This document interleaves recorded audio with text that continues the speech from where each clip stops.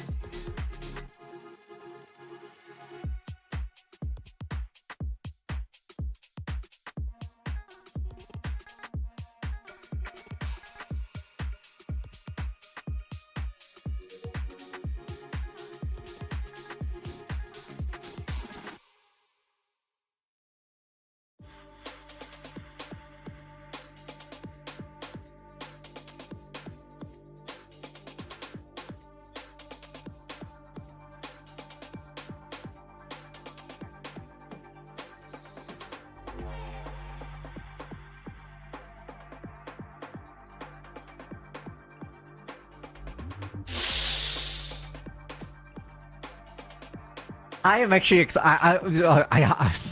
I hope we get a Summit map. Like, I had to really quickly learn the callouts for these. I'll be honest, Scar, I haven't actually set foot onto an actual Summit map, but you know, I've obviously seen gameplay of it so far, and it's, once again, kudos to Riot Games for being truly innovative, right? I feel like every map that they've released so far has some sort of gimmick, and the gimmick here is, yo, we're gonna cut off sightlines, we're gonna cut off retake paths, and that can be a pro and con from those perspectives. And I'm actually really excited to bring Summit back in. I think one of the key things in Summit that I've seen so far is, hey, the sites are actually a lot tighter from that perspective. That forces a lot of the attackers to have to play on site instead of just, you know, plant, you fall back, and then you just kind of like bombard things like in Breeze and the likes of it. It's a refreshing kind of gameplay, but honestly, Scar, I'm a little worried that they aren't going to want to choose this.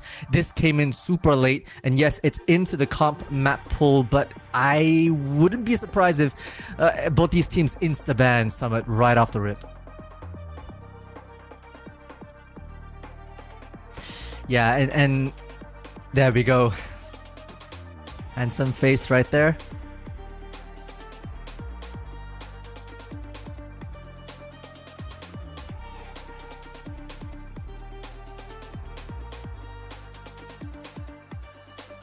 All good, all good. I'm sure we'll figure out these tech issues, but I mean, I'll continue on, you know, like, I think Summit so far is extremely aggressive when it comes to the usage of, you know, the one-way doors, the damage that you hit the button on, and you're able to, you know, close off one sightline. I think as an attacker, you might feel compelled to want to immediately cut off you know, one of the one-way doors the moment you get into, let's say, the garden space or the B-side space, but that's actually not necessarily the case, right? I'm also hearing you know, ideas where you keep the doors open for better sight lines, to understand where your attackers are coming from instead of just trying to funnel them into a single chokehold. So again, I'm interested to see where the CN region takes this as well.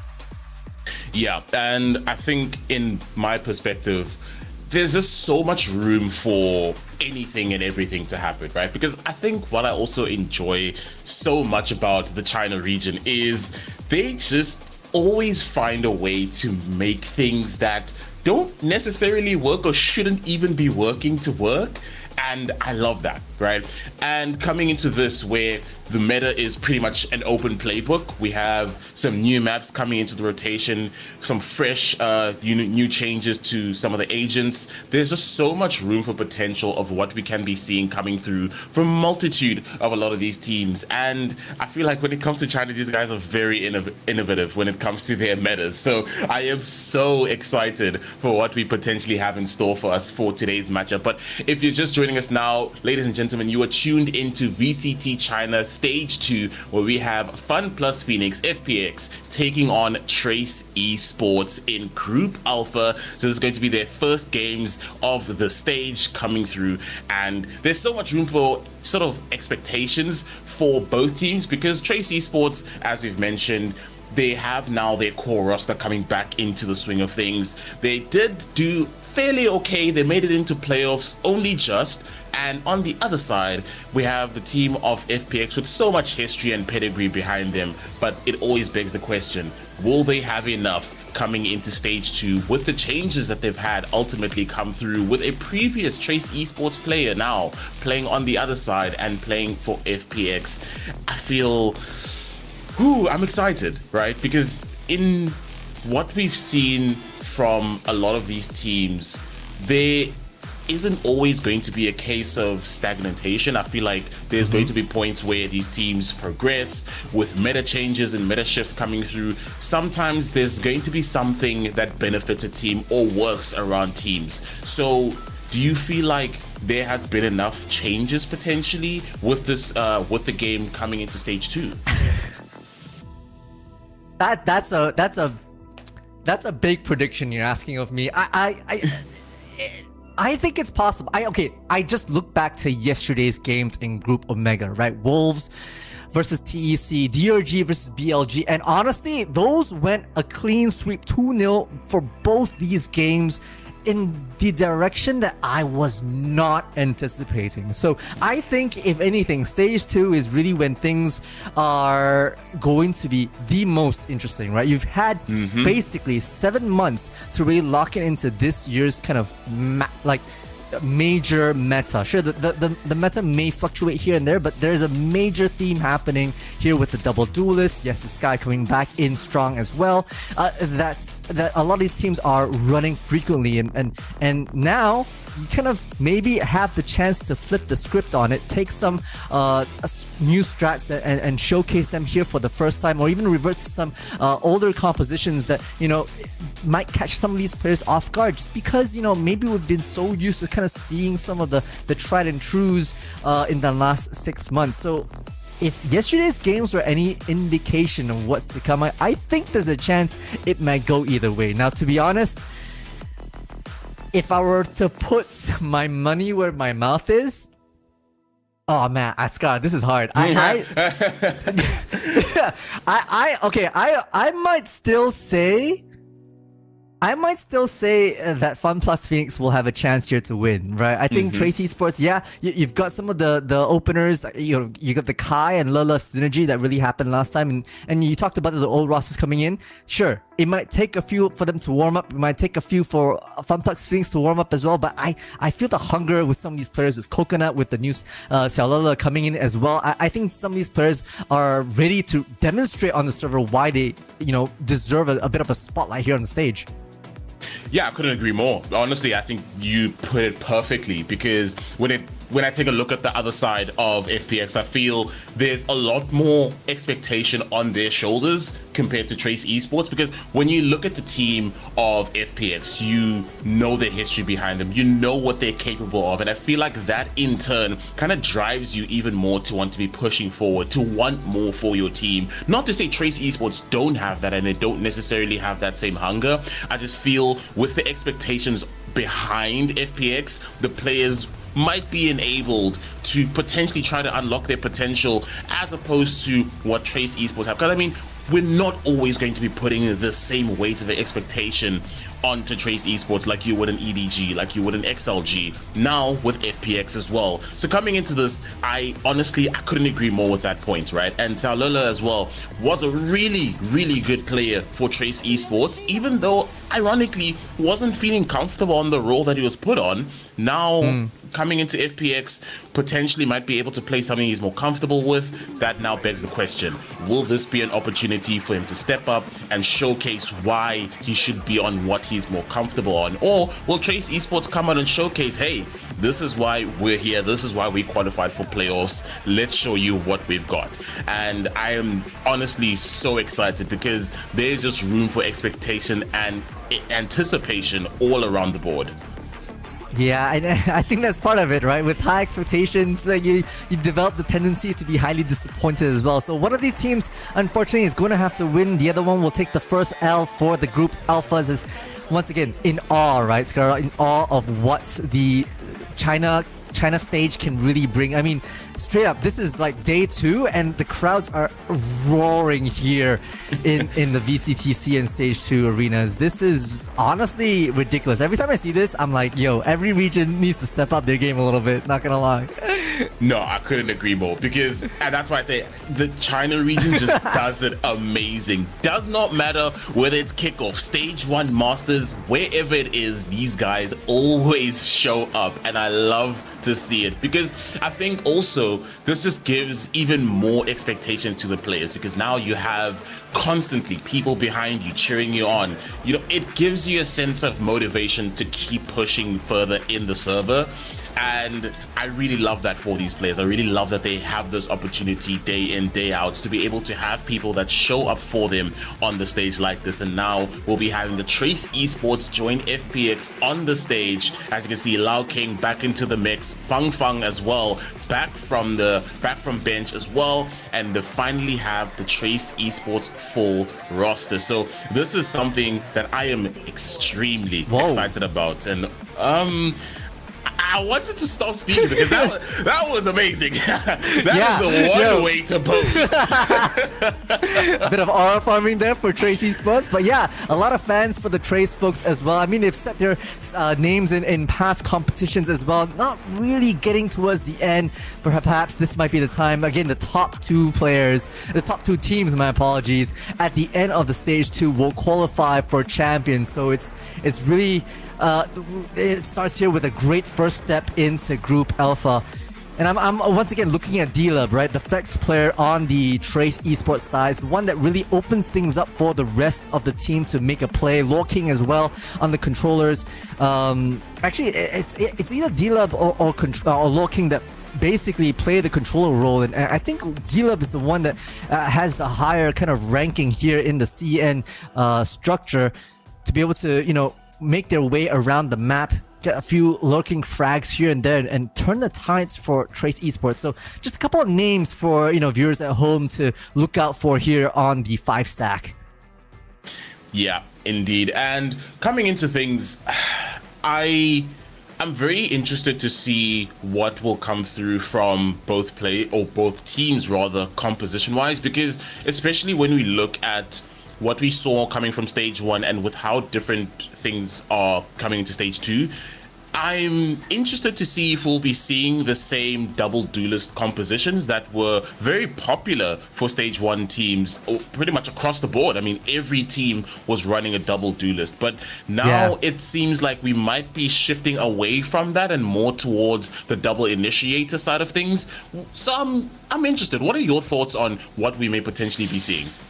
I think it also kind of depends. I think double initiator is having a little comeback as well. We're seeing a lot of double controllers as well. That's basically being run with double duelists at times. I think about Breeze from that perspective, where sometimes you want to run a double duelist, double controller, and then one initiator, no sentinel, and that allows, you know, basically a bigger map control. But that's really because of the map itself. Wouldn't be surprised if Breeze ends up in, you know, one of these best of 3s, because it is becoming a bit of a staple for some of these sharpshooters, you know, with the long distance kind of Vandal-esque, outlaw-esque plays. But yeah, right off the rip, we are starting here with Sunset back into the competitive map pool, and we already have the 5 stacked agent selects for both teams here on the screens. Yeah, and I mean, we already see on the other side double controller, Lao King and Delby on Viper and the Omen, and then on the other side, interestingly enough, we have, you know, the Chamber coming in, and Tsalela going to be on the duelist for Neon. So I'm really excited to see if this will be enough to start enabling him to feel a bit more comfortable in this role. Kovac going to be on the Omen, Coconut on that Initiator, and A with the Sentinel return for Cypher. And I honestly am excited to see Cypher come back, because I feel like there's just so many really amazing Cypher plays that tend to come through. So seeing him now slowly get back into the meta again after the buffs, I'm excited. I absolutely agree. I'm a bit of a Cypher main, and hoorah for my Moroccan agent right there. But hey, eyes on that chamber, right? Like it's very notably noticed that FPX are running defense here on Sunset with with 2 sentinels. But granted, Cetrod on the chamber, that's not necessarily the most. It's a pseudo sentinel. Yeah, it's a pseudo duelist. Yeah, exactly right. Yeah. So I'm expecting Cetra to really take active space, right? Support it with maybe Coconut or Salula for some aggressive space because hey, Sunset itself is actually not a big map, right? There's a lot of flank potential for a lot of these defensive players, and I think it is well within FPX's interest to really take space. Yeah, and I mean, a map like Sunset, mid is going to be very important with how you control this map. So again, with that double sentinel, I think it's going to be a case of we most definitely will be seeing a lot of these teams maybe potentially try to control that, and FPX might have the upper hand with that, especially, you know, with that chamber having the ability to not only dive in a bit but also instantaneously TP out. And already we're going to be seeing the execute coming onto A site, and there's not going to be any competition whatsoever. Spots a few and A having to back away, and the bomb will be able to go down, and they're going to be playing towards CT, so playing extremely aggressive very early on out on the site. Yeah, they're posturing around Boba, waiting for some sort of entry. You already see the chamber regrouping with the rest of the team, just making sure that there's no mid lurks coming in with the paranoia to start things off.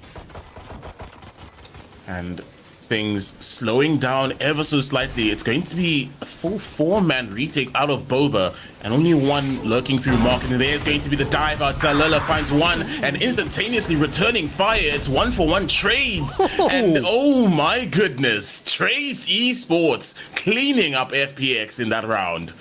Love to see it. Honestly, big shout out to, you know, the immediate defensive posturing that Trace Esports had put into that B site. Like right off the rip, you see the poison orb, right? That D-Lub had put deep into covering Boba that negated the paranoia instantly, right? They kind of stalled out that initial retake protocol that, you know, FPX wanted to get back in. And after that, you know, they were a bit lackluster with that. So I love to see some new ideas coming up from Trace, as they should be able to buy up here and facing off a teleporting chamber right off the rip. We send it straight into B. And instantaneously going to be finding a few kills in the kill feed, but there's going to be trades across the board already. Lao King finds one, but the damage has been done. 2 players remain standing. It's going to be Lao King, DLB, Coconut in the 2 versus 1. He has the read on where they potentially may be. Will there be a timing? And DLB able to take him down. Yeah, clean from DLB, but maybe not so clean from a round perspective. Trace Esports basically went with the kind of pick a site and W key your way in. Unfortunately, they ran into a stacked, very, you know, forward-centric defensive structure with the likes of Cetra, you know, relaying all the information after the rendezvous pullback. And so, you know, FPX gotta be a little happy with that, having stripped away, you know, three lives at least from Trace. So coming into the bonus, gonna be able to buy up mostly. Left on that regen on their lonesome, their duo on that B, while Trace, you know, explores the A site now. Ooh, they're gonna try and walk up with this Viper War. I don't think Satron has an idea just yet. I think it might have that cue now that they're all going to be out on the side. Fang Fang trying to go for the plant. Gonna be taken down. An FPX cleaning house. What a round! In an instant, they all just got deleted.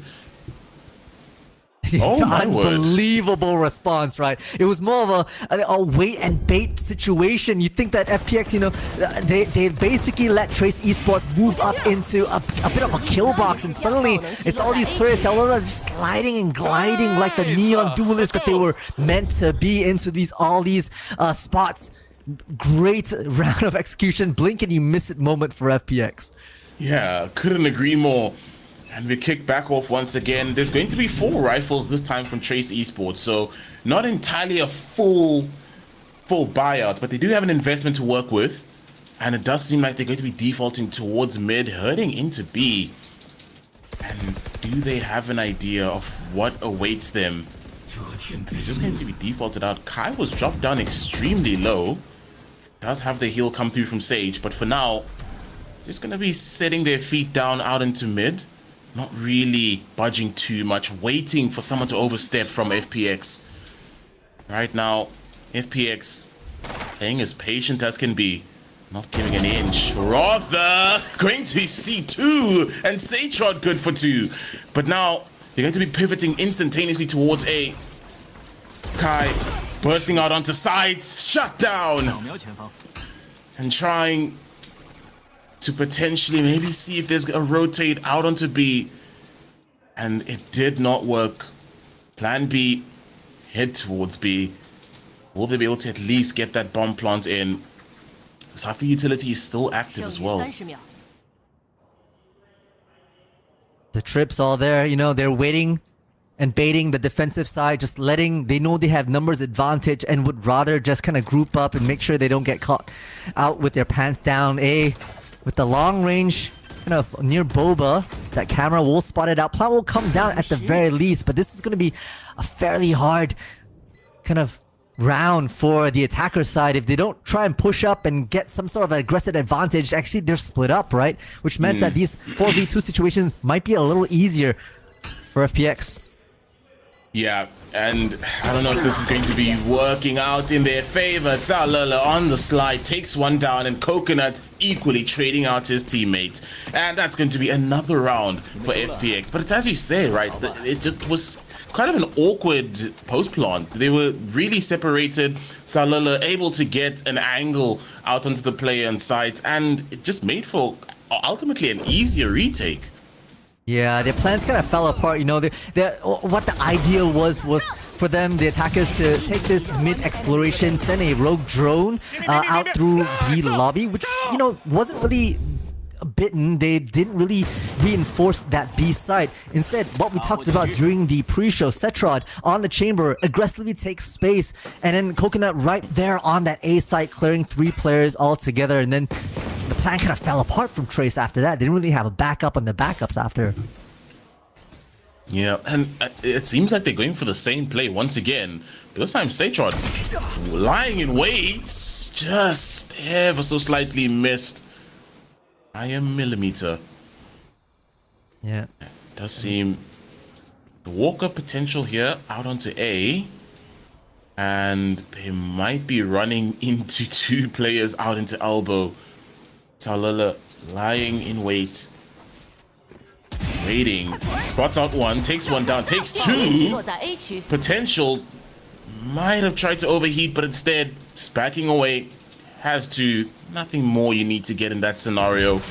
Right now, again, spraying through. Finds a 3rd, and DLB finding 2 kills. That's going to be 2 rifles dropped down.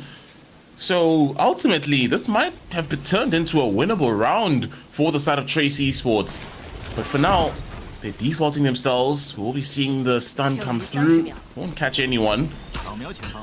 The recon dart to clear out the players. Coconut gets 1, knows where Kai is, but Kai finds the kill. Satrod holding at angle, and we'll have to swing into both. Beautifully done from FPX, right? The moment you see the relay bot come out, you've already seen the Viper early on at A elbow as well. They know to focus all their 3v2 attention back onto the A site. Quick early peek to dispense the Viper, and then the high-low stack up to work on Kai as well. I mean, the early cam gave so much information over. Yeah, DLB did their best with a couple of nice sheriff shots and a nice wall bang from Kai as well. But Setrod, knowing that the opposition here, the attacker side, are on their thrifty, comes out with the outlaw, more than enough to dispense the opposition here. So hey, timeout now being called for Trace. They got the first couple of rounds under their belt, but no, could not get anything past the bonus. Wanted to maybe take a bit of a halter and see how to regroup. Yeah, and I mean, it seemed like they had the right idea in the first few rounds, right? Because already round one, we saw them take a bit more initiative, try to take the fight to FPX on site. But now it kind of seems that they're kind of taken a step back. It's almost seeming like they've been rocked by FPX, and we're not seeing that same confidence that we saw in round one. Coming into the next round, I feel like we need to see a bit more initiative taken. I think we want to see them, you know, try and knuckle down, take those fights, and, you know, burst out onto site, try and take the fight to FPX, because now what's happening is they're ultimately playing into FPX. Every single round, they've either walked into Satrod or they've walked into TYL. So at this point in time, you have to start feeling a bit more confident in yourselves. I 100% agree from that perspective, right? And taking a bit of initiative to outwit Kovac. Kai gets the nice early one onto the controller. Okay, this might be a great start. Setrot responds in kind.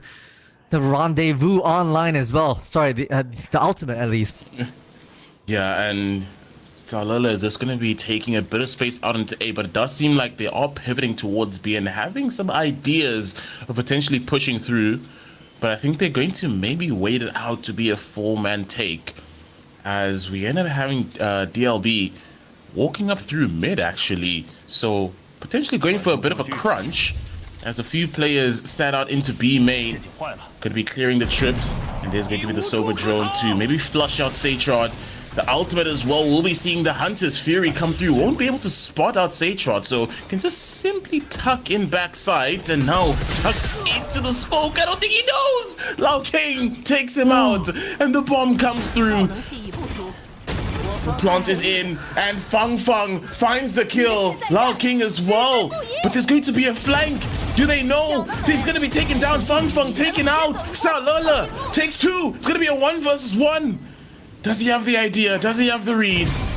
Spots him out and takes him down. Beautifully done from FK. The slow look around, even dispensing the resurrected player at that tail end. I mean, what looked like a pretty good start from Trace right off the rip from their timeout. Right, early dispensing of Kovac from Kai in this mid space, even getting a numbers advantage in the post plant and the resurrect. It's all dismantled by the previous player from Trace Esports, TYL.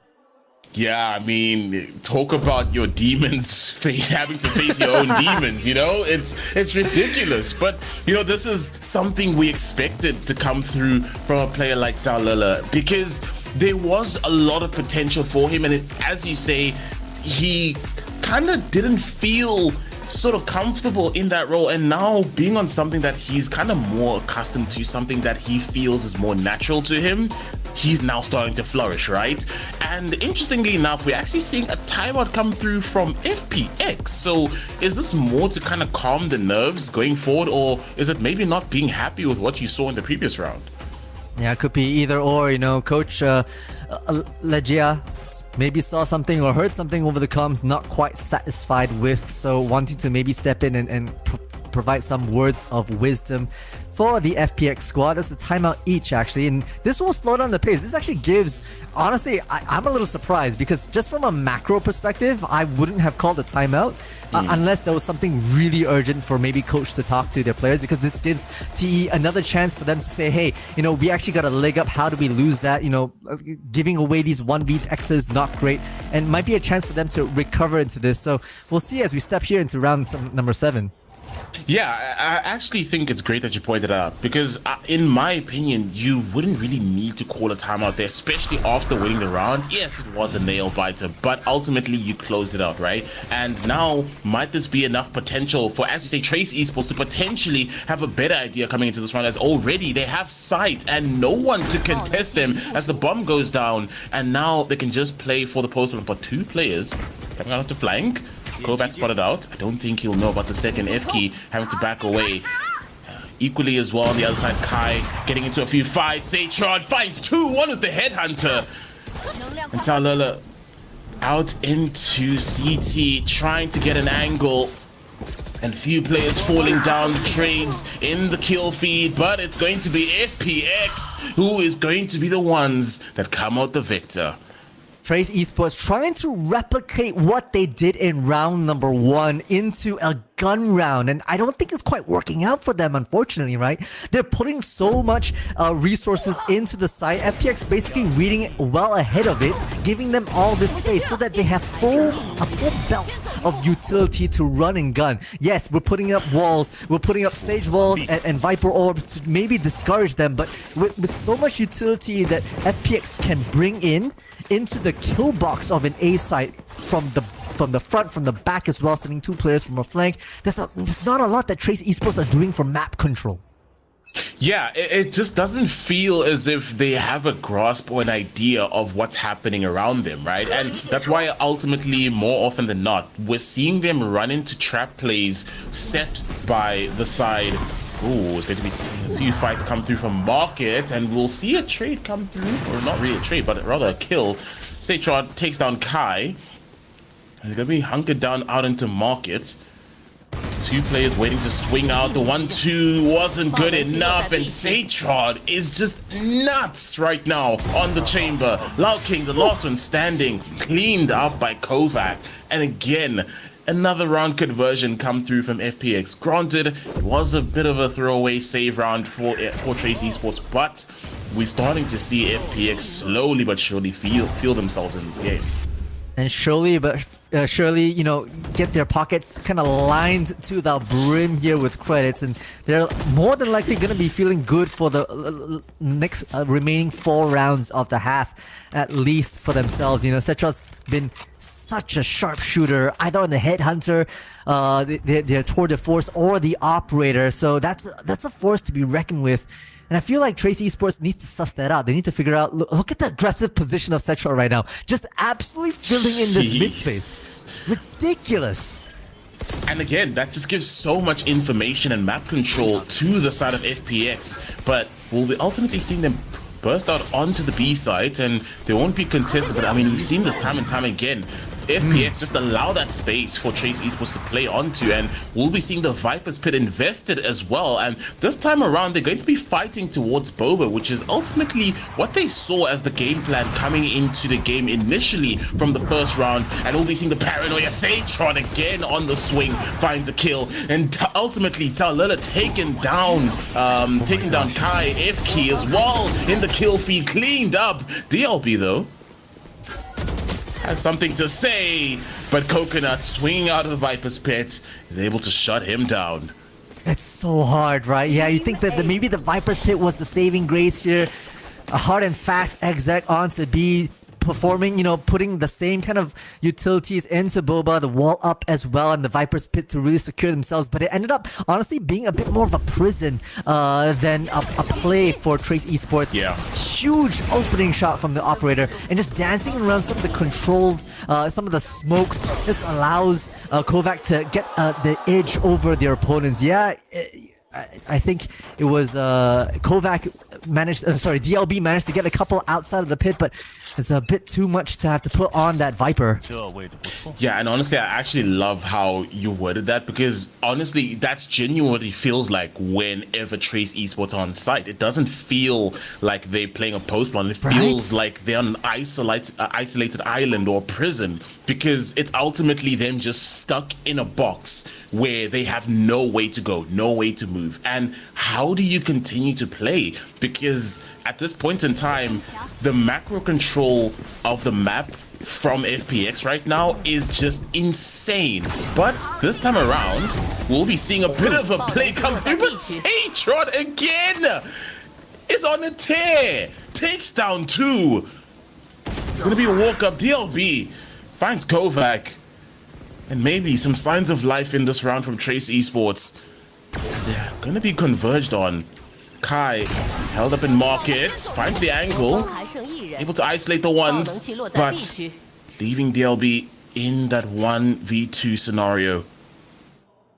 Coconut is going to be held up bottom mid, and equally in B main, we'll be seeing TYL, but I don't think they're really going to try and contest this. I think they're allowing him to get that bomb because there is going to be a really short amount of time to get that bomb plant in. I mean, this is probably the one player you don't want to kind of underestimate. DLB, one of the top players here against the new additions from FPX. But unfortunately, Coconut does get the drop onto the Viper here.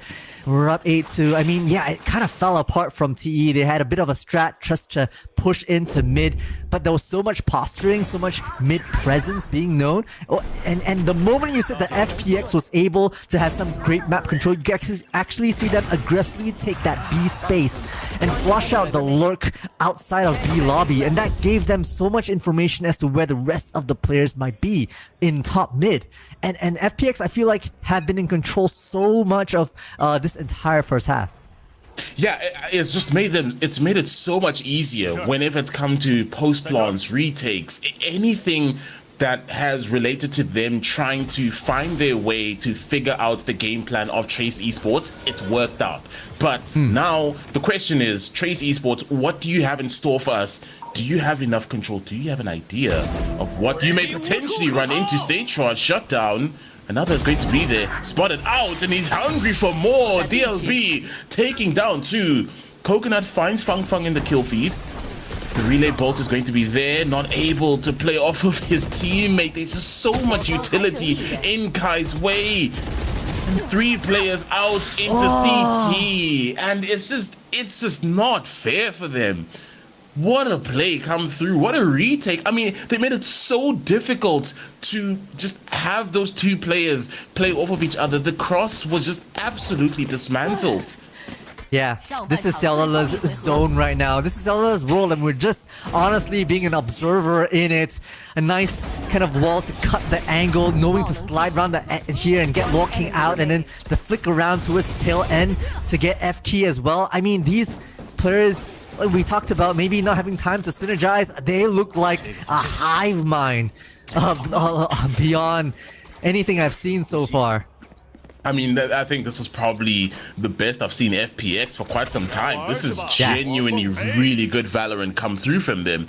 And there will be a gamble stack towards A, and only the Cypher held up onto B sides. And the trip's actually going to be a lot deeper. So this time around, I don't think they will have an idea of where exactly to be playing off of the Cypher utility, but rather actually the one trip will be dismantled and they will be getting that bomb plot out onto site. And again, Sage-Shot going to activate out onto the lurk, but 4 players out onto B3 heading towards market. So it's going to be a heavy crunch all the way through. Relay Bolt pushed back, F-Key with the Hunter's Fury able to find A in the kill feed. And 3 players now, instead, they're actually trying to maybe go back into Boba, where Lao King is going to take down 1.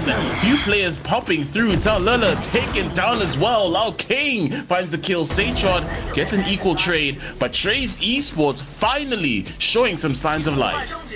I mean, that's 9 rounds in a row that FPX put together in the first half to be disrupted by 2 in the front and 1 in the back for Trace Esports at the basically at the final moments able to scale up and get 1 for themselves. And it just took a little bit more aggression, right? Not stopping at the entrance of Boba, but maybe aggressing a little past it with the Hunter's Fury to open things up and force people into unfavorable positions coming up from market. So fair enough, you know, if that's what it took for Trace Esports to activate, that will have to be it. But I don't know if that's too little too late, as they are now on the defense. I also want to draw attention to DLB, right? That's, again, a star player that I've kind of called out during the pre-show that I was hoping to really activate themselves and make things open it up for Trace Esports. But more often than not, you know, not a lot of activity for DLB as the lurk player. We did see one in round number 11 where they got a couple of flanks out, dispatched out.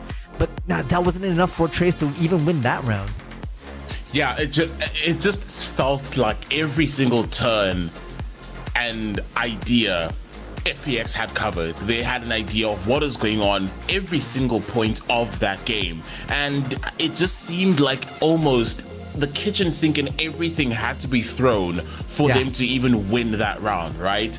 But now coming onto the other side of things where yes, they did have a more defense-sided comp and it played to their favor, but ultimately I don't think that's really what gave them their success. I just feel with how well they controlled that map, it just enabled their players on the agents that they were to just perform even better. And now coming through in the second round of things on the other side, where they're going to have to be attacking, FPX now have that potential with Satrod on that chamber to maybe try and do a bit of damage out on the lurks, or maybe potentially sending out your Cypher, who will be the one to be able to kind of dismantle this team from the mid pushes.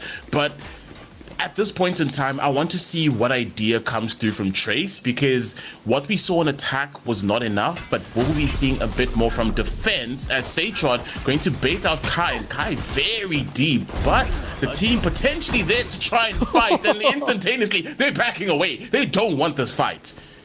They don't indeed. A lot of now, pistols being pointed just around this corner outside of A. Mid has been a little compromised as well. You see both Feng Feng as well as DLB just worried about this mid space as well. But so far, Setrod's Headhunter has indeed been hunting the heads of Trace. It genuinely feels like he's cheating. I'm convinced, because it's ridiculous. You cannot be hitting shots like that. Oh my goodness. But FPX burst out onto mid, and that's going to be the round. Every bit of Trace Esports, not a trace left. Everyone deleted. Disgusting. I honestly don't know how that happened. There were two players at top mid in a pseudo high-low fashion. I think, Feng Feng must have left their post, leaving DLB on a bit of a lonesome, and it's just the stack all on top of these 1v1 positions onto Trace. And unfortunately, it's just wrong timing, wrong place, wrong position for all these individual Trace players that allow FPX to move up to double digits.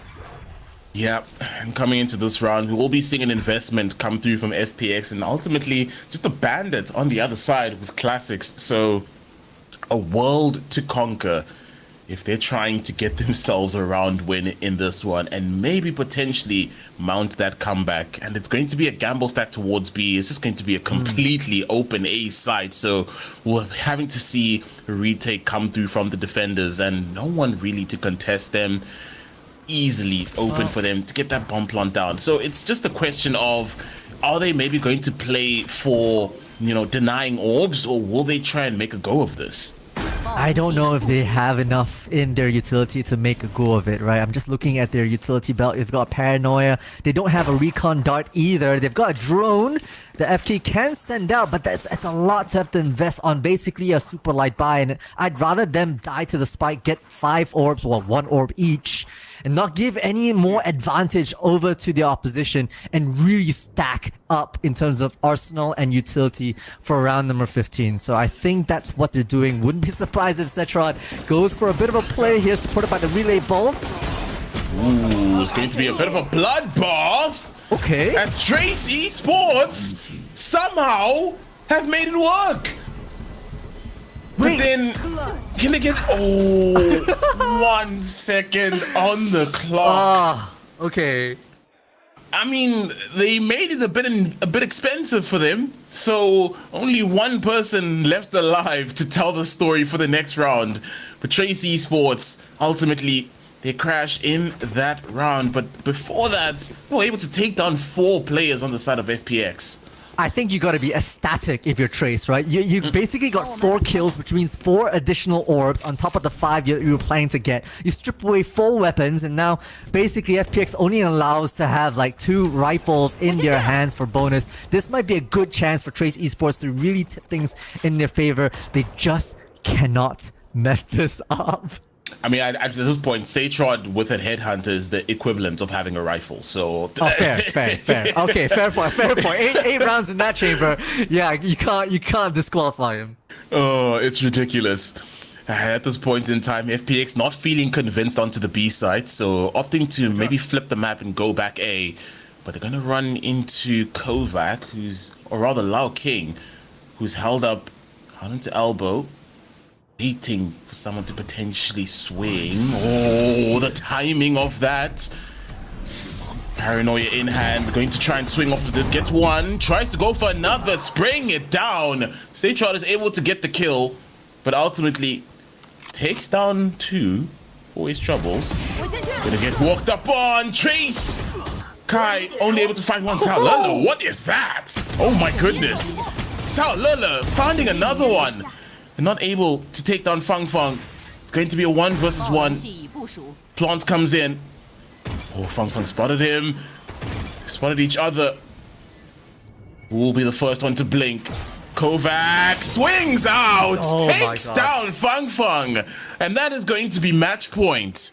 I have to sincerely apologize. I think I literally caster cursed Trace Esports. I said that you cannot mess this up, and they unfortunately did. I mean, Lord King started things off very nicely. Was in a basically a one-off position, got 2 for the name, but you let Xiao Lele do exactly that.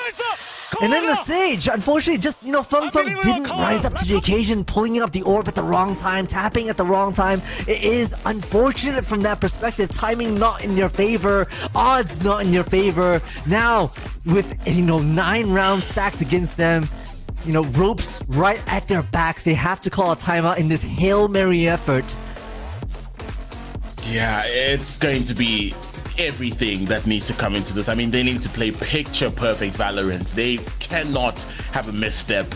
It's going to be difficult because from what we've seen thus far already, it just seems as if FPX game strategy and plan has just been to the T perfect, right? Everything from start to finish has just worked so well for FPX, whether it's been their retakes, their post plans, even their attacking. The ideas that they've implemented has just broken down Trace Esports so much that I don't know if they're able to string along 9 rounds in a row against a team that just seems as if they've had the idea and figured them out from round number 2. Yeah, and that's the troublesome part, right? Because you've got the likes of Cetrod, who's not even in a lead, mind you. It's Xiao Lele, ex-TE player, who's just humbling them at the moment. But yeah, Outlaw in the Chamber's hands. Squishy targets from the Trace Esports side on potentially the last round. Odds aren't looking great. Trace need to make some sort of play. A one-way smoke right outside of A to deny Cetrod. Might see the feet of the Frenchman, but no, decides to just back off right now. Yeah, and Coconut might get caught off guard, but it doesn't seem like they're going to walk into that trap. So FPX playing patient and spots them out, so knows what potentially to expect coming through. And it's gonna be a walk up. We're gonna find one. Seychard takes one down. That's gonna be the opening kill. Out onto mid top. Slowly walking their way through, making their way to A. Kai lying in wait, but Kovac rises to the occasion. Fang Fang dropped down to 4 HP. And it's not looking good at this point in time for Trace Esports as Coconut takes down Fang Fang, swinging through DLB, able to take down Zalala. And Kovac as well, finding a kill in the kill feed. 3 versus 1. It's all down to Lao King. Can he keep this map going? 3 versus 1. It has not been a good start. Will be spotted out by the trademark. They know where he is. Can he do it? Can he find the angle? And that is not going to be allowed as Seychard, an absolute monster on this map next to Sao Lele. And that is going to be the conversion of map number 1 for FPX. 13-3. 13-3. I mean, it was a destruction, honestly, from the side of FPX. The Trace Esports got only basically 2 rounds in the first half, the last round of the first half, and that was it. Everything else was FPX's game show from start to finish. I mean, yeah, Trace had a few great ideas in terms of an exec, but the moment it was revealed in round number 1, I felt like FPX were saying, okay, hang on, they're just battling through. They're throwing their utility into an empty site. Let's give it to them and we come back stronger and dismantle the rest of that retake. And that's what FPX did during the first half. The second half, they were able to, work the map methodically and get their way into nooks and crannies that Trace Esports were just not ready for. And couldn't hold a candle, right? Could not hold a candle for this Sunset. Not at all. It was men against boys at this point in time. They just had no clue whatsoever with what was going on with FPX. FPX just had a game plan that absolutely dismantled anything Trace Esports had in mind. I mean, even taking a look at just that round alone, the way they were able to just break apart that crosshold in that retake was just a testament to how well they were playing, because that wasn't just that one round. In every single round, they had an idea, they had a plan of how to break down the post plant coming through from Trace Esports, and it just felt like FPX just had everything going. And we're just going to be heading into our team comms.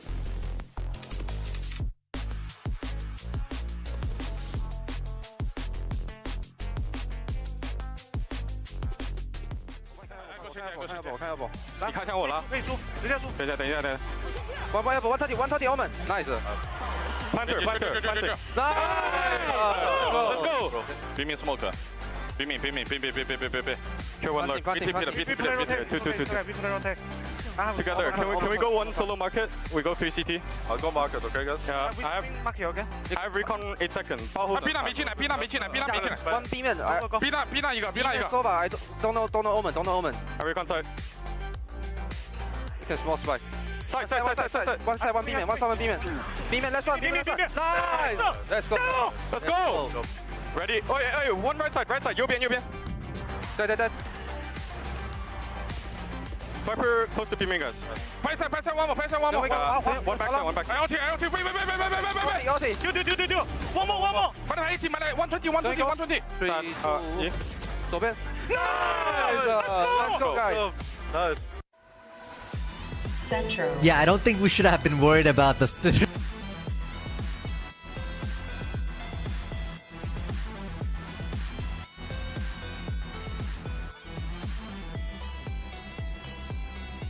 Highest kills, but certainly the highest kind of value on the map here of Sunset, with so many open kills to really take the advantage over, and sharpshooter to say the least as well, right? Locked in, you can see the concentration, the furrowing of the brows, because if you put the headhunter into this chamber's hands, they're able to click and hit. I mean, everything he did was just picture perfect. He had no misstep at this point in time, and any point of this map, everywhere he was turned into gold. Everything he swung into turned into a kill, and he just found so much value for the team. Yes, wasn't the highest kills. I mean, only just by one TYL, beat him out. But even then, with what value we found from Satrod on the lurks, every single round where he was able to get that opening kill, set the pace, set the tone for the round, he just did so much for this FPX team, set the tone so much. And alongside that, you just have TYL just going around destroying and tapping heads as well. So I mean, what more do you need?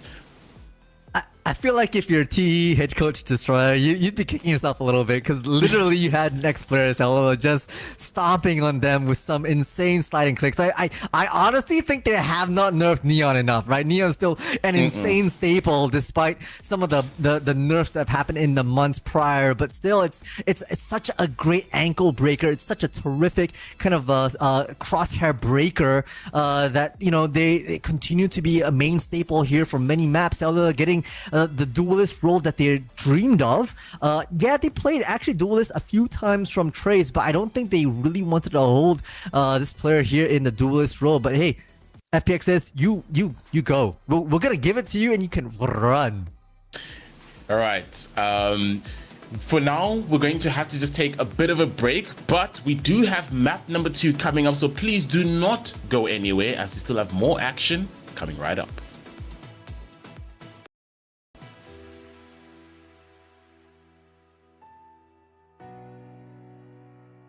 Okay, bro. Good. I'm gonna use the bathroom. Cool.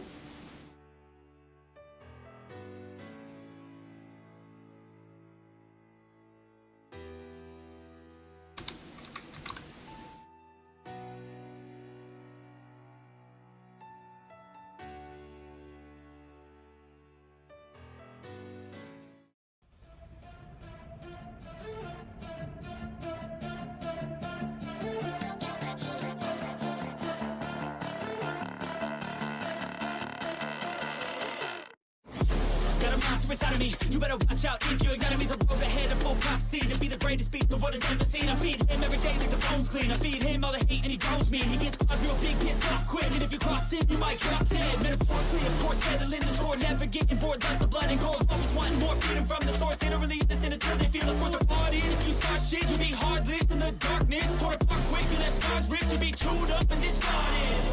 And this world ain't right, won't accept it. Negative energy, I expect it. Once it's in your mind, it's infectious. So fight for your life and reject it. You better give me space, I'm protective. My adrenaline spikes when I'm threatened. And if you stay in my way, I'm aggressive. Cause when there's no exit, I'll kill when I'm desperate.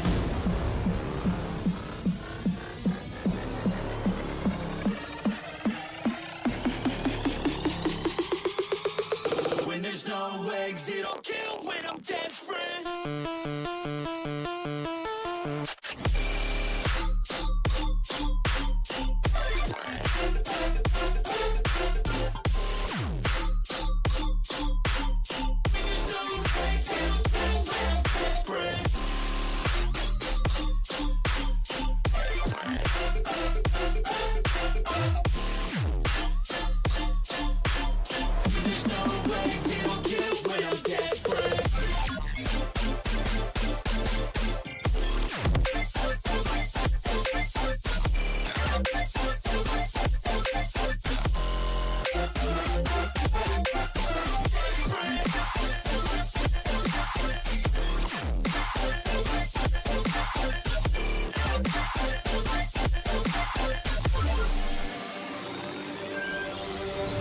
And this world ain't right, won't accept it.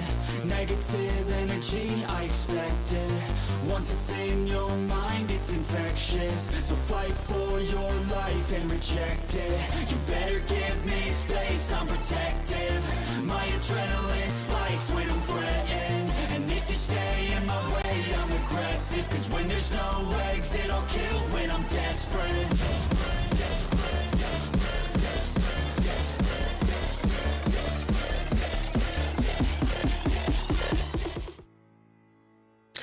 What is happening, folks? Welcome back to the stream. You are tuned into VCT China Stage 2, covered by Project Horizon. And I am Scar, flanked by my side, the man, the myth, legend, multitudes.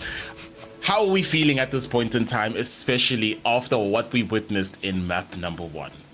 I mean, a masterclass 101 from FPX. I think this is the turnaround that many longtime FPX fans were waiting for, right? We've seen them, you know, struggle with a few roster changes, struggle with synergy, looking a little lost sometimes on the server, but I think you said it beautifully and poetically. This is the best we have seen FPX in a long time, and I think I'm gonna stop there. I swear I'm gonna cast a curse this even more if I keep going. So I'll say this. I'm happy with their performance. Obviously, they should be as well. 13-3 is no joke. Trace Esports kind of needs to wake up a little bit because they were very one-dimensional from that perspective. Yeah. And they'll need to do something different if they want a map 3. Most definitely. I couldn't agree more, because from what we witnessed in map number 1, it just seemed like when the game strategy ran out, as you say, one-dimensional, it didn't feel like they had anything going for them after that. They didn't really have any innovation, any thought process of, okay, how do we counter this? How can we work around what's not working right now? I mean, even through the timeout, it didn't seem like they still had an idea of how to topple this FPX team. Granted, maybe, again, FPX just had a better game strategy coming in, but it just didn't seem as if they just had that sort of thought process knuckled down. But taking a look at this, I really love this composition, because I think this is a very optimal comp for FPX. They have, you know, Satrod on the Waylay this time, Salila going to be on the Raze, Kovac on the Astra, and Coconut with that Tail. I love to see Tail also coming back into the mix. I think we'll be seeing a lot more Tails coming onto the map of Summit. On the other side, you know, we're seeing a very interesting comp, which actually I think may also benefit Trace Esports, because I would also favor a double controller a lot more on a map like Summit, especially with how split these sites can be. You know, a lot of control can come through from that. So I think this might be a bit more equally contested, but maybe I might be wrong. I don't want to curse it. Yeah, I think we need to slow down a little bit, Scar, because, hey, we have to announce it first. I think this is the first time that we're seeing Summit as the new map here in the map pool hit the screens for VCTCN. It's an exciting time because, I'll be honest, this is a little me being vulnerable, right, chat? I have not played Summit yet. I've read a lot about it, and I'm very excited to see this come up. This is actually FPX's map pick as well, right? They chose this in hopes that they are able to bring some strats into the gameplay here, and that's terrifying if you're Trace. If you're Trace, you're maybe hoping for it to be banned out by your opposition at some point in time, but this might mean that FPX have strats. They have thought about how they want to play this particular complicated Summit map. Yeah, and I think it also could be a case of like maybe banking on the fact that a lot of teams aren't necessarily prepping for Summit yet, because it's very new. I don't think a lot of teams want to be, you know, getting themselves in a position where they're having to create new strats. But now already DLB finding one, Kai as well as FKey, all finding players very early on for on FPX, and Kai going to be on the walk up out into Hall potential. There's two players out into defender spawn, heading towards cave. I don't think they'll have any idea whatsoever, as Kai gonna be on the walk up, finds one, finds another, and that is going to be a picture perfect play coming through from Trace Esports. A confidence booster if you're Trace. Honestly, FPX looked a little fumbled there. Despite this being the map pick right outside of Garden, they were basically pushing out from the smoke that was right outside of A-Link themselves in this one at a time, giving all these players in Gardens easy access to 1vx's against FPX, the defenders. And Kai with the long wrapper on the long con, basically through Hall and Art to meet FK's curveball right outside of cave to secure themselves the pistol round. Now, we can't say this too early, right? Because this is very similar to the first round that was in Sunset. Let's see if Trace can continue their progress here.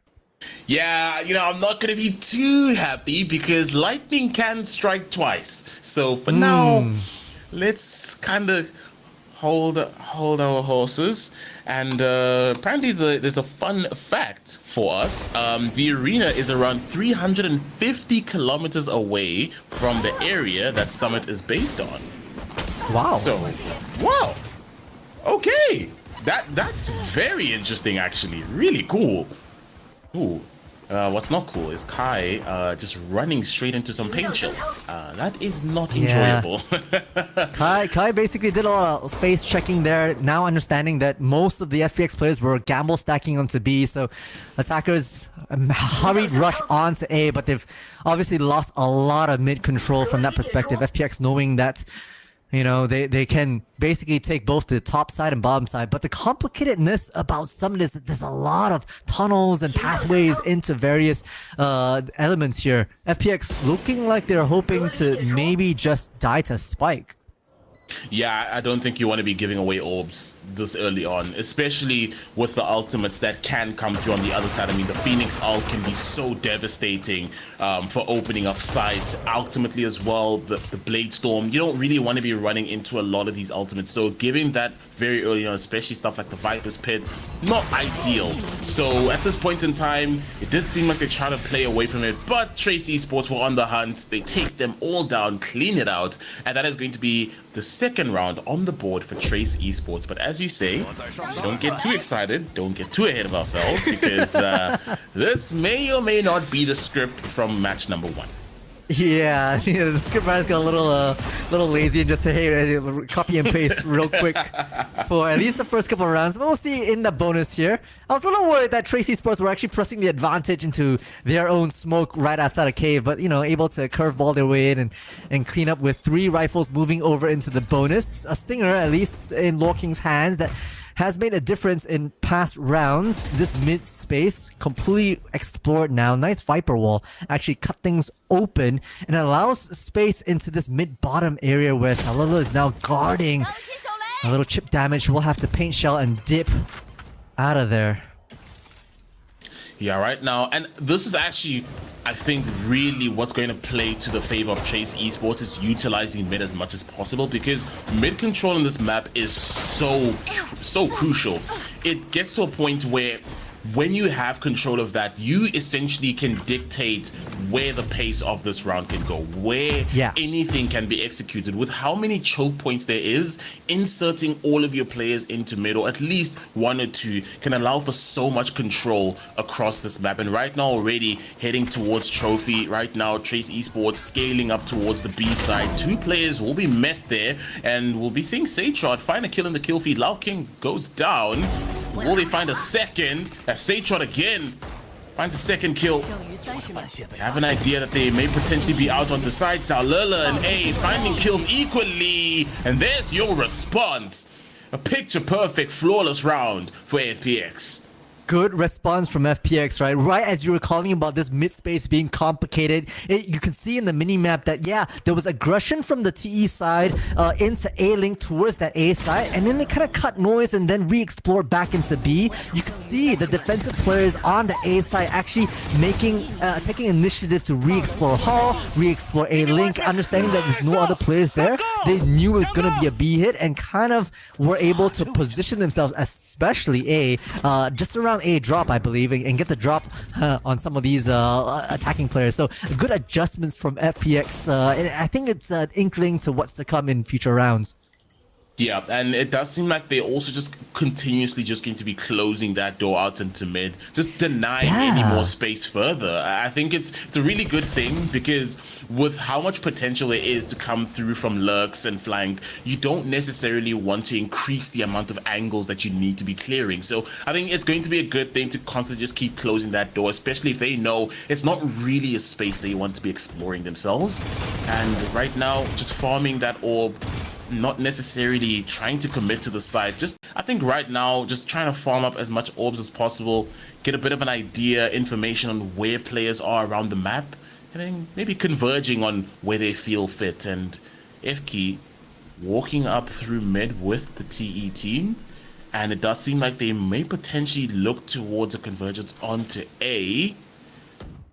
And Satrod, I think the timing on this is awful.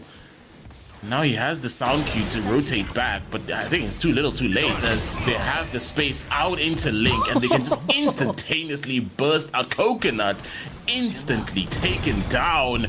I'm gonna try and swing through, try to find the kill, can't find anything. The cage is there, but it's not enough. But the time is running low. 12 seconds on the clock. Can they get this bomb down? He needs to survive and try and hold it out. 6 seconds on the clock. They are able to get that bomb down, Plant.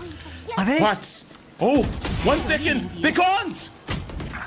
It's denied. Oh. And that is going to be a round conversion for FPX. The spike not able to be planted. And somehow, Wade seemed like they had an idea. They had the game plan. It all fell apart. I need to see the replay. I think there was actually enough time for FK to get back onto the A side. Maybe some body blocking? I wasn't quite sure. But regardless of what happens, Cetra was able to just hold down the fort just long enough to deny this timing, right? They spent way too long into this mid space, and time is the ever long-lasting killer of teams here in the late round. Oh, that's heartbreaking for if you're Trace, right? Having to fight your way through, even catching Coconut in mid jump. That was a ridiculous shot. Yeah, that was filthy. I sometimes I just wonder just how these guys hit some of these shots. Instantaneously, we'll be seeing that push come onto A, and they've already found the space. The plant can come through. Spike goes down. Spotted out one. And not able to spray it in time, as that door will close in their faces. They have to opt for the link towards cave push. Which will they opt for? As FK holding the angle, finds Kovac, takes him down. And we'll be seeing the showstopper online convergence parts as well to pair. Will he spot out the player behind box? He's gonna spray it through. Fung taken out. There's gonna be a spray. A switch. And Shalala takes down Kai from the box. And FPX, slowly but surely, they're finding their rhythm on this map.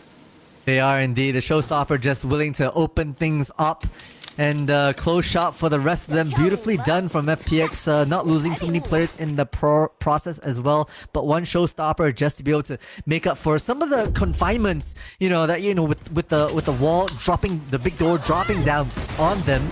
You have to make some sort of play.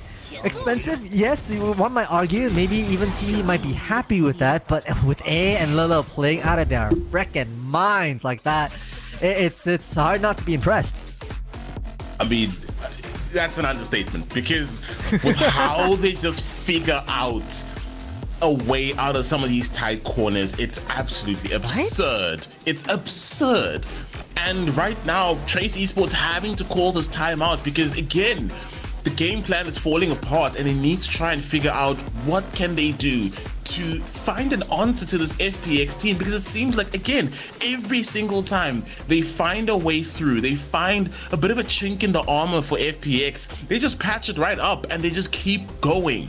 Right now, I don't know what is going to work for Trace Esports, because granted, 2 ultimates were invested in that previous round to be able to close it out, but already what we're seeing is this FPX team are starting to slowly figure out the game plan for Trace Esports, how to play around it.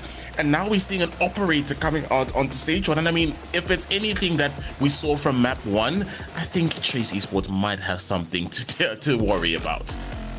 Yeah, I'm looking at some of the utilities that Trace Esports have on their belt. They've actually got a lot of ways to cut and slice and dice kind of the map into various walls, right? They've got a lot of walls actually, and a lot of way to clear these angles, but I feel like so far they haven't necessarily been able to get an advantage when it comes to cutting the walls in the right spots. We see here a bit of a fake play actually coming out from FK. This was actually the same firewall that was done in the previous round to gain access to A, but lo and behold, like, no one's budging so far. In response, Teho sent the spiderettes outside of B, missed operator shot, unlucky, but that gives a little bit of information about this mid space.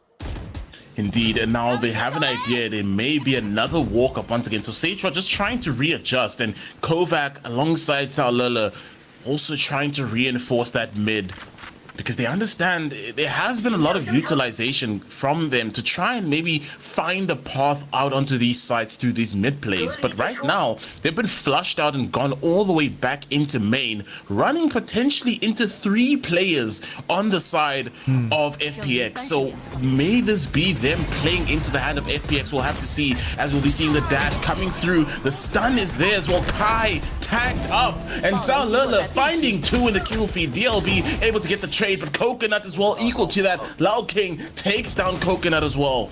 2 versus 3. Seitrod with that operator in hand. Going to be smoked off, so can't really find any value just yet. Trying to get that angle as A slowly scaling up. Need to check this angle. Gonna get taken down. Lao King needing to readjust as 2 players have been taken down, and he needs to go for the save. So Trace Esports, they find the round. It was dicey, but it worked. Seitrod just able to find a last-minute kill before he ends off the round, at least saving the operator. But Trace Esports finding some bit of life, as they're going to be able to convert this round and bring it up to 3. Yeah, off the back of that Nightfall, beautiful execution into that B space. I like the mid-exploration as well, right? Not losing your lives, not losing your cool either, while you maybe get some information as to where that Cypher might be. A bit of a fake play, fake pump onto the A side that maybe didn't really draw attention, at least from a player positioning point of view, but maybe play with the heads a little bit more. That's more cards to be kind of shown from TE side, and hopefully their strat book runs deep as well. Great response. This is positive coming out from a timeout as well from Coach Destroyer, and he's got to be at least a little pleased with that.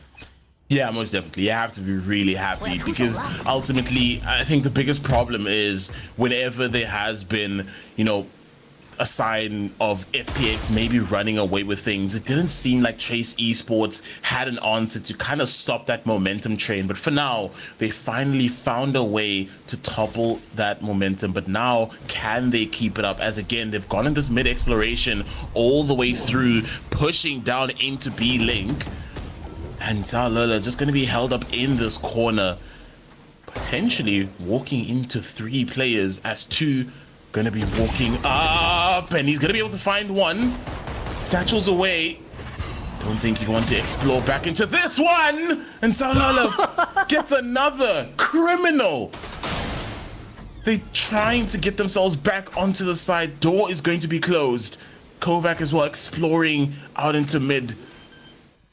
The spike will go down. But insanity from TYL, able to get 2 there. But Lao King may be able to catch A off guard. The timing is impeccable. Fang held up behind the box, spraying it down, finds 2. DLB was equal to 1 of the kills. And put in a 2 versus 1 Coconut.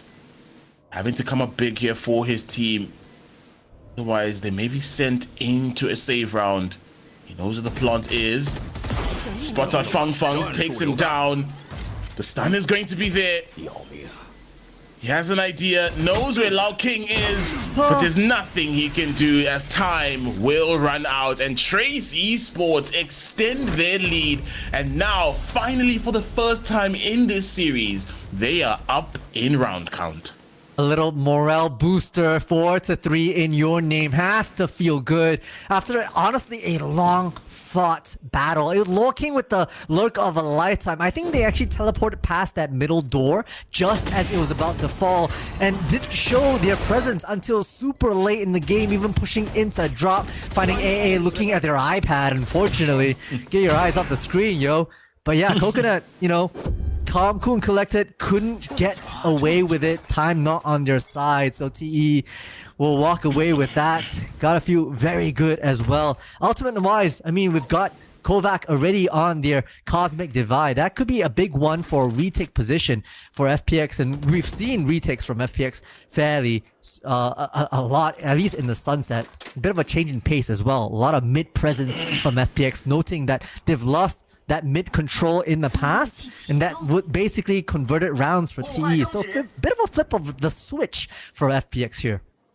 Yeah, and DLB might, as I say that, swings into them. Able to get 1, but only good for that, as we'll be seeing them bursting out onto the A site. A trying to hold it down, but only able to hold as much as he could for the team to come back. Able to get 2. TYL was taken down though, put in a 1 versus 1. This round, in the blink of an eye, just set down into a 1 versus 1. Fang readjusting Seitrod as well, looking for that angle, and Seitrod comes up big. And FPX equal rounds out. That's I mean, DLB did their best, right? Actually got so much information in that mid space, which caused the rest of Trace to say, hey, let's push the pace a little bit more. Even did a very nice wombo combo with the curveball and then the haunt to really figure out the Cypher player. A on the A site, beautiful box spam thereafter, but it came down to the 1v1. And that's where Cetrod, once again, you don't want to be in that 1v1 position against the previous MVP here. Yeah, now, again, it's throwing caution to the wind right now, having to call that second timeout, and this is going to be in the first half already. So both timeouts burned already for Trace Esports, but this also, as we've seen before, this gives FPX an opportunity now to maybe try and knuckle down on their game plan as well. What's been working, what can we readjust, and how can we go into this and try to, you know, maybe dismantle what's been working for Trace Esports, because I think we saw glimmers of that in that previous round where they were able to try and start re-exploring into mid, not allowing giving them the space and information to dictate where they can go on the map. So I think coming into this one now, this is going to be a very crucial round to kind of tell, you know, what is going to happen, or what is going to work rather, for the side of Trace Esports, because right now it's seeming like FPX are maybe starting to read the script and understand a bit more of what is to expect from Trace Esports. It's a bit of a save round for Trace coming out from this timeout as well, so I think all they can do is kind of barrel it down, maybe keep the economy for FPX humbled a little bit as they're moving into a fairly stacked A side, unfortunately. Yeah, and right now, it does seem like they're going to try and play a bit of aggression, as you say. No, I don't think that's where they blinded are. beyond. Poor man. Just seeing lights. The spike able to go down, so they at least have that plant money in place. And trying to explore. A Viper's Pit invested as well, so it does seem like they're actually trying to go for this. They're not really playing for a throwaway here. Kovac taking one down, and Satron, are you joking? What just happened? You saw that on the cams! The Viper's Pit erupted. The Armageddon set into place, and 3 players moved out of the pit simultaneously into the Outlaws' crosshairs. We gotta see that replay. That was disgusting. Oh my word. We need to see a replay. Please, can we see a replay of that? That is absolutely... They all lined up. Oh, that is absolutely absurd. Cetrot is just living the dream. Lady Luck is with Cetrot's side with round after round, already having their ultimate online as well. Granted, hey, that was a bit of a save, but it was entertaining to say the least. The operator doesn't quite find the mark, but at least hopefully they have a game plan after that timeout. Yeah, but what I'm concerned about is we're both surprised at the fact that they try to make a round of that. Why would we invest the Viper's Pit in that round? And that's lost. Now, going into the rifle round, they only have the Phoenix ult to work with. I mean, they're 1 away from Into the Shadows, but that's not really going to be giving you much value now, is that? And FPX hunker down into mid. They have the idea. And does seem like FK also has a bit of awareness of what Zalala had planned. And Satrod, you expect this? No, you don't. Shut down. Kovac able to take and send back FK. Trace Esports, it's looking good for them right now, as A going to be the last one left standing. 4 players left alive for Trace Esports, and it might potentially just have to be a save. Trace Esports, it's looking good, seeming like they're not really giving up, and despite that last round going the way that it did, it's not really swaying their momentum and confidence right now, as going to explore, find the last one. A just gonna get taken down by FK. Yeah, that was one of the better rounds for Trace indeed. I think actually the hidden player here is DLB, right? Getting a lot of information, protecting the backside.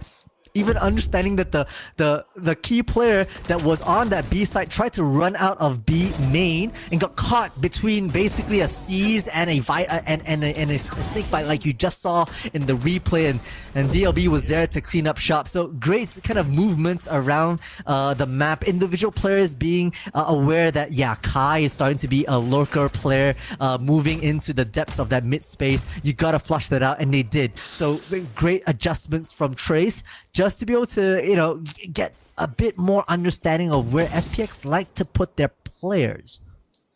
This is very concerning. I'm feeling anxiety. Don't swing into that, please. But it does seem like they're actually maybe potentially waiting for a bit of an exploration of someone wanting to come down into bottom mid. I don't think we'll be seeing that at this point in time, as Trace playing very patiently, and let me not speak. I think Costas Curse maybe just tends to make players do things that they don't want to do in the moment. And another player caught exploring, taken out. That was going to be Kovac as well, who was caught out on the lurk. and 5 players still left standing for Trace Esports. I mean, this is basically their picking. They can pick wherever they want to go, as now B site has been what they've set a strong side towards, but Trace Esports, they don't have the read of FPX. If Trace Esports are all the way on the other side, and they just have a free A side to plant on. Yeah, with DLB kind of watching their backsides. Yeah, they dispense the camera as well and drop the big door. Is that what we're calling it? Big door? What's the official term here? Is there an official term? I don't know. I think it's also because, like, first of all, one, we get to be graced with the fact that this was the first time Summit has, sort of seen the screens. But I think maybe we'll have to figure it. Whoa, what coconut? What was that? My goodness, fadeaway shot takes down Delby. And another, maybe potentially going for a bit of a re-aggression, maybe trying to make it a bit more expensive for Trace Esports, but it's not looking good right now, as Kai was trying to go for a second bite of the cherry, didn't work out in his favor, and gets taken down, and Coconut finding 2. And that's going to be every bit of Trace Esports wiped. That's a reinvestment having to come through.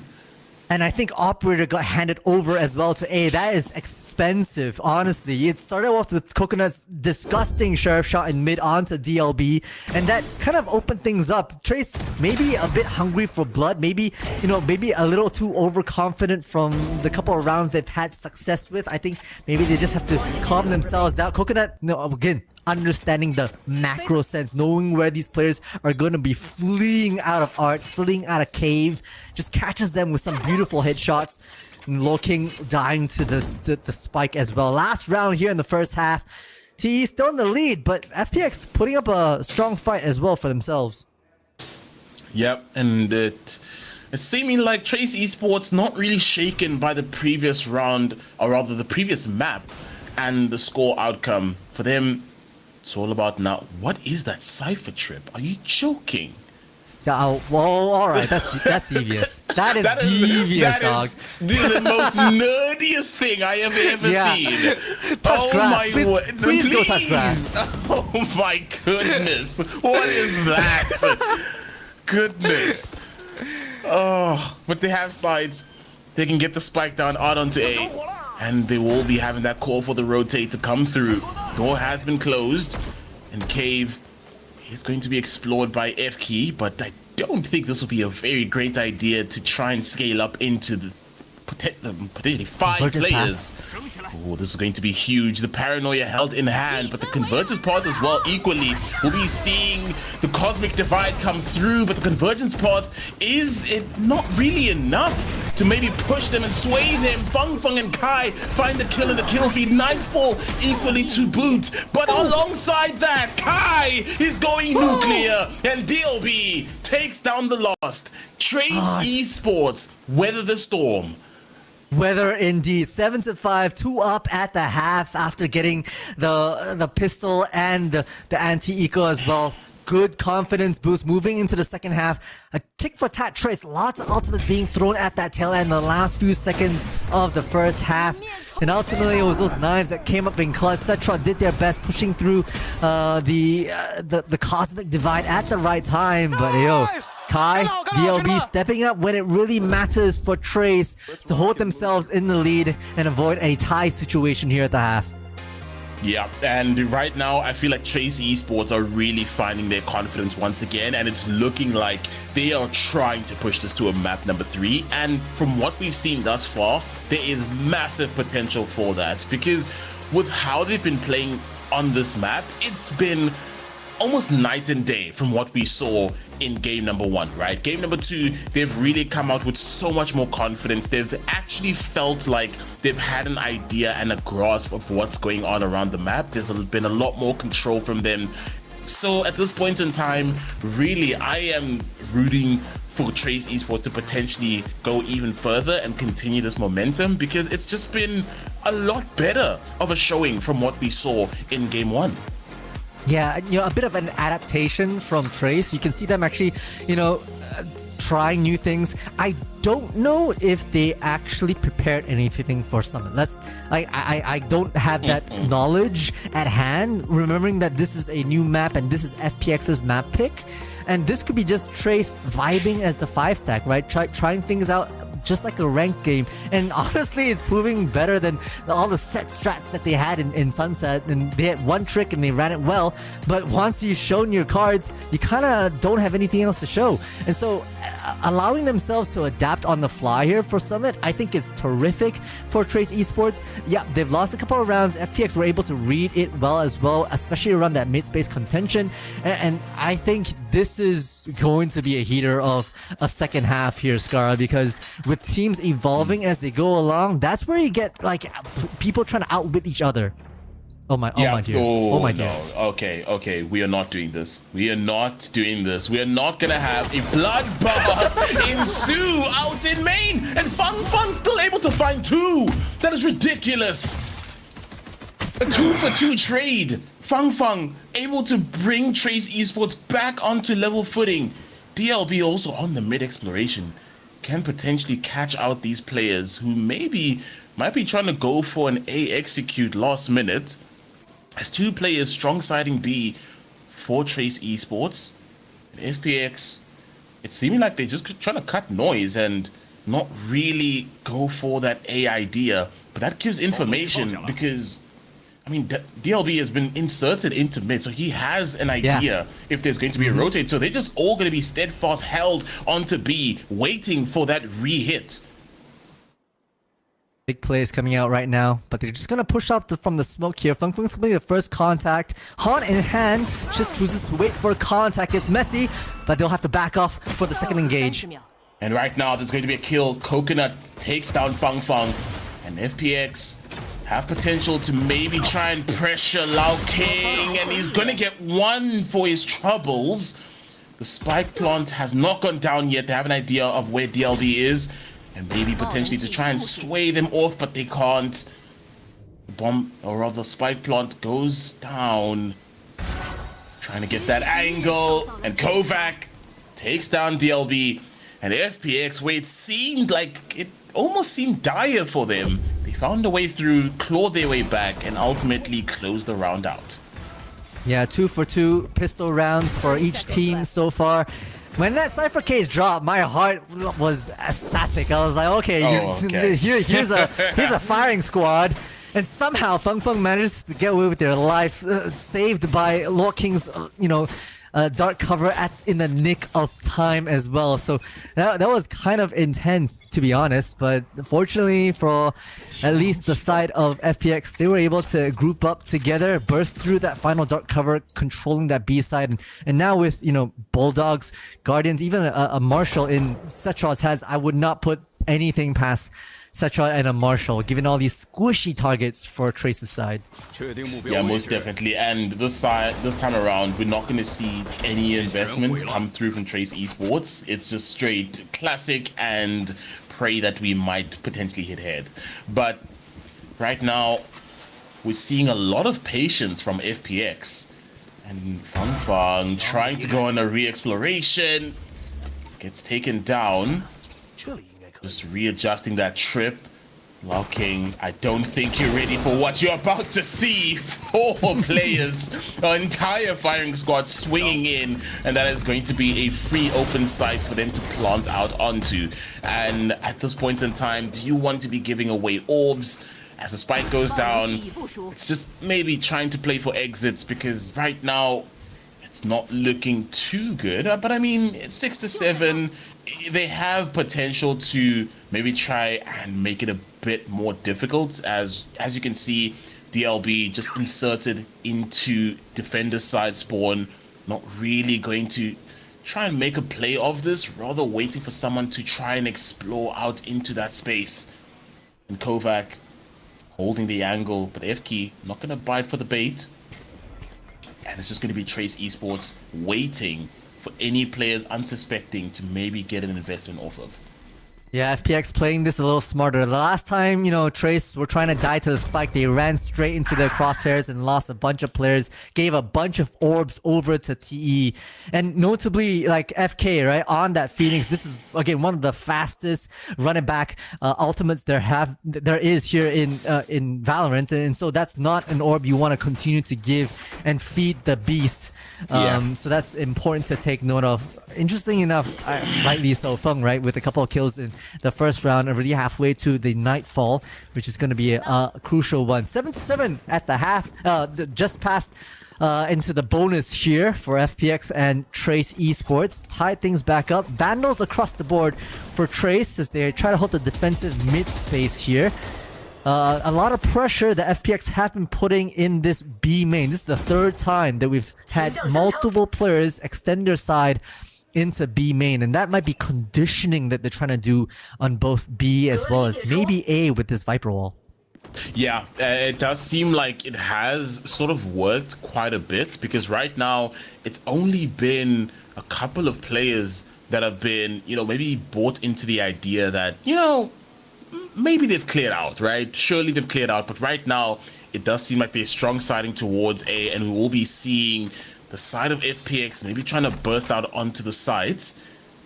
They're just waiting for that wall to just drop down, and as soon as it does, they will be seeing the execute come through as the salvo able to clear backside, and A takes down F key. Feng able to go with the trade. Kovac takes down Feng. He spots out Seychard. Spike will go down without any fusses. It's going to be a 3 versus 4 retake. Not going to be ultimately easy. But whoever said playing Valorant will be easy, it's Kovac spots out Lao King, takes him down. Kai finds a kill of the kill feed. Spots out, pops out from the cloudburst. Gets another. Waiting for the angle, but he won't expect TYL. What is that angle hold? And DLB, last one standing. He has the read of where the last player is. The concuss is there. Kovac tagged up. The spray is there. And DLB able to clutch it. And he has enough time. And that'll be the spike diffuse. Trace Esports bring themselves to 8. And again, stretching into the lead. Good adjustments from Trace Esports. A lot of macro sense that they portrayed here for that round, right? After the kind of noise died down outside of B, they actually sent a prowler outside of B main, knowing that it was clear. So they hard rotated A.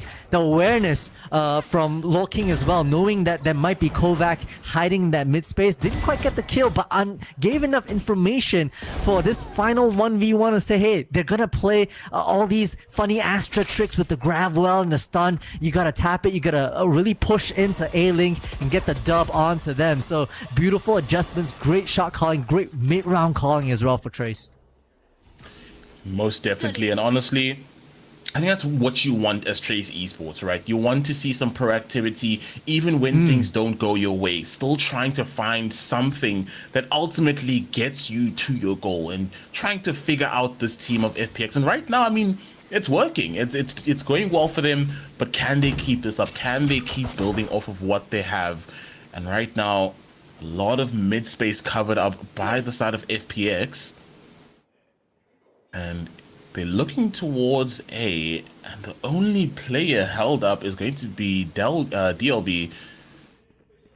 So will they be able to get through as 2 players in Hall, maybe trying to go for a bit of a crunch? I don't know if this is going to be a good idea, Feng. Don't do it. But we will be seeing the push come through. But FK takes down his own teammate. I beg your pardon? And TYL takes down FK. 3 players now standing on Trace Esports. What is happening? Spike goes down. Lao King on the flank somehow takes down A. And it's a retake, 3v3. We have 3 rifles on the side of Trace Esports. The dash into the cloudburst paired with the paranoia. Coconut is able to go for a 1-for-1 trade. dropped down to only 10 HP. It is not looking good. Lao King gonna just try and burst into the smoke, but Coconut again finds a kill. Fung Fung on 8 HP, and Kovac closes out the round. What did I just witness? I don't know. Honestly, a bit sloppy from both these teams, with a bit of a scuffle outside of A-Ling and Garden. We missed the action with some sort of hot hands play coming up from FK, unfortunately catching DLB and brought them to their demise. Coconut did honestly their best from that perspective, playing around with 8 HP in the Astra smoke, but couldn't live long enough to tell the tale and gave that round away from FPX. I mean, sloppy, yeah, but FPX were able to really make it the dream work and the teamwork for themselves. Yeah, it was very, very dicey, but ultimately they're at least able to reinvest into this round. Now the question is, can they extend themselves into the lead for the first time in this map? As they're going to be held up into B main, 2 players, 1 lying in wait in that smoke, and potentially not able to clear out the horns, but no one's going to aggress onto it. Lao King just holding the angle. Ooh, he's gonna get spotted out, reveals his position. The saturator's there, and he's going to take one down. Not too sure if there was supposed to be a refract there, but ultimately it's gonna be a 1-for-1 trade. Yeah, a little egregious actually from Setrad. I feel like it's very kind of tunnel vision into clearing that one corner with Law King. And yeah, did get the kill, but now drops a gun, unfortunately, on the floor that cannot be utilized by the remaining 4 players. It's an open site for B. TE scrambling to basically spread out after that kill, understanding that yeah, it's going to be that B site. They may want to play for it. They've got sheriffs and a fair amount of utility at least. The question is, do we invest the Nightfall? We were wrong about this last time, Scar, right? We weren't expecting the pit to be deployed, but Feng Feng might think about it here. I don't think this is the round you want to be doing that. At this point in time, just let it be that FPX go into the lead. Maybe just try and make it a bit more expensive, because even in the previous round, only 1 player really walked out of that fight, right? And in this as well, you can maybe potentially try and push maybe 2, or even if you're lucky, 1 player into the next round and having to reinvest across the board. But at this point in time, trying to invest the ultimate, you don't want to be doing that. And just like that, just lie in wait, try and find these players out on the rotate, and FK now goes into the next round with that Phantom. Yeah, with the no, I think FK fell, but walks away into the next round with the ultimate on board, right? Having gotten Kai with that nice kill, plus the death to the spike means that the run it back is online. In fact, I think there's 4 ultimates ready for TE, which would be a bit of a firepower here coming into the next round. And now that FPX have gotten their lead back here in Sunset. Very interestingly, I was actually a little surprised that TE backed away from the first kill, right? The moment the kill happened outside of B, I think they think that Setrad was playing the lone flank, which maybe FPX was using the information against them. But regardless, now it's a 5-stack again on that B side. It's going to be Kai finding the shot onto Salala. Beautiful op to start things off. Ooh, trying to break some ankles. Kai couldn't find Setrad and was taken down for Fung Fung, able to take down Kovac. An equal 1-for-1 trade as Setrad takes down Fung Fung as well. We'll be seeing Armageddon online to clear out backside, and there won't be anyone found with it. But it does clear up some space. They'll run it back online as well in this round. So a lot of Hail Marys thrown into the round. I don't think Setrad has cleared out into default, so has an angle to play with. The spike still has not gone down yet. 2 players held up towards defender spawn, and now gonna swing out. Why would he swing one by one? All right. What? Why? I'm actually like mad now. Like you saw that, you called it out one at a time. FK does their best to resurrect this round, but when you have players moving one at a time out from a corner, that is unfortunately just signs that the team's not communicating as well as you'd hope. Kai start things off beautifully with an operator shot, a flick onto Salala, who I think had the showstopper in hand, mind you. So it was a 2-for-1 if you consider the showstopper as a utility to hand. But Unfortunately, it was just a throwaway towards the tail end of that round. Let's go. I am trying not to be triggered because Look at the coach's face. Like, look at the coach's face. I mean, that's how I feel. Why are we swinging one by one? Oh, that is unfortunate. But going into the next round, and yet again, FPX trying to utilize this mid, and Citron on the second shot able to find Fang Fang, and that's going to be the opening first kill, which allows them a bit of an idea of, you know, maybe trying to settle down, try to destabilize the Trace Esports hold. But for now, they're not really buying into anything towards B. They are believing that this may be an A finish. They have the correct read. All they need to do is hold it out. I mean, yeah, Law King's been pushed up, has the information, actually has a teleport as well if they really wanted to. Just worried that A is going to be around the corner. The knives go through and find the headshot. That's diabolical. Oh my god, that is filthy. DLB was taken down by the salvo. Coconut as well finds another kill, takes down FK, and Kai equally to boot, taken out by TYL. Last one standing, Lao King, 3 versus 1. I mean, it's classic. Not really expecting too much. And the crossfires may be set up as well. I don't think it's set up for the right angle rather, but that's going to be the round conversion as FPX now push their lead 11 rounds to 8. Now it's getting desperate, right? With both timeouts already expended for Coach Destroyer on the T side, no way to instill any sort of wisdom on the second half, right? On the attacking half for on the defending half for Trace Esports here on Summit. This is hard. There's just gonna be the 5 players here as we get a bit of a pause, slow-mo action of Kai finding the head of A just as that smoke reappears. FPX pulling away, TE buying up as heavy as they can. They need to win this round or else they're looking at series point. Yeah, this is really a do or die scenario because you cannot allow FPX to get this round. The convergence path online. Lao King finds one. Kovac finds a trade as well. Kai finds Kovac, you know, lurking out into mid. And 3 players. Oh, what is that? Pain shells. Takes down Lao King. Flushes him out. And it seemed like the side of FPX weren't really convinced on a B execute, but instantaneously re-aggressing, getting that spike down, and not just hunkering up, waiting for these players to come in. Kai, not a favorable angle to be retaking with that operator. And waiting for someone to maybe be a bit impatient. Fang Fang. Oh, it's very scary. Sao finds one. DLB trades him out. Oh, and the 1-2-3 swing. Beautiful. Coconut takes him down and holds them out.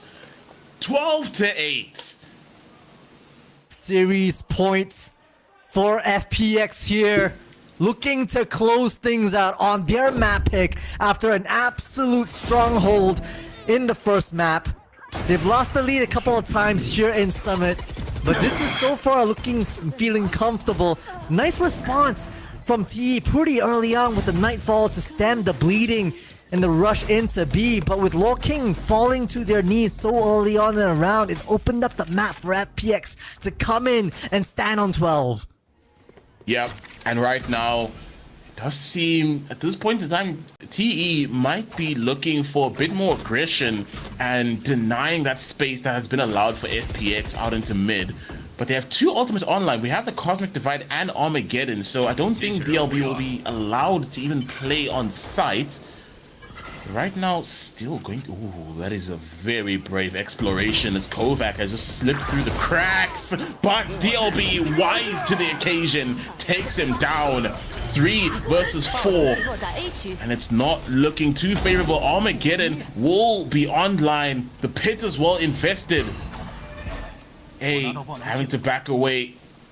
Has bomb in hand. Lao King spotted out. Takes down Salala. Last one standing 3 versus 1. And it's just going to be A who has to tuck tail and run all the way back to B site. But Lao King will be waiting. And at this point in time, it's not looking too favorable for FPX as actually opting to maybe try and go into A, catch them off guard. 2 players have gone all the way through into their spawn. Right now, Fang maybe doubling back to try and maybe spot out if A has just had a bit of change of heart. And that does seem he has the correct read. Both players held up, waiting for that angle, and DLB is good for the trade.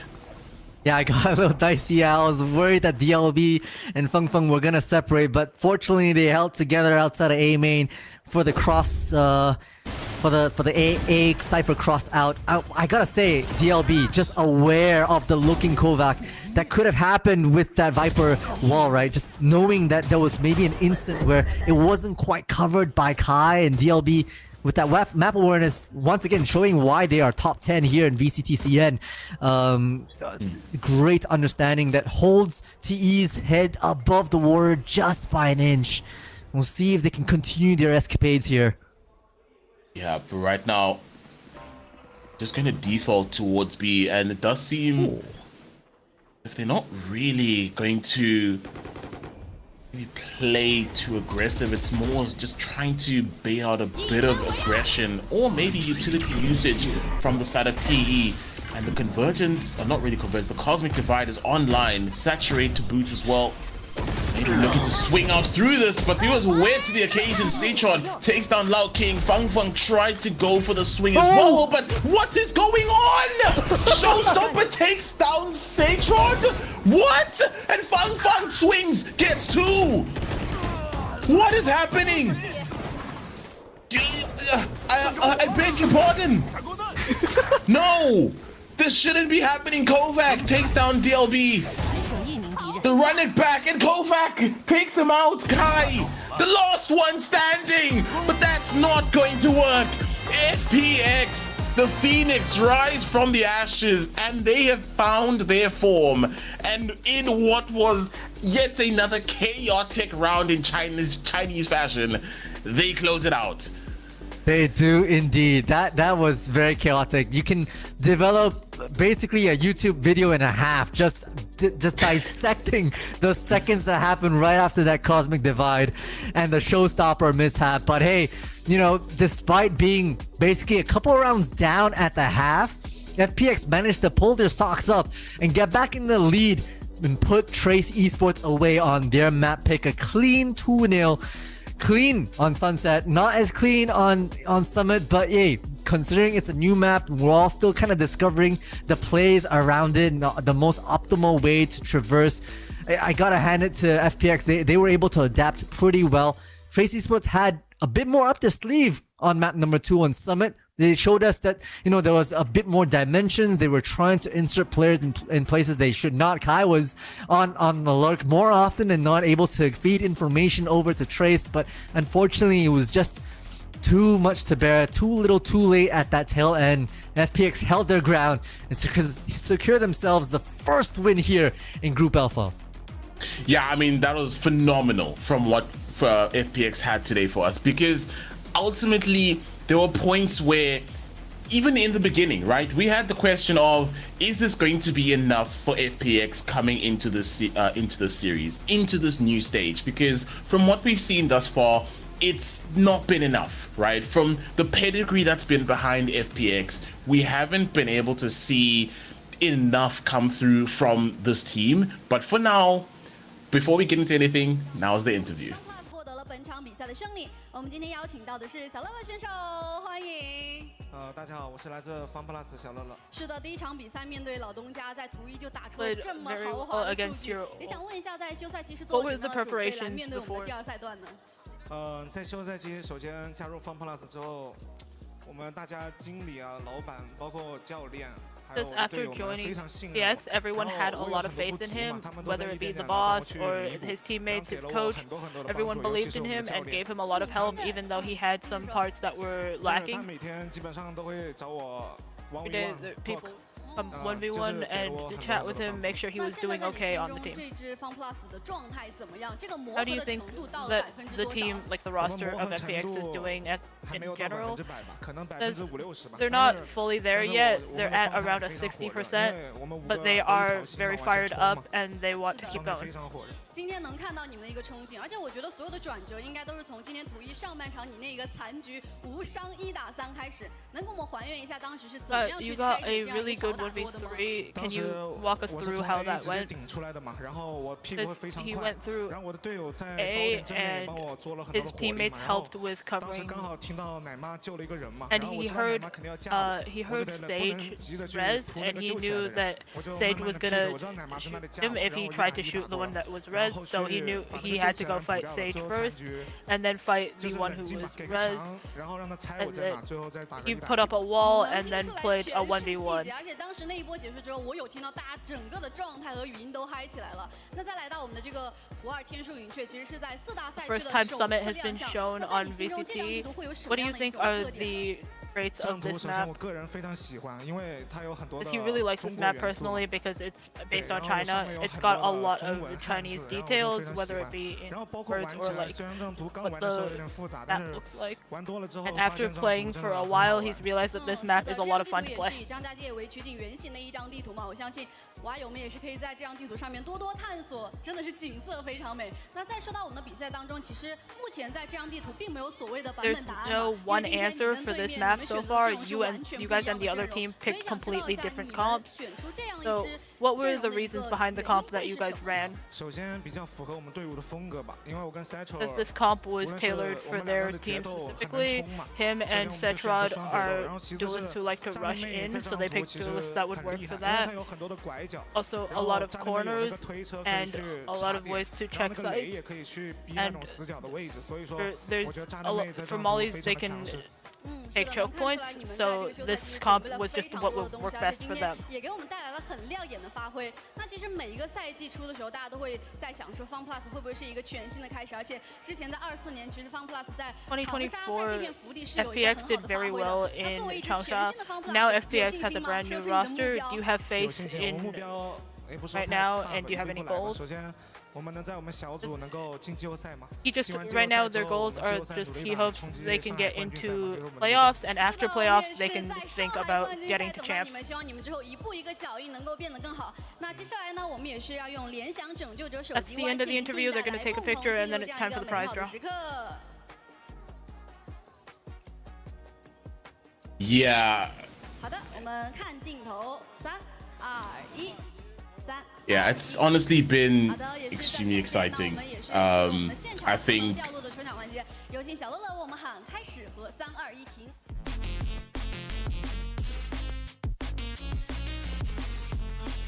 Oh, is it time for us? Oh, all right. Sorry, I was a bit unsure.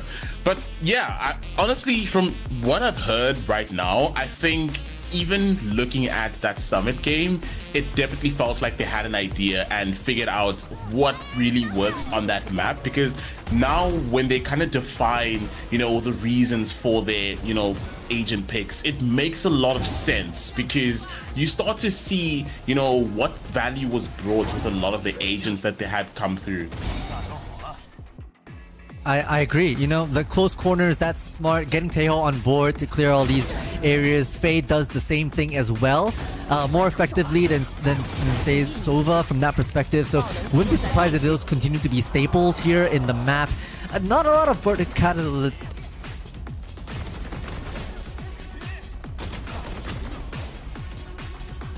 Oh, sorry, we can hear in the background. But yeah, continue. Oh, okay. I was saying that, yeah, the initiator's choice I think is quite suitable. I'm surprised that Waylay is off Cetra's side, but the way that Cetra is playing, you can honestly pick whatever agent you want. I'll let you have agent of choice from that perspective. But wouldn't be surprised if Waylay doesn't continue to be a main staple here, because there's not a lot of ways you can leap up and around. I guess they're using it more from a refract perspective, which could have its potential. We didn't see a lot of that. So again, very interested to see how kind of the compositions will adapt as more teams and more coaches get VOD reviews under the wing, scrims on this map, and just get more time on this beautiful Chinese map. I couldn't agree more.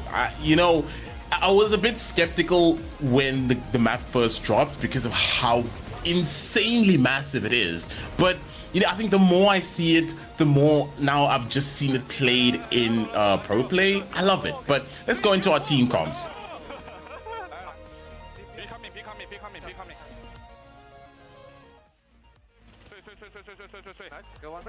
No smoke, enemy no smoke.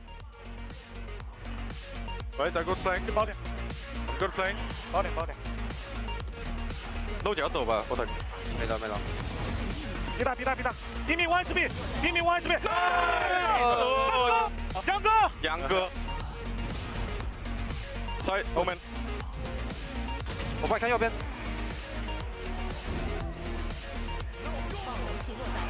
I go from flank。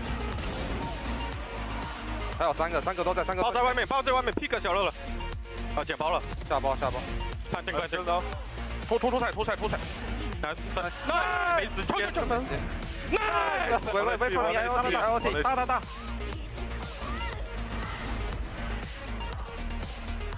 1 HP jet。哦，1 HP， 一个说。1 HP， 一滴血。你在想？给我拆吧。Well played。OT。反正跑点，就这样，后。I got main. Central. Yeah, and I think taking a look at these stats, I'm not surprised, but honestly, Satrod has just been phenomenal today for FPX. He has showed up where it's mattered most, when they've needed him most, and if anything, has to be the MVP of this entire series for FPX. Every single thing he touched turned into gold for this team. And I mean, even the one round where he got 3 in a collide was just absolutely comical. But ultimately, he's just been so nuclear for this team. I love that. I can have that on a replay nonstop. Just 3 of them moving out from the Armageddon straight into an outlaw. That is Cetrod, to say the least. A little focused in there, a little narrow vision towards the end. But hey, I think for the most part has been playing phenomenal on both Sunset as well as Summit, right? The sharpshooter give them a headhunter, give them an outlaw. Just able to make waves with it. 6 first kills as well. 6 multi-kills as well to boot, so very impactful here on the server. On the other side, honestly, Trace Esports, they put up a much stronger round against your opponents. You can see Feng, you see Kai really leading the scoreboards as well. They've done a fair bit to try and make this a bit more competitive than map number 1, with some great ideas of, re-exploring that mid space. We remember Feng just dancing around bullets when that cyber cage went down right outside of B main. Was gnarly. I don't know how you can matrix weave your way out of that, but they did. And so I again love to see more of that. We've seen the Trace Esports kind of coming together a little bit, but again, maybe wanting a little bit more synergy, wanting a little bit more coordination, especially when we saw a couple of them I remember when your jaw dropped, both of them moving out of the corners one at a time. Okay, that is going to be reviewed thoroughly by Coach Destroyer.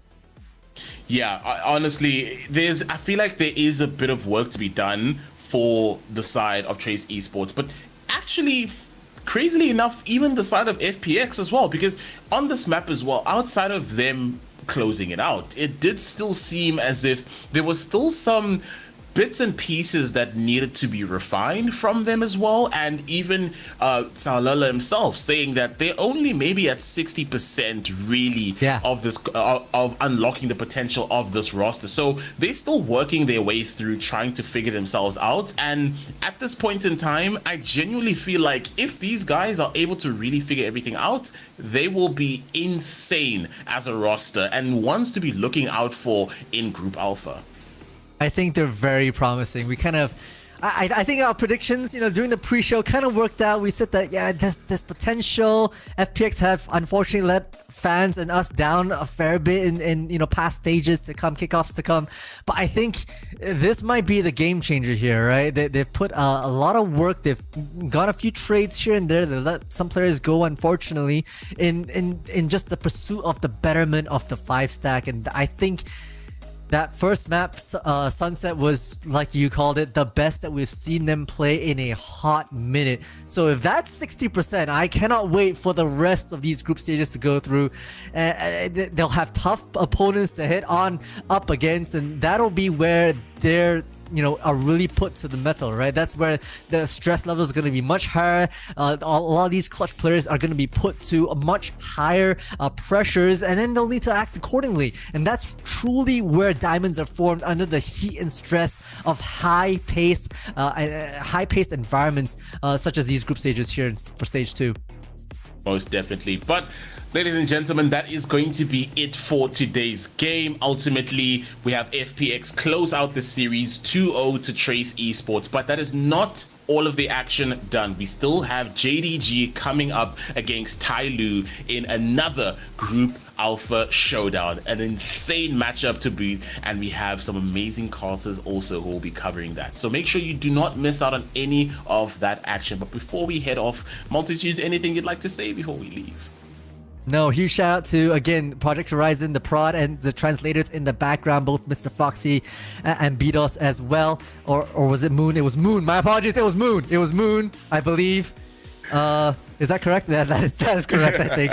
But again, a lot of work has been done. We're so glad to be able to bring the action. And again, GG's to FPX. Y'all played magnificently. Right, and Mad, Dante, Killer, and Zin will be the ones taking the way of the next game. So I hope you guys do stick around, as we still have more action coming up. But for now, that has been us. I've been Scorer, he's been Multitudes, and we'll see you in the next one. Can I be your star tonight?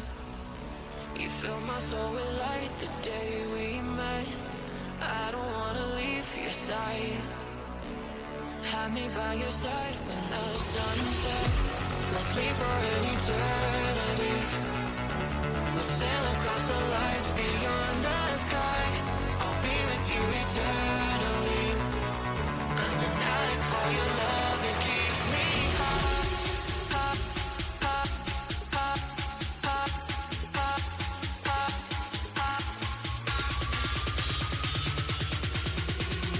Tell them what your name is.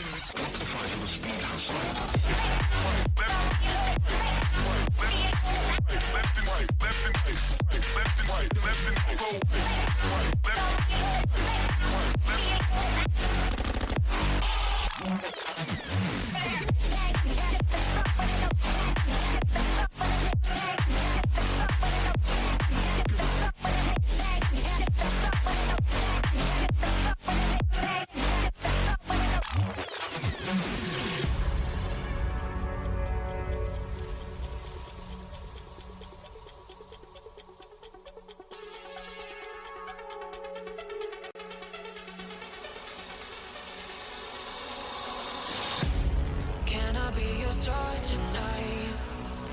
You fill my soul with light the day we met. I don't wanna leave your side. Have me by your side when the sun sets. Let's leave for an eternity. We'll sail across the lights beyond the sky. I'll be with you eternally. I'm an addict for your love, it keeps me high.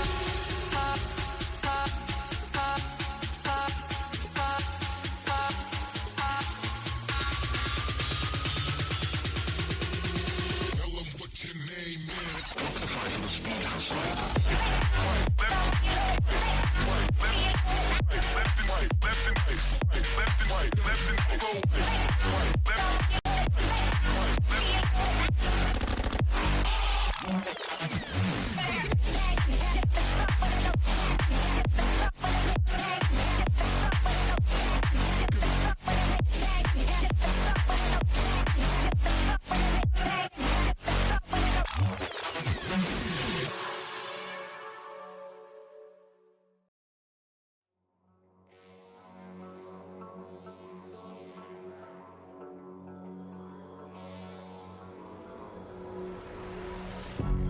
things aren't meant to be fair.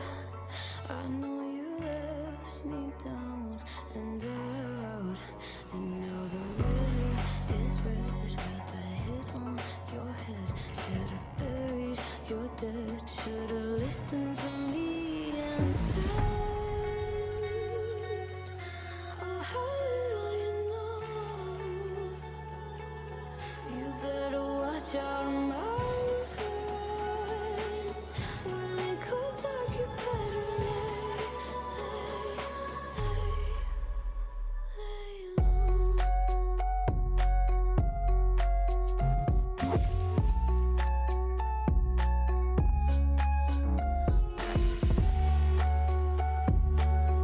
When it goes dark, you better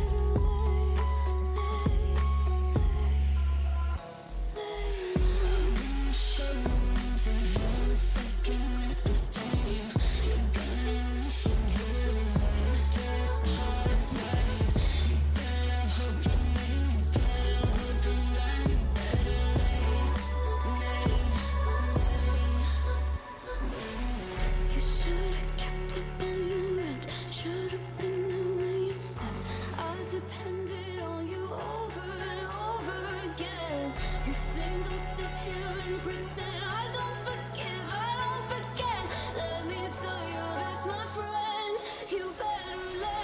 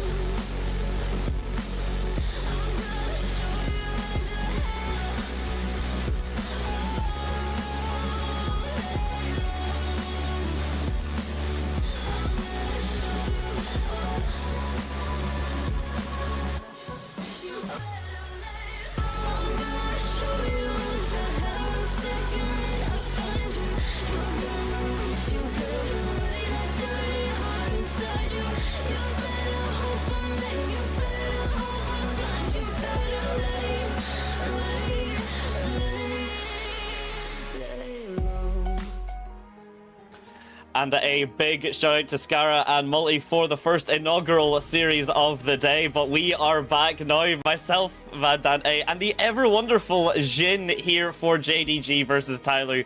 We discussed it just outside the stream just before we went live. It's pretty warm, Jin, and I feel like we're going to be in for a banger. I mean, let's hope so. I mean, TYL and JDG, they've both teams have got new players in, some familiar in the likes of Sufat BB on the side of TYL. But I mean, it's a hot day, it's roasting. Either these teams are going to come out swinging or they're going to be ice cold and calm. But I mean, I'm excited. What about you? I mean, I'm very, very excited. We've had a lot of change-ups and such already kind of shown over and kind of pre-displayed, both with the patch notes and just a lot of these teams getting either their kind of cores changed up or just getting one or two extra additional players from either other teams or moving players over to like assistant coaches and such, which we do get to point out has happened with Sword 9. So if you are looking for that name on the TYL roster, things have changed, but it does mean that players, other players in the roster should hopefully have more space just to spread their wings and really kind of soar to the heights that we would expect from them here. Because you pointed out, Shin, TYL already did kind of meet or even slightly exceed expectations in the previous stage. Of course. I mean, Splash was on everyone's radar coming into VCT CN, and he didn't disappoint, especially in stage 1. He was dropping multi-kills on multi-kills every single round near enough. And not only that, but he was an extremely vocal player just from seeing his video on the game.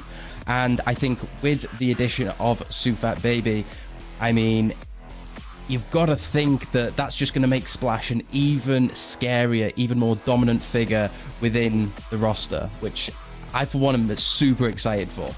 No, definitely indeed. And then meanwhile, JDG of such have got a couple of changeovers themselves. So also a team that I think we're probably quite disappointing from the stage. I mean, there was a little bit of performance greatness here in the previous stage, but there was quite a lot of, I'd say, gaps that a lot of people were really kind of hoping that JDG would have closed, and it just wasn't fast enough with it. Now, they have a star-studded kind of lineup, and YU's still there and still doing phenomenal stuff. JKuro and Berlin are there as well. Crownfisher is the newest joining up for them, so Coconut has actually left, and so has Stu. So as we talked about, quite a lot of differences in the names and the change-ups to the rosters, and just hopefully, you know, it's risky changing up a core group in a roster sometimes, because no matter how good the players are, you need that cohesion, you need that coherency. So hopefully this is all positives for these rosters, but teething issues are almost guaranteed to be a factor. Yeah, I think especially for the likes of JDG more than TYL. Of course, Coconut and Berlin basically doing a 1-for-1 swap over from FPX to JDG. So it's going to be interesting, especially for JDG, on how the roles are going to work coming into this kind of new mixed open meta of the Neon Phoenix. We did see TYL experiment with that quite a lot in stage 1. So it's going to be interesting coming into new maps, new meta, new kind of iterations for these teams. We don't really know what to expect. Not really. I mean, the one thing we can at least say is Ascent's in the map pool, so surely we can't be that scared. Surely we have at least one pretty consistent, if we don't know what's going on, we look towards Ascent. But even then, I mean, Ascent, despite the fact it never really got changed up, aside from like Yoru and Neon just kind of getting added to the rosters whenever they were just as strong as they were, Ascent has always been a very tried and true kind of layout, both in terms of executes, in terms of agent composition. The one sidetrack we may start to see is, and unfortunately for him, I love the agent and I think he is fantastic, but KO's starting to really run out of avenues to find use from, especially now that, I mean, Fades kind of came in as the all-round initiator for maps like Lotus and such. We just seen Summit there, a little bit of a display come through and how important the initiators are. So how are you expecting it, Jin? Do you think that Ascent even will finally break, or do you think we will be able to look at it as a comfort pick? I think the thing with Ascent, I mean, we saw it at London, not too many teams wanting to play the map, whether it's just pretty boring or just they didn't have as many reps on it coming into practice and scrims. But I think, you know, we brought up KO then. The thing with KO is it takes a certain type of player to be able to get the most out of that character. It's either, do we invest countless hours into practicing and mastering the KO, or do we just run a Phoenix and play it nice, simple, and straightforward? But I mean, like you said, we've got Sunset, we've got Ascent, two very historically dominated maps by Sova, and I know Sufat loves a Sova, so I mean, honestly, I have no idea what to really expect. I know I've kept on saying it every now and then, but I'm just excited. I'm really excited to see both of these teams, and Berlin's got a brand new haircut, may I add. Oh. He's gone for the blonde. Oh, my days. Well, we knew there'd be kind of, well, fresh faces, maybe not the exact turn of phrase to use. Fresh faces, at least, from some of these teams and organizations, but fresh faces, certainly fresh outlooks, fresh trims. I was going to try and get mine sorted and then couldn't find my razor in time, so I was going to be drawing some inspiration from these teams, but I mean, the big player really, Crownfisher, just going to have a lot of eyes on him, a lot of, especially from the actual JDG management internally, a lot from his teammates just to show off that support, because we were seeing like Derge, sorry, I forget how to pronounce it, but the kind of inaugural showing from the side of Wolves there, the Omen player being absolutely stunning off the back of it, same with Alpa as well, so the new names are already making splashes and making waves here, and well, fittingly enough, the man himself in for TYL wanting to do the same here. Yeah, I mean, we need to just actually clarify that Sufat BD is on a new team. The Wolves dynasty that we once knew is no longer, and he has found a new home in TYL. And I've managed to find the last time Sufat won a game. Do you want to guess the last time he won a VCT official match? Oh, we're talking probably in the hundreds of days now, right? It was January the 31st, so 160 days. Sufat last won a VCT CN match. I mean, it's the Gigabrain Sufat. I mean, they're both dappered up in suits. One's reading literature, and Berlin's just kind of using the power of the brain. But I mean, 160 days, Sufat must be so hungry for this, for a win. You would have to. I mean, that's a lot of these players are. I mean, Sufat as well typically is a player that you look at as has all of this behind him, has all of these kind of accolades and these commendations that he is very heavily responsible for in a lot of these circumstances. But Wolves Toronto was now so long ago, and we are probably getting to that stage where, and I say this with love, but we're getting to that stage of, okay, Wolves Toronto was long ago. We maybe need to find something a little bit new. We maybe need to have a new resurgence up and coming play. Like teams like XLG and such, you know, they've been kind of reforming themselves. Even EDG with the performance at Masters, it was a little bit disappointing internationally, but you know, these teams are still making progress, still making developments, and I feel like Wolves, unfortunately, just kind of putting the hands up and going, oh, but Masters Toronto, it's kind of the only kind of arrow in that quiver now. Yeah, and I mean, it's interesting, the integration of Sufat, like you said, that kind of him having those responsibilities as that in-game leader for Wolves, now coming in. You know, how are TYL going to integrate Sufat into the roster with the strats, with everything that you've already built and that looked actually really nice in stage one? How are you now going to bring this piece in and look even better? Because I think we have to talk about that stage one performance from Wolves. It was not great. It looked shocking. It looked really kind of worrying and concerning, which I think is already to such a surprise that Wolves did so solidly on kind of the opening stage here. You know, we've seen just how solid their performance was, and we've seen that the players were absolutely on kind of form, ready just to play their hearts out. The composition was there. It seemed like the teamwork was there. I was saying that especially for it kind of being day one of stage one, we would see small kind of gaps in plays, and it would be down to kind of the individual performances. And while Titan Esports Club did kind of hear that and reflect it, Wolves did have phenomenal performances off the back of really solid executes and a really streamlined play style. So for such early on, that is beautiful stuff, and we just need to see from Wolves that it's not a flash in the pan, that it can be something that's kept consistent and maintained throughout the stage. Yeah. It's interesting, really, isn't it? Because you kind of look at TYL, and they had a pretty great performance, in my opinion, in stage one, and to drop Sword9 and kind of put him back in the coaching slot. Of course, I know the narrative coming into stage one was all Sword9 will stay until we found an IGL, but I almost wondered, was Sword9 and the team comfortable enough? Like, they looked pretty comfy. It's very difficult to look at the internal dynamics of it all, but you have to assume that this is an upgrade and that this is your final kind of push to get into that playoffs and try and qualify for champions. There may also be, like, because as you highlighted just a moment ago with the attitude coming through, but Sword9 may find himself a bit more comfortable in that kind of more assistant coach role anyway. He had quite a lot on his shoulders when he was a player. He really did. It did feel like, because he was quite young, there was a lot of stuff that we needed to kind of see from him. There needed to be a lot of developments kind of coming through fast. There needed to be a lot of juggling of all of these roles and resources here. So it might be a fantastic moment for him to kind of stand to the side and just kind of help develop these players further. We know that he does have that kind of in him, so just giving him an extra player to maybe build off of and kind of support, that could be the difference maker. Of course, we now have Titan Esports Club as kind of our look and our kind of focal point of, is there too many coaches? Is there too much kind of cooks to spoil the broth? And I think, again, with all of these kind of question marks, with TYL getting into their first game just in a moment after the skirmish here, a lot of question marks, but I think a lot of positivity and optimism from a lot of these teams, and from both of these teams in particular. Yeah, I mean, it's going to be interesting to see JDG's pickup of Crownfisher. Of course, a relatively unknown entity. We don't really know what to expect being on the big stage now. So I think that the balance of JDG's Crownfisher versus Splash is going to be a matchup that I'm going to, in particular, pay attention to.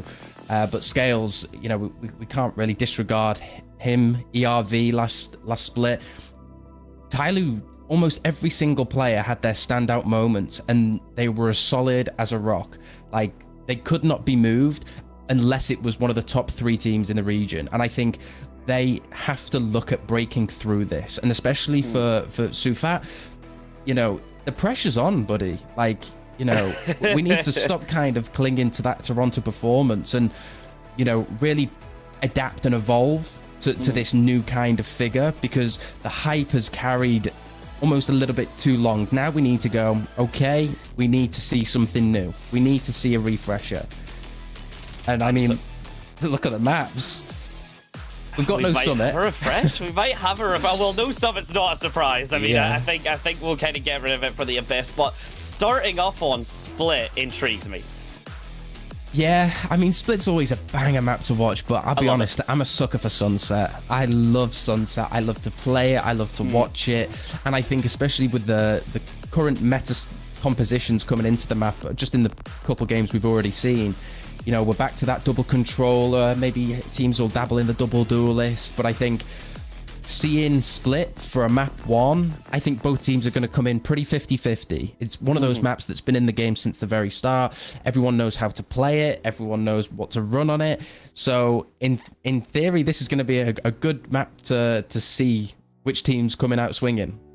This is a litmus test and a half. This map is always a good. I don't think I could have put it better myself. As like a springboard into a best of 3, and hopefully we get all 3 of those maps. Of course, it's not a guarantee.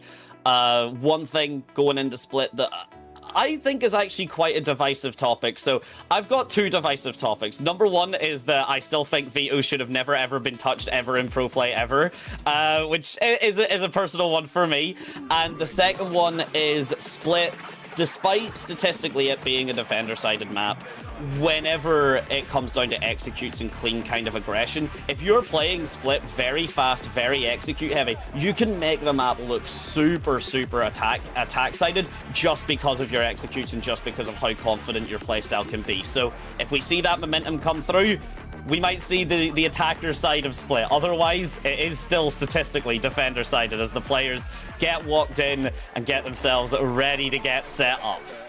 Yeah, I mean, it's a great topic you brought up then, Split. Of course, our Masters London champions, Leviathan, were dominant on that map. And if I am one of these Chinese teams, if I'm from EMEA, Americas, I'm going to have watched and analysed every micro detail of Lev's defense, because it was beautiful to watch. And I guess we're going to have to see which team's done more homework over the break. There's plenty of homework to do, plenty of studying to be done, but hey, we've seen the difference between Berlin. We've seen one of them studying the blade and the other just completely losing their mind to the circumstances that had befallen them. And as we get the players set up and comfortable here, the map picks, of course, already decided. I'm not one for typically kind of predictions, just because of the fact, especially with how blank slate a lot of this is with brand new players and such, but do you have an edge that you'll give Engine, even just for map 1? I'm going to say 2-0 TYL. And I'm going to go for the narrative bias of they are going to be in the most insane honeymoon period we've ever seen. I think that TYL, oh wait, this is Aura. Wait, that's so cool. Oh, that's fire. That's incredible. They are. See, this is why they're going to win 2-0. They're aura farming before they've even gotten into the match, and that's what I love. But what about you? Have you got a bias? Have you got an angle that you think's going to happen? See, here's the thing. My brain is kind of saying TYL. It's like similar thing with the confidence and the Optimum and stuff, right? But JDG, I feel like, unfortunately for them, and this is said with love, a lot of the phrasing has kind of been like flashes of greatness and then an overall kind of disappointing finish. I know we've got some JDG fans, particularly in the casting booth as well, that sometimes join us. So big shout out to Volt and such, who is usually a big believer, and I'm sure he is probably watching now to see if he can do that. I'm gonna give it. I'm not even going to go for the full series, but I'm going to give this confidently and dominantly Split. Very much goes the way of TYL, just even off the confidence alone here. Yeah, I just think that Splash is going to feels so free. I think we are going to see ridiculous numbers from him all throughout this stage. And I don't think anyone's going to stop him. I think he's genuinely going to look fearless. I think that Splash carried so much responsibility for this team in the previous stage that with the addition of Sufa, I hope that it's finally, don't worry, Splash, you run around, I'm going to go tell you what to do, but you just go shoot heads. I've got this. Hold my non-alcoholic beverage. I've got this. Exactly. Is exactly what we've got it. Well, we don't have to be holding many beverages for much longer. The huddles are just finishing up there. JDG already looking so comfortable with it. They want to get in and they want to get this sorted. I think we will be seeing a lot of that mentality from them. Is this idea of just get in, get the space, take over all of the control, get yourself as comfortable as possible with the momentum, and just capitalize off the back of that. So we'll just be getting into the Agent Select in just but a moment as well. So we'll get to see exactly how those mantras and how those attitudes are kind of sorted. So you're 2-0 for TYL all the way. I just at the very least have this going a confident split pick for them. But JDG, I think, at this point, have a lot to prove, and I think they're going to want to show us they have answers. I will say, Father, I will confess my sins. I am quite a big Berlin fan. So I win no matter what. I just want to see him kind of come into this new team, come into this new potential role, and just shine. I want cinema. I want a masterpiece. As long as I get that, I'm happy. And wow. I mean, all right. This is unique and very different. I mean, JDG going for a double Sentinel comp on the side of Chamber and Sage. I mean, this is very unexpected, but I mean, let's look at TYL, the double dive, Sky, Viper. This is going to be a really interesting first map because the compositions couldn't be any further apart. There's quite a big difference. Of what I want to really highlight is, so you've got the double Sentinel setup. Now, I do firmly believe that even though we've seen a double up on Sunset with the Wolves Titan Esports game, I do think that Sage doesn't give enough value kind of on her own anymore, that even on a map like Split where you get the wall on mid that's typically so strong, you don't even really get the value from that anymore because of the fact that either it just gets shot down because of the fact it's just a big wall on mid and you're pretty safe to just kind of blow through that, or with the composition we've seen, it can actually just get jumped over. It can just get completely sped across by TYL with the double dive here with the Raze who can satchel over, or just the Jet updraft and dash through. So yes, the Sage wall, even in its most typical kind of place on mid, which we're probably not going to be seeing too often, is heavily countered by the fact that you can just have the Raze or the Jet at any point still be a factor on mid if there comes to be a split push on Garage or even a split push towards A. Yeah, I think the angle with Sage, because of course we're seeing it a lot on Sunset, we're seeing it on Summit, and even now on Split. I think the angle is just delay, especially with the Astra Star. You can separate the spacing of TYL so easily with those slows, and it doesn't stop. I mean, what, a slow probably lasts 10 seconds, so you're getting 20 seconds. Yeah, so you're getting 20 insane seconds of delay. I mean, it's very oppressive, but heading into round number 1. Oh, Jay's already okay, and Jay is out of round number 1. Okay, I mean, I love the confidence. I really do love to speak it, but Shay getting sent out in no man's land there. Yes, of course, the setup from Berlin and Crownfisher, he did get back up, but that might be the cleanest one and done pistol frag I've seen at least all stage thus far.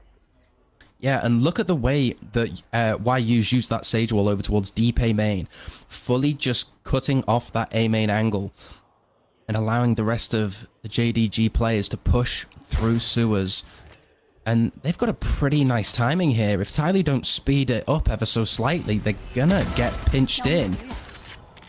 That's insane work as well. YU just has to do the distraction here. All YU has to do here is just kind of show presence on towards heaven, and surely TYL wouldn't think to look at their own flank this early on, and you can see the fact, no, they don't. They're not looking anywhere near it. They think it's screens.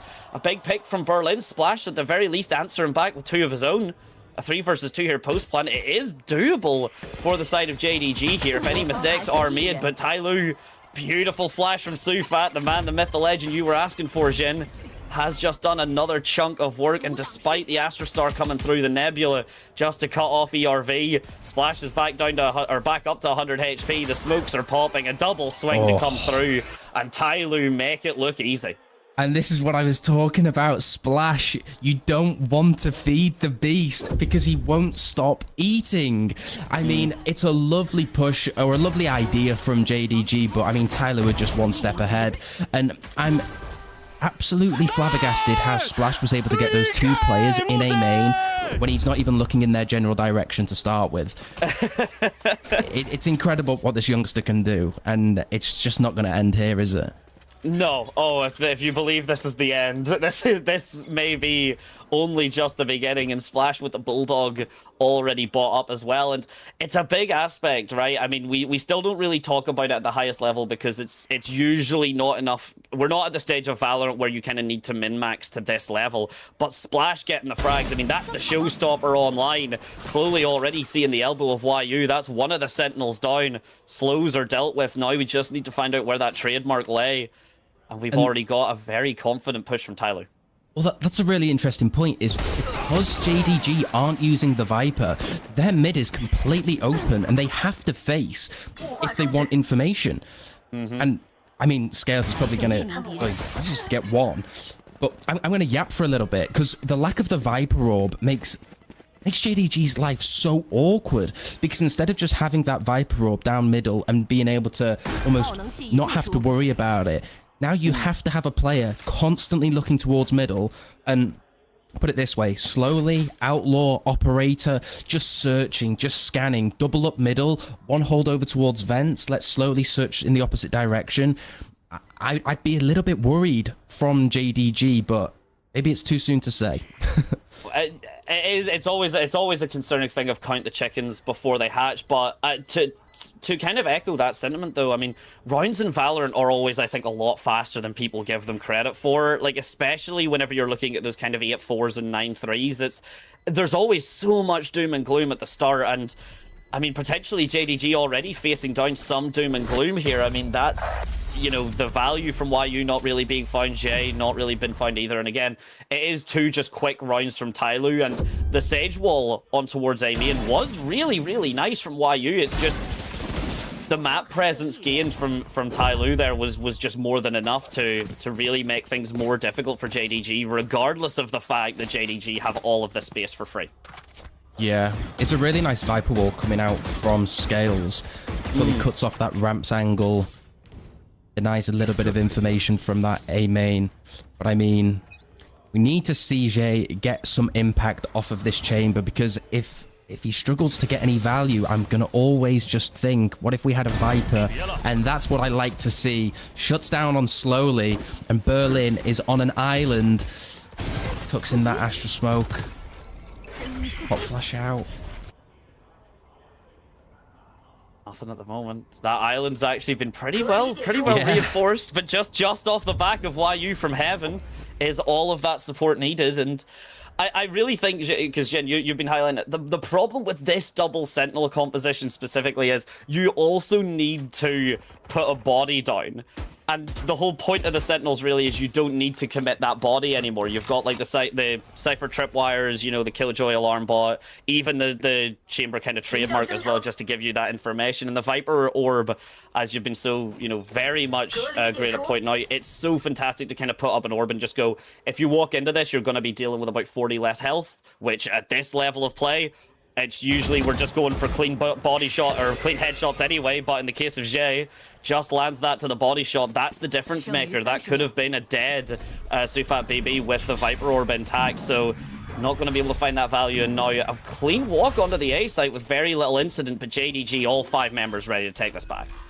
Yeah, it's going to be a really easy retake from JDG if they've got numbers, but it all comes down to Jay and not going down here. Manages to get the 1, manages to get the double, and that is lovely stuff. ERV, look, I'm a big believer in the guy, but if he is able to pull this off, I'll shave off my hair. Oh, that's risky.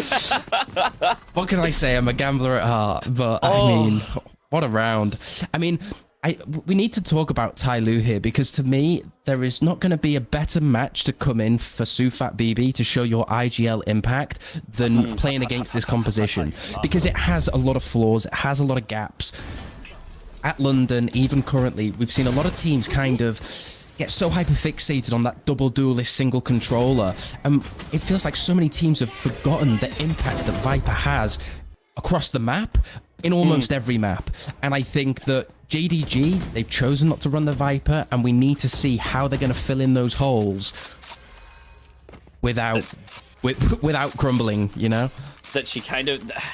I mean, that's the biggest thing about the agents that kind of stick in the meta are just the agents that fill up as many of those gaps, right? The agents that stick in the meta, you know, when Killjoy was as kind of ubiquitous as she was, it's because she just covered so many gaps and angles in a lot of the maps. Cypher was the same, and oh my days, speaking of gaps and angles being covered slowly, already making mincemeat out of that mid angle. Forget what I was saying earlier, because that's a massive frag. And look at this, JDG have to pivot towards Garage, but they're also looking up at Heaven. They know the lurk that could be waiting for them. Yeah, and we're going to get a B-mean re-clear, and Splash obviously gets the one. Can he get a double? It's a lovely paint shells to force some of the players back. Oh, it's just... I'm not too sure on that fight, if I'm honest, from JDG, but YU is able to shut down Scales on that lurk. We'll be able to pick up the Sage Orb, and...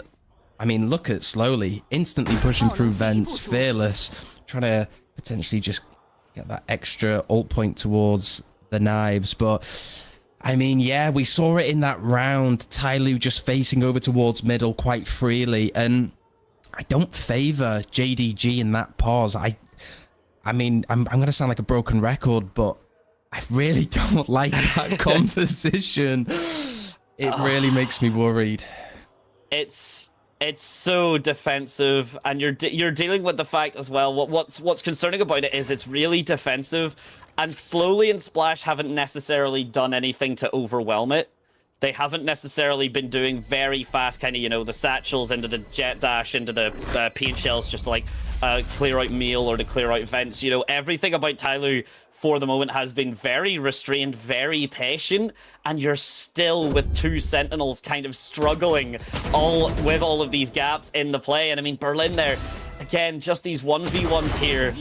No one from JDG really able to support or back up the side of JDG, and you can tell that they're struggling here. It's not cause for concern just yet, especially with a full buy in the economy coming online for JDG, but we've kind of only really got one more round to a push with Jay's Tour de Force before you really start have to asking questions. Yeah, I mean, this is going to be a crazy A main fight, but look, Berlin kind of just playing for himself, not even really having a coordinated double swing.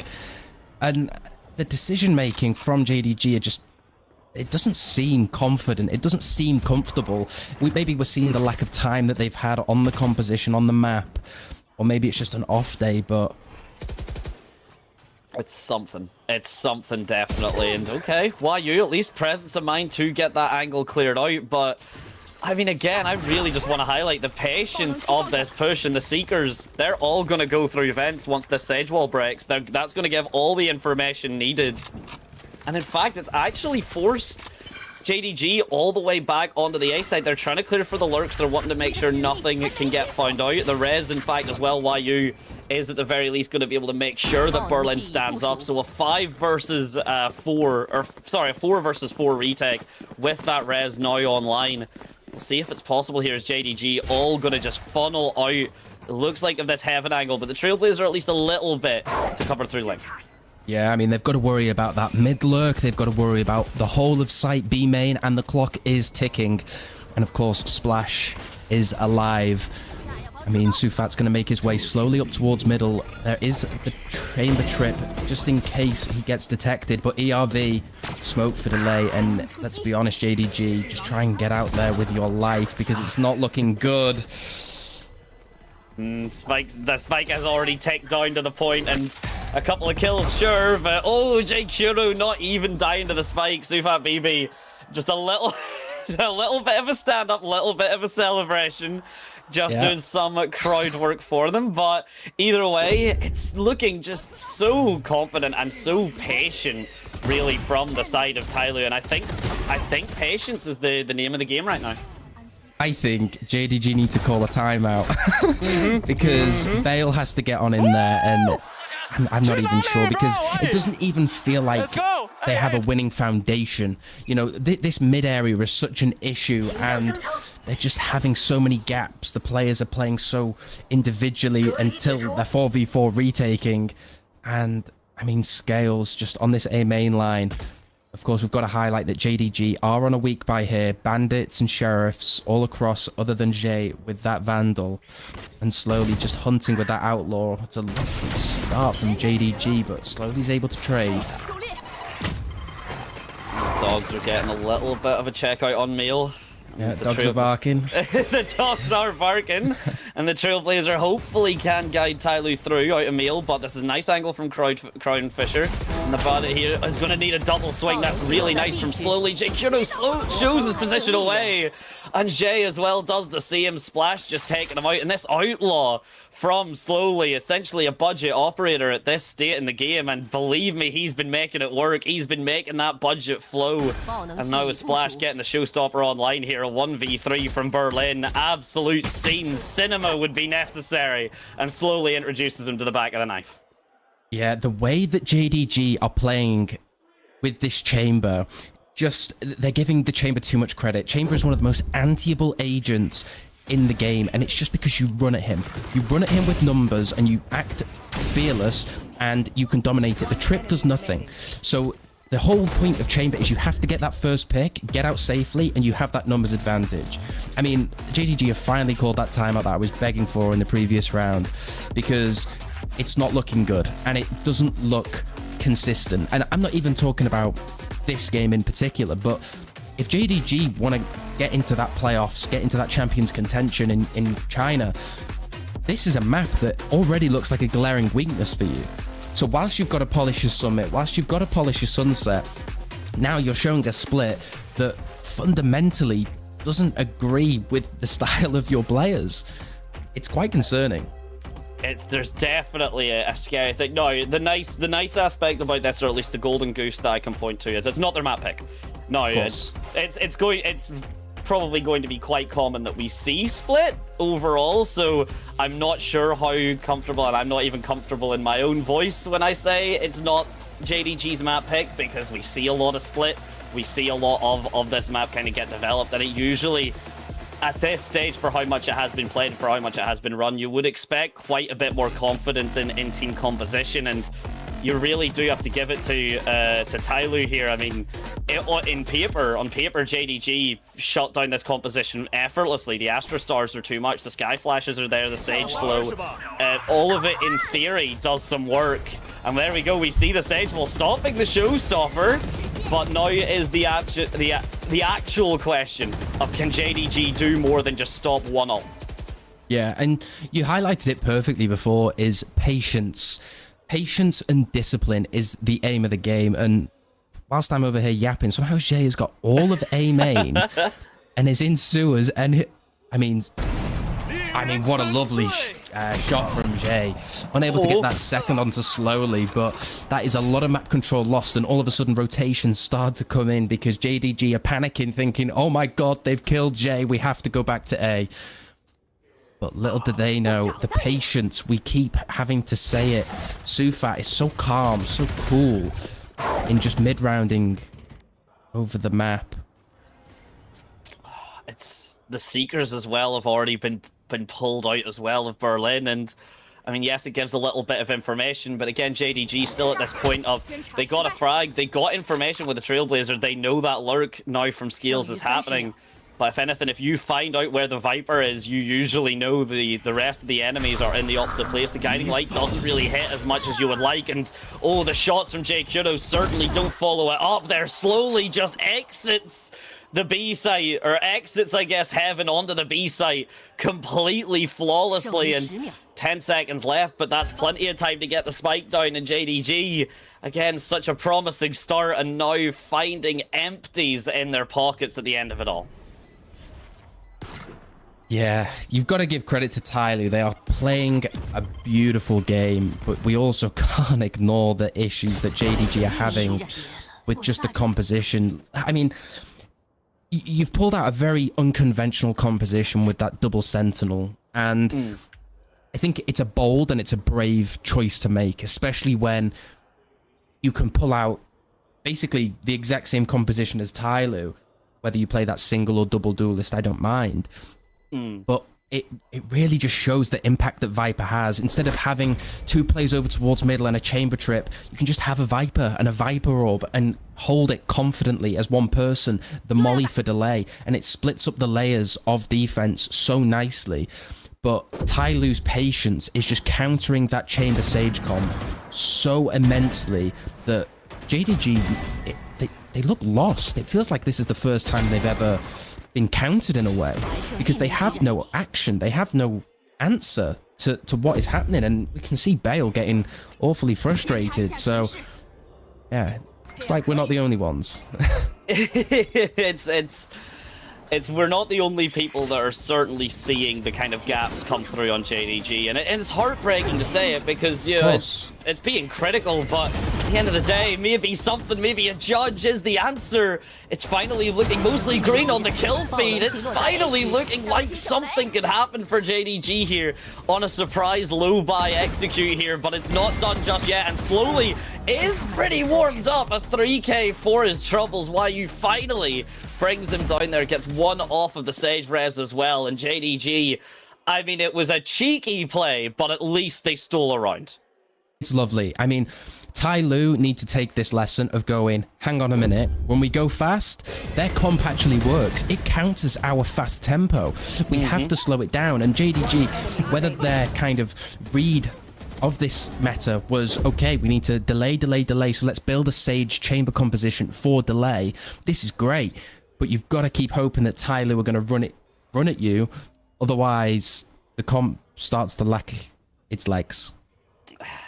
Very quickly it falls out from under you, and we've already seen that with Jay kind of, you know, getting these initial frags, but just being dealt with a little bit off the back of the patience, and the Sage wall now going up on mid, so we are now seeing the very typical setup from the Sage come through as well. No real value from Jay in the trademark, and yet again, just this Viper dancing around. I don't think Skills was actually spotted there by Berlin, so that's actually, yeah, massive frag off the back of it. And can I just highlight there? Paul Berlin has had to go from holding over towards middle, pivoting back over towards ramps, using the Trailblazer, and has just been shut down. And whilst all this is going on, J-Kuro is just at the back of screens doing nothing. Like, there is too many gaps for JDG to try and fill, and it is costing their players so much confidence and value. It's a real shame. It is a real tough one, and as you said, kind of costing the players the value. JDG are now still missing a player, and yet 30 seconds left on the clock, and they're really trying to work out exactly where these angles are. You've got J-Kuro literally having to get faceted and spawn just to make sure there is no lurk from Scales, and it's a beautiful showstopper. It's a beautiful clear Jay, even with the patience as well to make sure that shot gets landed. It's now Sufat and Scales on a very late lurk here. 10 seconds on the clock. A really risky shot that was necessary to land here. And with 2 seconds left on the board, there's not going to be enough time here. Scales, the lurk is good for the frag, but not for the point on the board. And at the end of the day, that's all that truly matters. Yeah, JDG are really clinching these rounds when it comes to it, whether TYL are having a little bit of melon issues with the time and maybe taking too much patience. But I mean, Scales has been an absolute nuisance for JDG's A players, and they don't have an answer. They're not trying to counter him. They're just giving him so much respect. And of course, TYL taking that time out, maybe just to adapt, try and get these last few rounds. Of course, that's 2 back-to-back rounds that JDG have been able to secure, and Bale is given a speech of the century by the looks of things, because I think he has higher expectations as well. This is what I like to see, that passion. no, if we ever are kind of looking, no coaches, basically for any reason other than like the triple sentinel composition of like, as long as we get 2 rounds on attack, we're kind of golden. Moving on to the defense, that is the only moment where any sort of round differential, I think the coaches should not be showing like incredible amounts of passion, should not be trying to completely regale the team with, you know, exactly how much this means, with exactly how much it's important for everyone here. And again, I mean, we're only kind of at day 2, early days in the stage, but we're getting to see as well not only just how players are kind of running from the utility standpoint, but even the Vandals and the Phantoms. And very quickly, Jin, just while we're in the halftime, are you a Vandal or Phantom, man? Oh, it depends. Yeah. If I want to puff my chest out, I'll use a Vandal. If I'm feeling a little bit weak, I'll use a Phantom. I'm consistently 100% Phantom, and for the exact same reason. It's too broken to not use. The fact you can spam through smokes and just not really aim is quite valuable. But I like it. Yeah, I mean, I think a lot of people do, especially on LAN. I mean, we can see how literally almost every single TYL player, other than slowly, using a Phantom. I mean, Crownfisher able to shut down Splash, but Sufat does get that trade. And Berlin holding that iconic lev line.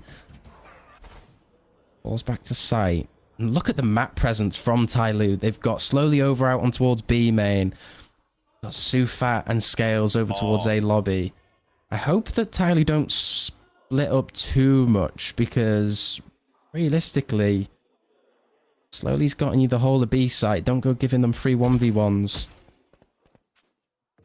Oh, this is really weird. big though. This is weird. It's so weird. But Jake Kudo, he's looking towards ropes. He's not actually looking towards heaven. Slowly has all the time in the world. Jake Kudo's looking at vents. Jake Kudo's having to actually look at vents. If this doesn't tell you that JDG are a bit lost, that they don't know where to really look at, I don't think there's really much else that can say, because as soon as the spike gets tapped, Kudo saved an operator, but he doesn't. There's no way he knows that this is coming up now. He does. He's actually got the angle through here.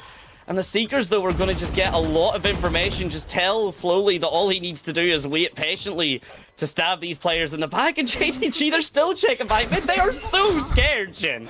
Oh, what are we watching? They're so scared. They are so completely concerned, and yeah, okay, the guiding light comes through, but slowly still there. Yeah, you've stunned Sufat, but no swing necessary just yet. He's playing this angle super close. There isn't even a double swing. Kuro's still all the way back watching the defender side angle. JDG are not looking comfortable, Jin. I don't know who's got more discipline. Slowly sitting on stairs for probably 1 minute and 30 seconds, or Kuro holding that line with the operator for about 40 seconds. What is going on? This is baffling. Oh my days, this is... baffling's the word, man, and I have to imagine the coaches are thinking something similar, but at least TYL's coaches, they've got another round on the board and a lower econ facing them down, so TYL are going to be happiest about it. Yeah, and we're pulling out every last card. A 5-person stack over towards B main, and ERV is holding that line ever so delicately. Spots the chamber. I don't think he's going to expect the 4 other bodies, but there goes Bingo, and all of a sudden Splash is in a position to frag. He's just watching this. Yeah, TYL's patience. Oh my! Meanwhile, ERV is having an absolute field day. I need a hydration break. This is messy. Honestly, oh my days, Splash the one to drop the hydration down as well, but...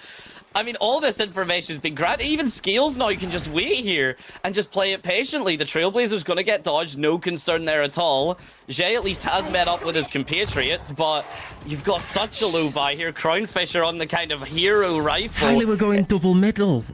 Where are they going? The bomb's not planted for them. Wait, JDG could actually win this if they just speed up here. Because TYL plays every... Okay, now it's over. Never mind. I got too excited. You had it. I was like, you're in the zone right now. You seem to have some information that I... Oh no. Oh my gosh. Oh, there it is. What the first are knife. we watching? The first knife of stage 2. We're getting the dancing, we're getting the movement out, and TYL are looking so confident, and I think they know JDG are missing. That has to be the most messy round I've ever watched. Look at this! There is 6 players in spawn. Oh my lord. From the start of the round in a 5-person B gamble stack to a then knife kill to finish off the round. I mean, my lord. What is happening? Oh, well, we can't really say because it's in the past, but what we've got now is a fully bought up TYL looking so confident. Not too many ultimates, but the Viper's Pit to keep control of it, of the space, and splash 1 off of the showstopper. Doesn't even look like he's playing for the orb. He just wants to get that frag. We're already on the site here and slowly pays for it with his life, but Sufat takes down the res. Essentially a 2-man kill for 1. Splash now with the showstopper online as well with the trades. The rocket launcher is out. Berlin's in that link angle and the dog might actually give him away. He doesn't go for the pre-fire splash, trying to find out where Jay could possibly be, but the Viper's Pit online and basically no utility now to get yourself back in through. I mean, Jay, good luck, my friend. Have fun. I don't have much faith. I mean... This is where I want a Phantom. I mean... Yeah, the bullet tracers as well are such a big concern. Oh, this is it. Yeah, 9 and 3 for TYL, and Splash makes it look pretty simple, all things considered. The credit I will give to JDG is when TYL go fast, I can see the vision. I can see the delay. It's really nice. The layers that you can incorporate can be quite strong, but you can't be so one-dimensional in your thinking of assuming that this is a ranked where we only execute. Like, we have in-game leaders for a reason. We have coaches for a reason to say, oh, slow the pace down. We don't need to rush things. They don't have a Viper. They struggle for info. They don't really have an info sentinel. And the sentinels in which they do have, they have to force like their bodies forward. Yeah. But so I just think from JDG, look, focus on next map. Forget about this map. And as soon as this day's over, just change that composition, please. Because, my lord, because it's making the team look a lot worse than they actually are. And I'm going to go ahead and say this. I think for Sunset, we will see a completely different side of JDG. Unless they pull out a 5 duelist comp.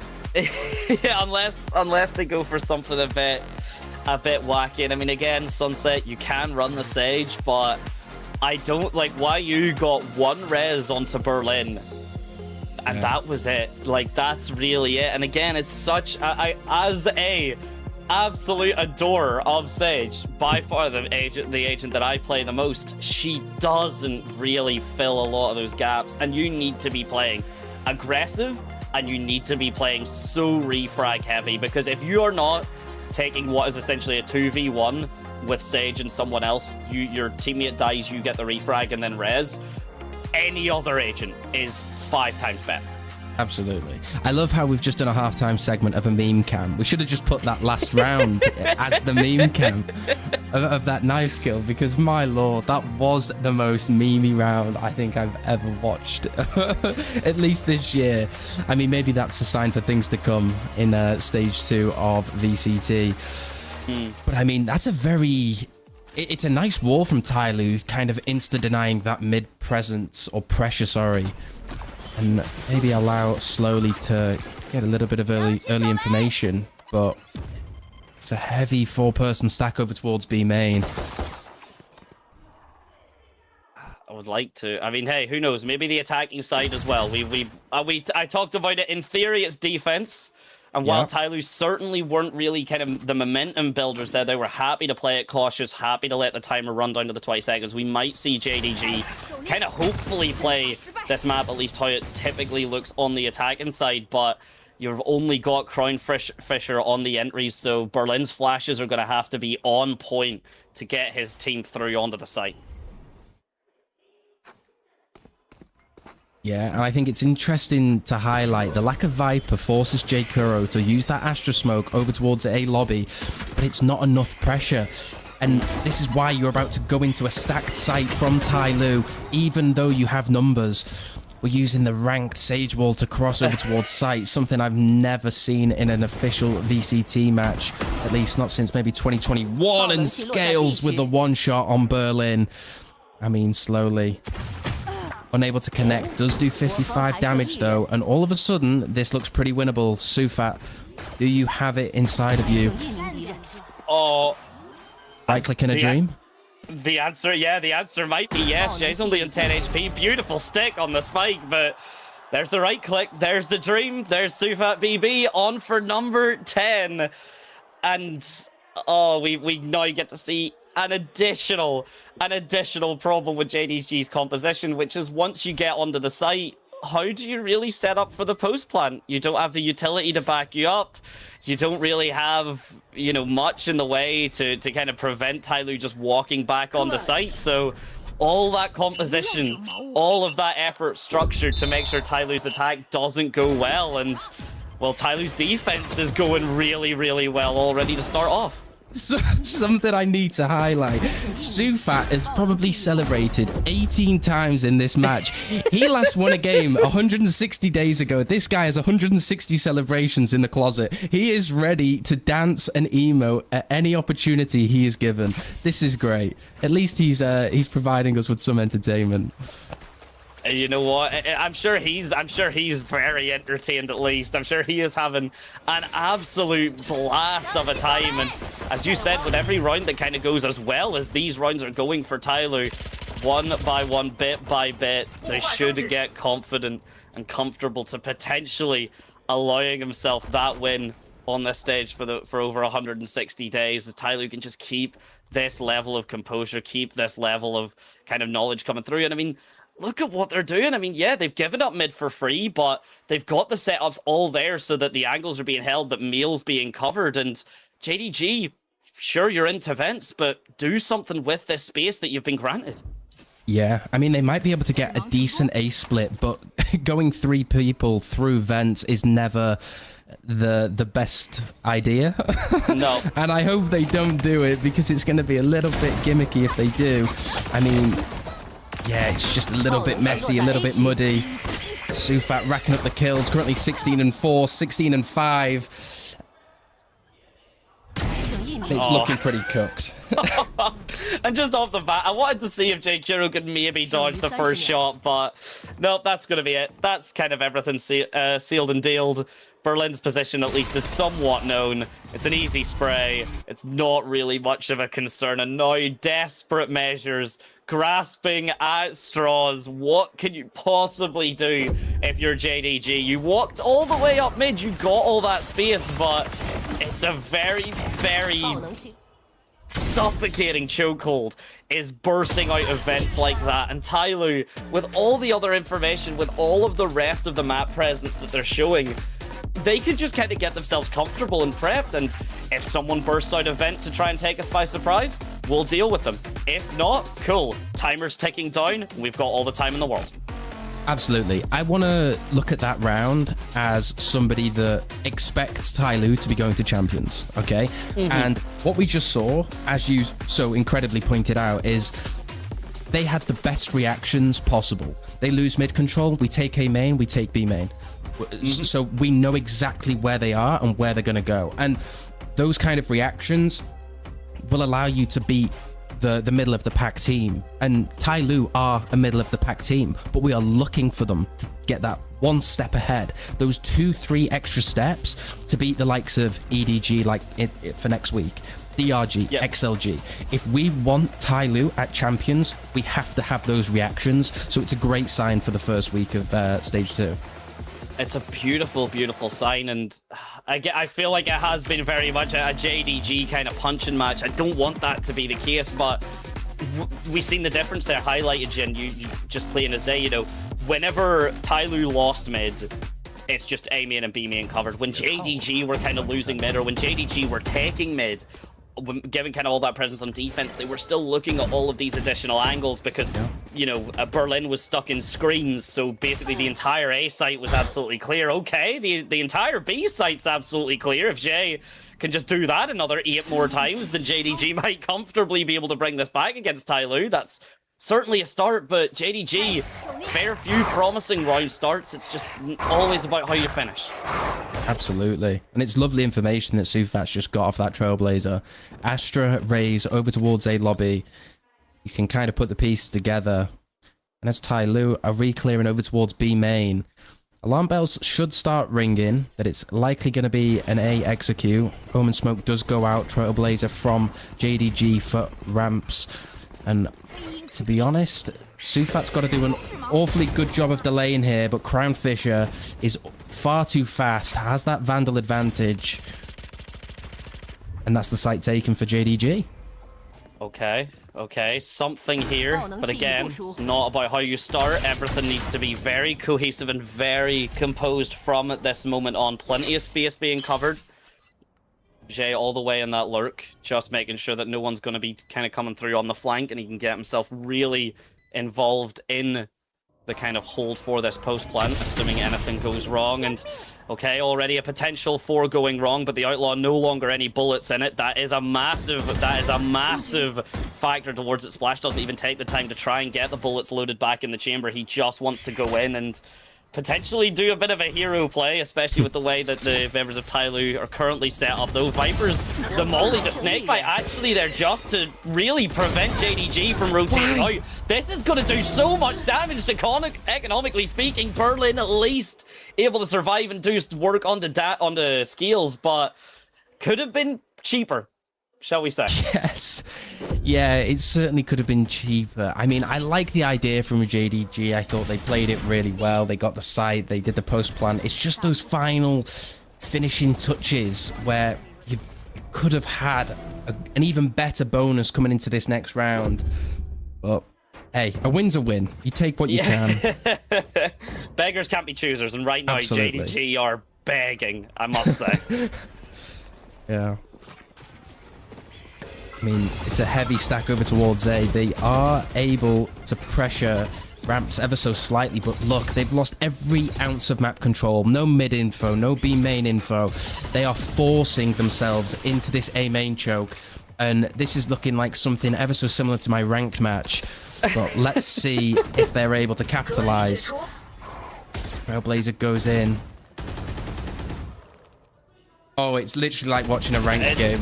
It is a little bit with the bullet spray, isn't it, through the wall? And okay, JDG and YU, they're able to make all of the damage kind of happen. The ranked game so far, the clear out of Heaven has went the way of JDG, but they've still got this player. They've still got ERV actually on the site to deal with here. And TYL, I think, are actually playing very respectfully against JDG, which is good that JDG are commanding that respect, but I don't think JDG have really been playing in a way that you need to respect them too much. TYL are seeming a little bit worried about the lurks, about all of these additional angles, and JDG have just kind of shown their hands that they do just want to walk onto site, and that's exactly what they've done.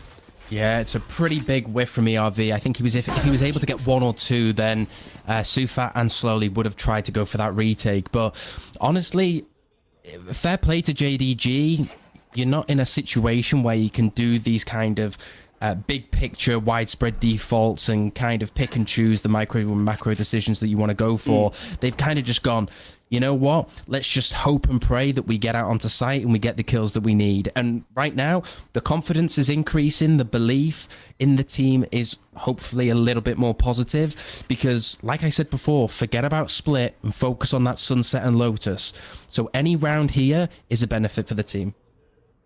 You do not want to kind of go out around that 13-2 mark, okay? Once you kind of get to like 13-5, 13-6, which JDG are literally just about to scrape onto here with the conclusion of this round, you do get the idea of 13-6, 13-5 is kind of just we were just outdone. We were just kind of played out a little bit smoother by the opposition on the map pick, and to be fair, it is expected. This is TYL's map pick, but it does mean that if JDG can at least get 1 or 2 rounds here, they the momentum is going to start shifting in their favor. There's almost a bit of a double-edged sword where if JDG start to make this comeback and we start to look at, you know, kind of the 10-11 scoreline or similar to that, and TYL still then go on to win, that's actually monumentally deflating as well, because the comeback was so close, you've worked so hard, and then you have to go back into Sunset, and oh, the timing from Slowly is just stunning.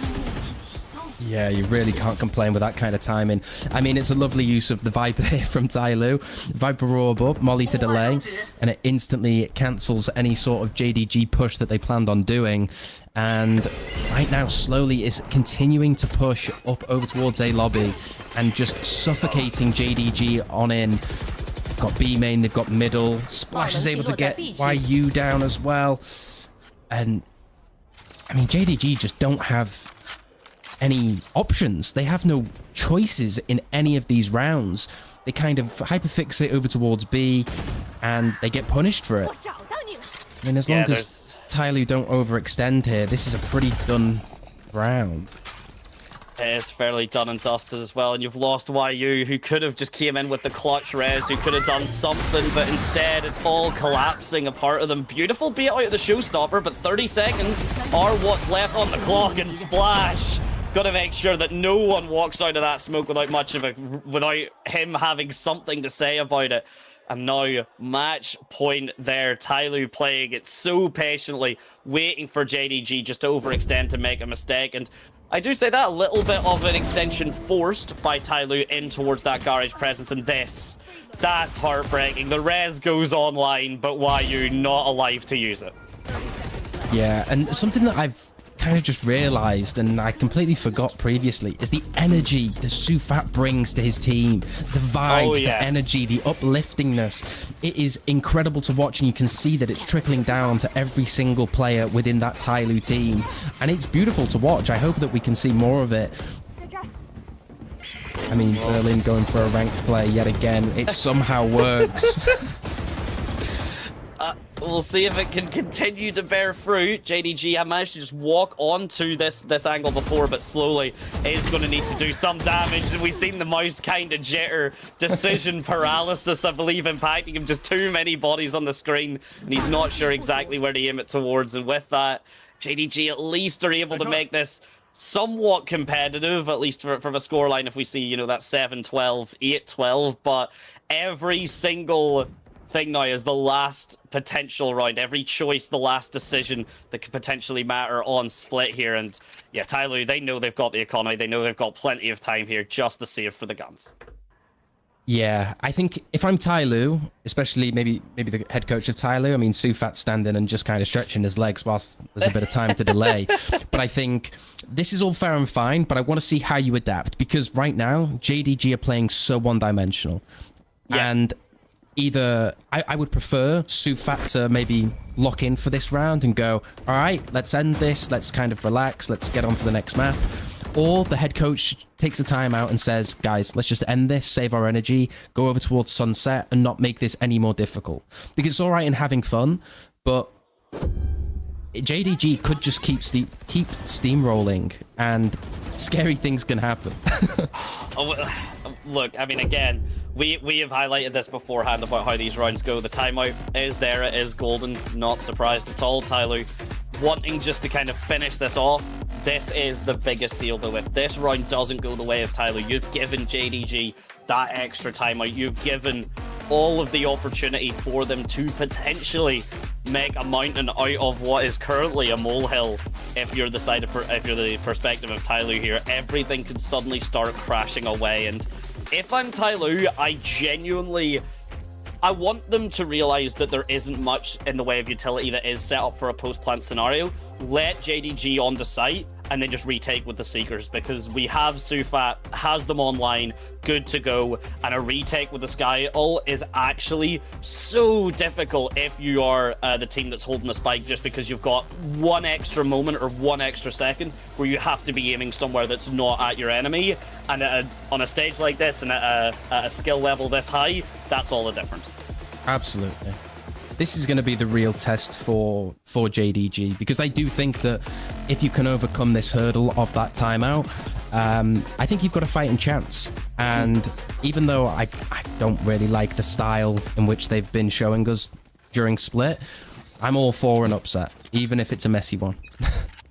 Oh, look, we all of our underdog stories, or all of those things, are always absolutely stunning stuff. And okay, we're already seeing a very heavy utility commit just on from Garage to make sure that TYL can't go for these aggressive defenses, because we've seen them up on ramp as well. So first thing was at least survived by JDG. Bit of understanding and a bit of knowledge being presented to us. Just need to see if there's more. Absolutely. I mean, slowly with that operator posted up over towards A main, with Sufat rejoining, just being cautious of any potential vents push, and ERV gets a huge pick onto Jay, and all of a sudden that B split starts to become ever so unlikely. Owen Paranoia is available if ERV wants to use it, and JDG are in a similar situation where you have no map control. You don't know what you have, you don't know what you don't have, and that is a recipe for disaster. I mean, but you've got the Sufat's just very quickly. Sufat's used the Seekers, so all positions of JDG are known now. Yeah, and we are back to where we started, going back over towards B main, around middle, and I hate to be that guy, but I'm going to highlight it again. The lack of a Viper and that cross-map pressure just makes it ever so easy for TYL to take that space. Splash does get shut down from Berlin, and Crownfisher is able to get ERV. And I tell you what, it's not pretty, but it does work. JDG got that bomb down, and all of a sudden, TYL are probably going to call for a save, especially with that operator on slowly. That's a really massive round for JDG, especially losing Jay that early on and still getting that timing. And oh, nice movement from YU to dodge the flash there. That was absolutely stunning work. Have to give credit for where it's due. And meanwhile, in the A site, Slowly's just tucked in with his operator. I'm gonna call out TYL here, because I don't understand how Sufat's over in spawn and the B players are playing ever so aggressive, i.e. Splash.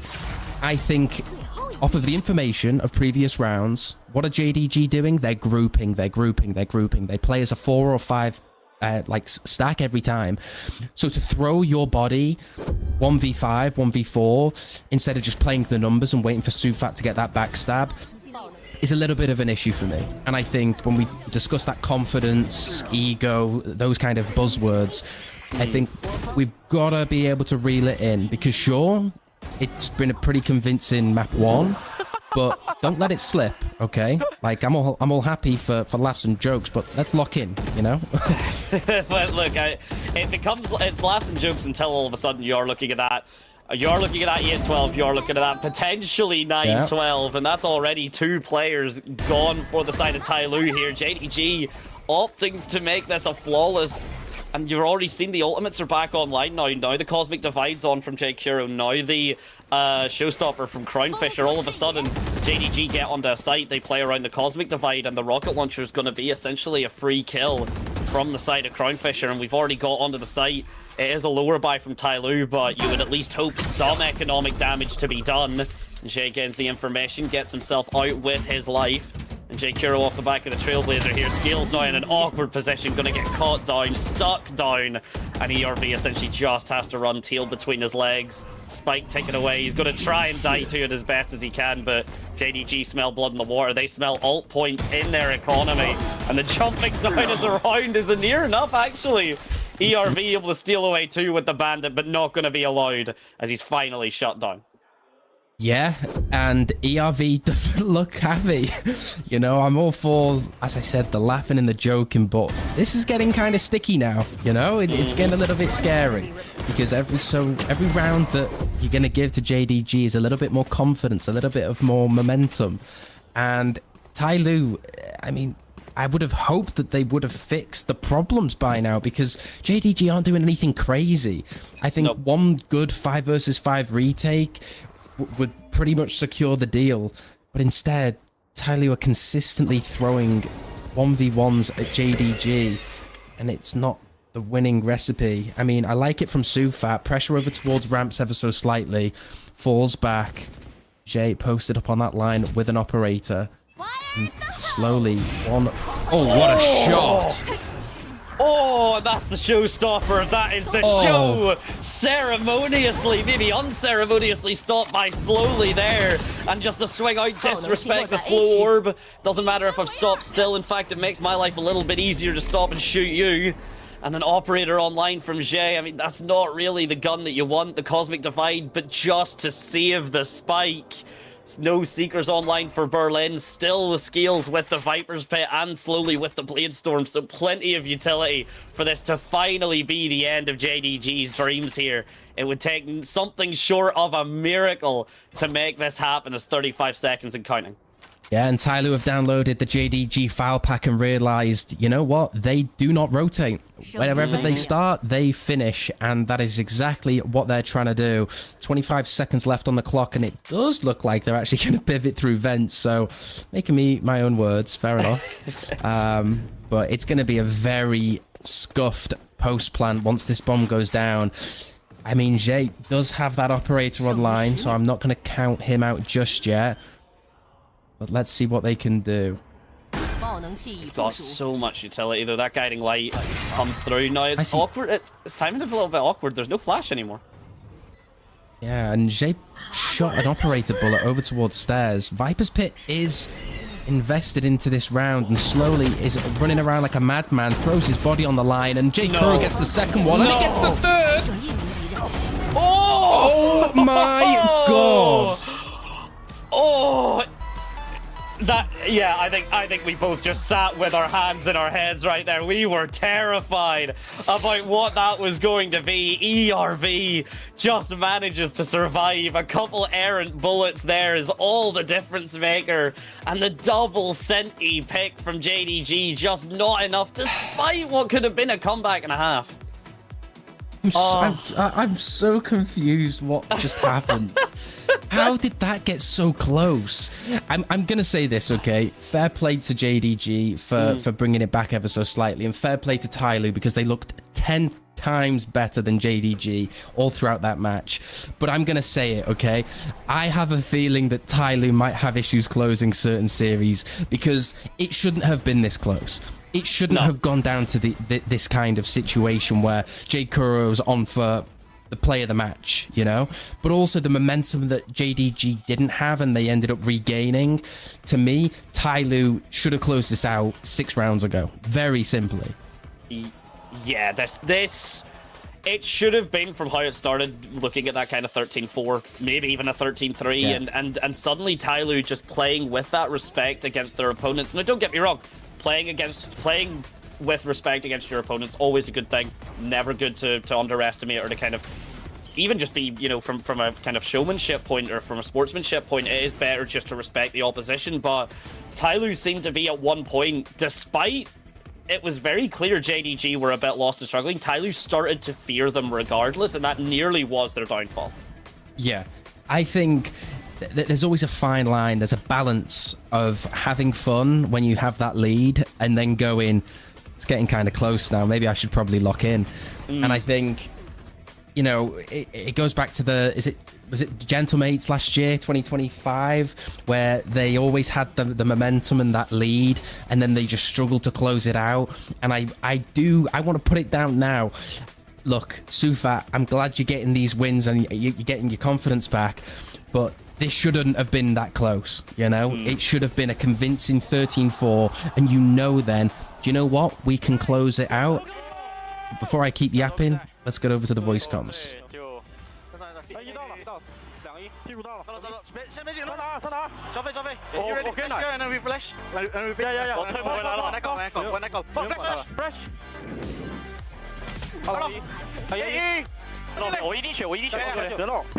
Pick up Lucy. 王自然，准备布。不用了，我给烟，不用折腾，走就行。咖啡准备了，OK，来，准备。3、2、1。哎！抱歉，对盖，抱歉。来了，向后面，向住的，该背了，住的，就这个。右边两个，右边两个，没见了，都看。没时间喽，没有时间喽。再来一个，好枪，好了。 CD 饱了，走吧走吧。来上个，哎，他不走了，漂亮，森哥。站起来，去哪里 ，bro？ 还打回防吗？哎，站正。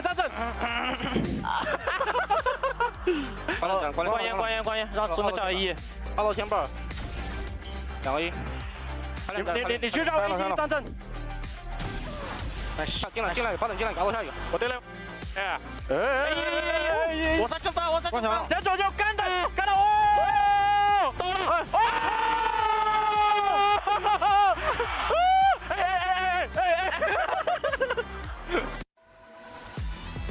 ！And I mean, the man that gets the knife kill is the man that gets the MVP, and we shouldn't really be shocked about that. But if anything, and just to highlight what we were saying before we listened to the voice comms, maybe the knife kill was the beginning of what could have been the end for TYL, because if you get a knife kill, all confidence actually shoots through the roof.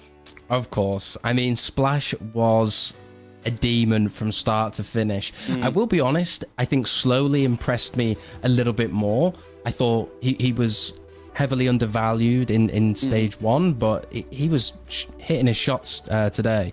But Splash, he's strong, he's consistent, he's young, he's talented, and you know, I mentioned it before, the value and the energy that Sufat brings to his players. Splash is going to get every little drop of that energy, and he's going to soar new heights that we've never seen before, and that I'm looking forward to seeing. Yeah, indeed, and we've already got a new height for him here, just built up at the top, the match MVP. Not a big surprise, but as you said, I mean, slowly up there with 19 and 12 as well. Actually, you know, a better KD, all things considered, even just slightly, but the ACS just not there. When Splash rocked up, he was absolutely doing some work, and I mean, credit to YU. I mean, like, you're looking at that. That's not a bad start from your Sage, but it means that the rest of the team isn't there, and oh days, 11 first bloods for the side of JDG, actively taking more rounds than not at a man advantage and still losing it. Oh, that's got to be a drawing room discussion. You got to go back and discuss that more. Well, whilst they discuss that, they've got to discuss that composition, and I need to know who made that composition, because that just doesn't make sense to me.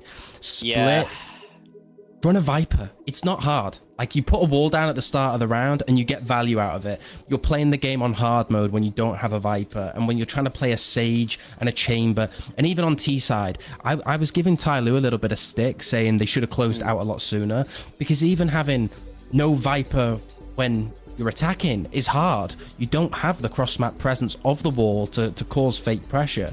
And I think that, for me, JDG, change that composition, run whatever TYL's going to run, or something along those lines, and I guarantee you'll look 10,000 times better. But Sunset's next, and that's what I'm looking forward to, because I think JDG will look a lot better, and hopefully just look good. just look good. Just look that little bit cleaner. We'll be back just after a short little break, get ourselves fed water, and when we're back, as you said, Jin, we'll be off to Sunset. Don't go anywhere.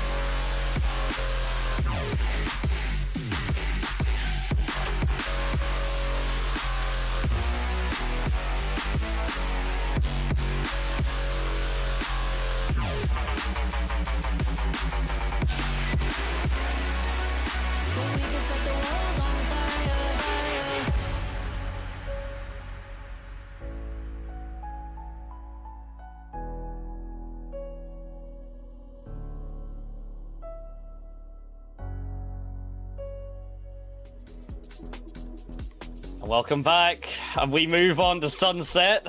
Potentially, the sun might set already on JDG's hopes of coming back into the stage looking very strong. TYL commanding lead over the opportunity on Split, and we're not going to have much to talk about what was, because we're already at what is, and oh days, we're seeing a similar composition, but just off a different team here, Shin. Yeah, I don't know what to expect anymore. I like both teams' comps. I think there's pros and cons to both. It's really weird seeing Berlin on main initiator compared to his time at FPX on like main controller. So I'm always excited to see what he can pull out his hands. He's a very unorthodox player. I think seeing that on Sky during Split was mixed feelings, but I'm excited for Sunset. I think both teams have a pretty even chance of winning. I would say so. I know we both kind of were talking about like the TYL back, and I said like Split was going to be comfortably theirs. Happy I was right with that kind of call. But moving on to Sunset, especially with this kind of composition again. I mean, I'm looking at Scales. I have to look at Scales, and I have to go. You're the one running Sage. You're the one with the most kind of to prove, because Sage doesn't really get utility that helps her take gunfights. You know, she has a lot of utility that helps prevent gunfights ever happening. That's obviously, of course, like the slow and such and the wall. But once you get past that, you do still have to really kind of perform. And Scales was lucky enough that he could kind of sit back in the supporting role on the Viper and do a lot of work. We're not seeing the Viper anymore. We're not seeing the Viper from either of these teams, in fact. So, going to be a little bit more of a question mark, but certainly a fast pace from JDG coming out. Yeah, first Sage slow is used from Scales, and as long as he doesn't overpeak here, I mean, that's a big commitment by Splash. I'm not a fan of that. Shock Dart is going to go in for back of sight. I'm not sure what the bounce was for, but nevertheless, it's a really nice post plan. 3 versus 3 retake on the side of TYL. Prowler goes out. Why are you unable to break it? And all of a sudden, there's a lot of open angles. Sova Owl Drone is used. It's very slow, very patient. It's very, very patient as well, with very little map control from TYL as well. I mean, look at this mid presence. Look at the lurk from Jay. I mean, Jay's actually changed over, no longer that chamber, which is essentially a secondary duelist, and going on to the Neon himself, and already a decent chunk of value being found, a decent chunk of damage being done, and a potential flawless on the board here from JDG. Already night and day, unless ERV's right click does something about it. An absolutely stunning shot onto Crownfisher. But either way, JDG off the back of just solid, confident executes, they get the first pistol round like it's nothing. Yeah, a little bit unsure what caused TYL to not kind of go for a flood retake. They had the numbers towards back of sight. They just... Oh, okay. Is that TYL's Sage Wall on the right side? Yes, so Scales used... Scale used the wall. Interesting. I'm not sure if I like that. If that's their retake wall or their sight hold, it's a little bit weird. I'm not sure. We'll have to pay close attention to that in the future rounds to come. But as we can see, 5-person push over towards B main. Bog standard B execute. J relay bolt over towards back sight. Knows that nobody's home. And all of a sudden, TYL have got a pretty chunky retake from, well, they're going to have to rotate all the way from A. And J Kuro will hear all of those steps. So realistically, you want to get Crownfisher some of these ult points. I'm not the biggest fan of YU hunting. But nevertheless, it is just down, I think, with this kind of longer range utility. And I mean, that's the fact, because it is the defender side spawn, or the attacker side, sorry, is quite far away from the kind of initial shot. So you can just see YU just, I mean, the Marshall can fire and it reloads pretty damn fast. So making full advantage of that just to cause a distraction. And J Kuro, here we go here. Crownfisher actually being the one to pick up 2 with the Spectre, just as she's requested. Splash is able to J Kuro is able to get 2 as well on his own. So a decent chunk being able to charge up towards the From the Shadows. Not as impactful as of an ult, and near as close as any of the others, like the overdrive and such, but it's nice to have. Absolutely. I mean, Crownfisher getting his ult there is huge because it just allows the team to have such a strong bonus round coming into this. Unless they want to save it for a buy round, they could 50-50 it.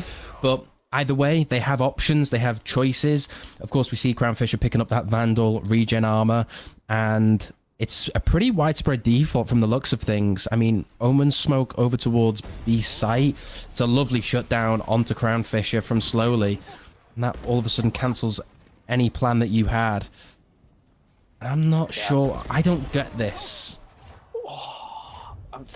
It's a shaky one, and you can tell there's a bit of confusion or a bit of kind of hesitancy because it was meant to be Crownfisher with the run it back, but that shot from Slowly was so pivotal. I mean, that essentially was a 2-for-1 there, and JDG, they've already kind of now ran out of options. They're going to have to just fry up the Sage Wall, but you don't really have any in the any level towards an exit anymore. You don't have any level towards an entry, and this space ERV taken to absolute perfection here. He might get just kind of dodged around. It seems like it is going to be a pivot onto market, especially with Jay basically got this fully on lockdown. But TYL should hopefully get that information, should hopefully get the understanding that it is a B pivot, but looking nowhere near as confident, at least in their initial reads, as they were back on split. Yeah, I say I don't understand it because they go for a 3-person B execute, but the bomb's over towards A. So it's like, yeah, you're going to invest the Phoenix ult, get all that space, but then the bomb's in spawn. Like, the idea pre-round barrier makes no sense. There might have been a detail I missed, but I'm pretty sure that YU was over towards A, then he went to get the bomb in spawn, and then they're confused, and the round's crumbled already. Nevertheless, it is a 4 versus 3. So it's still able to be redeemed. ERV would have to go pretty big here. Gets the first. Yes, smoke. He can get it down on the bomb. It's not planted. Well, okay, it wasn't going to be relevant either way. Splash just completely shutting it down, but bomb not planted for Mark. I would have to assume that the run it back then, and with kind of Jay, the aggressive play towards Neon, I think it was the fake. I think it was just going to be selling a fake, but the problem is as soon as Crownfisher's gone and then Slowly, what a beautiful just kind of lurk and play around the smoke and the sights there. He's done the damage, he's got all that he needs to count that you would expect from him, to the point that it can just be a kind of casual retake of the B site, and I think that's what really caught JDG by surprise. And now that hero rifle, Crownfisher actually no gun at all to his name. Surely he still gets a donation to him, and there we go, perfect. And then he can do the run it back, and that seems to be the call from JDG. This time though, no fake. It's just going to be one lurk from your Sova from Berlin towards the B side. Yeah, this is a lot more of a slower round. Recon dart over towards B main and completely cancels TYL's information of the B main area.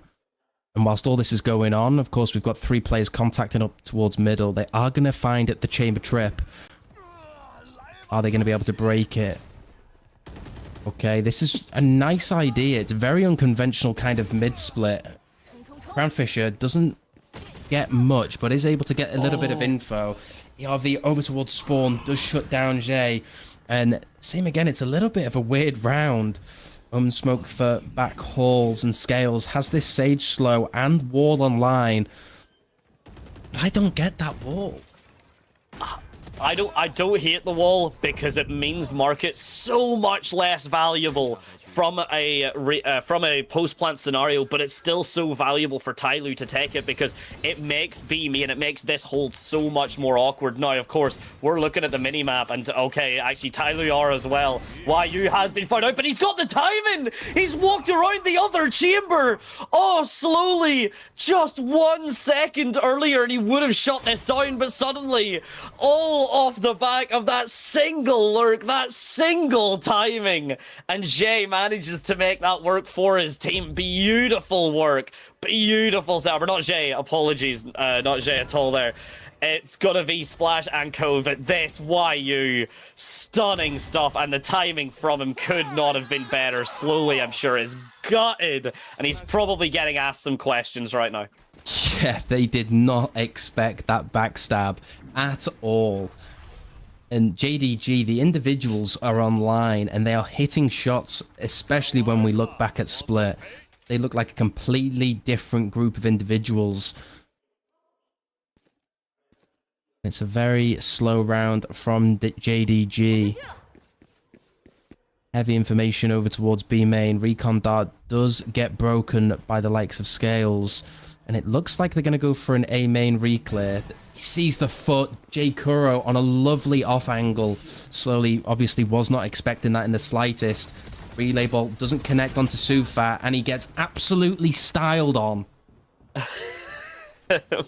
Look, I mean, just because Neon's been heavily nerfed, it doesn't mean that we don't still have some schmooze. It doesn't mean that there isn't still some level of capacity, of showmanship, of skill expression for, even if it is that tiny bit difficult. But we're already seeing here 4 rounds on the board for JDG. A pretty confident call from TYL to save here. Not going to really cause much of a commotion towards the A site, but Sunset, a very volatile map. Probably the most volatile that we've seen out of all the maps that have been in the rotation, or that currently are in the rotation. So even if JDG do find themselves kind of 8-9 rounds up, it'd be fantastic for them, but it wouldn't be them out of the forest. Yeah, got to give it to J Kuro, the IGL of JDG here. It's lovely mid-rounding. Kind of poke and prod over towards B, force that Sage Wall out, maybe a little bit of slows. All we're investing is a recon dart, and then as slowly's overly committing over towards that A lobby area, gets the shutdown, calls for a fast A execute, shuts down Sufat. It's really nice reactions, and so far JDG look a lot more prepared, maybe, than TYL on this map, and it forces the TYL coaching staff to take a timeout. It's quite night and day here, but this is kind of harkening back to what you said earlier when we were on Split, which is why TYL kind of needed to end that map so quickly, because of moments like this, because of scenarios like this where Sunset, it's not as commonly a kind of a team's insta pick. So JDG do like to run the map, but TYL should know that, and TYL should know that they are kind of walking up the hill in this regard. They've got quite a bit of a mountain to climb to kind of take JDG off of this summit. Of course, not literally speaking, we're not on the map, but either way, TYL taking this time out at this moment, they realize that they need to stop the momentum coming through, and JDG just need to hold fast. They've been kind of making these executes work, even if they're a bit split and a bit weird. If anything, that seems to be catching TYL unawares. Absolutely. It's going to be interesting to see what TYL decide to change, adapt, potentially evolve coming into this round. I think a lot of it is going to just be discussing to slowly look. You don't need to overcommit too much. We have a lot of layers to this defense with Chamber and then Sage Slow, Sage Wall. They are going to go for a 3-2 hold, which I'm a fan of. Maybe Omen Paranoia over towards A lobby? No? Okay. Maybe a soft take? Oh, I think maybe he's just they were hoping that kind of one way from the Omen smoke from the dark cover would be enough, but as we can see, Jay is more than cozied up. It is not. Prowler immediately dealt with Relay Bolt just to push it through. Sees to shut him down, so plenty of utility being drained here from TYL, and JDG actually haven't committed too much themselves just yet. No one has found each other, no visual contact made, and we're kind of back to that stalemate post the initial splurge of utility. Yeah, it's a lovely insert from Slowly, pushing over towards that B main area. He should be in range of that rendezvous as well. And TYL are going to go for an A main reclear, and it's absolutely lovely from Sufat and Splash. The shots connected so well, and this puts Crownfisher on, well, in a pretty tricky position. But Berlin able to get a kill over towards top mid, but does get shut down, and that is a round for TYL. That is a lot better of a round than what we've previously seen. A soft A main take, not investing much util, saving it all for a reclear. And to be honest, JDG, when they don't have that widespread default, they really struggle in terms of map control and spacing. It's something that they definitely need to fix coming into future rounds. But they do go back to that widespread default, so maybe there's light at the end of this tunnel for this round. Have to see the economy now looking solid. Crownfisher not really being able to get the value from the run it back. The fast lane not going to be able to find value at all either. Splash is just really, really clean with it there. Makes his life a lot easier. Slowly not able to pick up the frag. Gonna have to get out, but TYL just have to play the fundamentals now. They just have to play it a solid game of Val. The wall's going to go up from Scales. Not going to jump on top of it to try and hold an angle down, so it does actually let that market ingress that's come out for essentially free. I say that J-Kuro burst through the wall to meet Scales' acquaintance here, and Splash now having to do it all 22 HP and a Dream, but he's not going to look towards his opponent at all. Yu's going to deal with him, and it's a split push-up for these last two players. Yeah, and it's a 3 versus 2 retake on the side of JDG. And all of a sudden, Sufat makes it 50-50 even. J-Kuro shuts down ERV. Sufat, new team, familiar face. What have you got for us? Gonna go for the save, potentially. There's one, and doesn't get the second onto J-Kuro.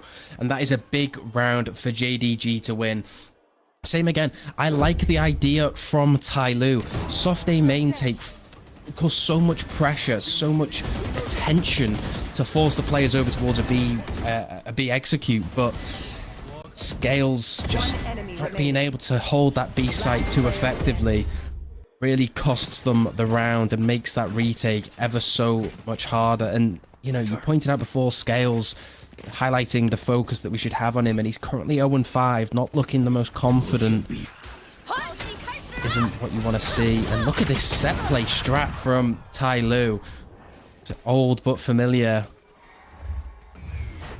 I mean, at least it's gotten you a little bit of a push up. It's gotten slowly all of this space actually on towards tiles, and Jay not able to quite get the movement, and what a distraction now. Scales, massive frag, the Nightfall as well. This is everything. This is just end the round before it ever begins. The slow orb as well means that the opposition are caught in the corner. J-Kuro needs to survive, needs to hold out. He does exactly that, and TYL get a little bit overzealous trying to force the matter here. They had a res, Jin. They had everything going in their corner, and now a shot from Slowly needs to prevent any further concern, and that's exactly what happens. Catches him out of the Shrouded Step and says you will go no further. TYL still managed to make the round, even if it got a little bit scary. Yeah, it's a lot of investment in terms of ults, but it paid off for TYL. Of course, Sufat using the Fade Ultimate, Eons. They invested a lot, but you know, they got rewarded for it in the end, so you can't complain. JDG, they do have this slower pace kind of tendency to have in a couple of the rounds. I much prefer it when they go for the widespread defaults across the map compared to just tunneling into one specific area, but So caused a little bit of a slowdown here, a little bit of a car compactor, and oh, speaking of a compact, oh my days, already the oil drone being forced down there. Scales now having to try and get out, able to dodge the flash and get himself moved right back into center stage for B main. The run it back comes up, the slow orb as well, basically no information granted. Scales already so aware, picks up J-Kuro and Jay from that mid lurk, and the operator from Slowly still doing so much damage, or still, I say doing damage, but it's just all about this containment. It's all about this presence, and the pressure has been fully shut down for JDG by TYL. Yeah, this looks like a pretty secured round from TYL. JDG try and do a little bit of damage, farm up Brownfish's ultimate, back to the run it back if possible. Berlin does go down. But honestly, TYL have got a really nice style to them. I like the composition, I like the vision that they have. Just needs a little bit more polishing, and it seems to be something that a lot of teams probably don't want to fear, don't want to reckon with. And Slowly, we've got to highlight his operator usage in this first half already. The value is immense. The impact that he had on Split is something that we can't ignore either. The Splash Slowly, or yeah, Splash Slowly combination is definitely something fierce. It reminds me of DRG's life and spirit in a sense. Yeah. I'm glad you kind of mentioned it, because that was what it reminded me of as well. And again, just to see, I think that was a little bit overzealous from Slowly. That could have went bad if he doesn't land that shot. But otherwise, yeah, fully in agreement with you, Shin. It's looking really confident, and TYL suddenly only 2 rounds away, really, but may as well be one with the lower buy here. They might actually finish this half with the advantage. Yeah, it's looking that way. Relay Bolt used to delay any sort of elbow push.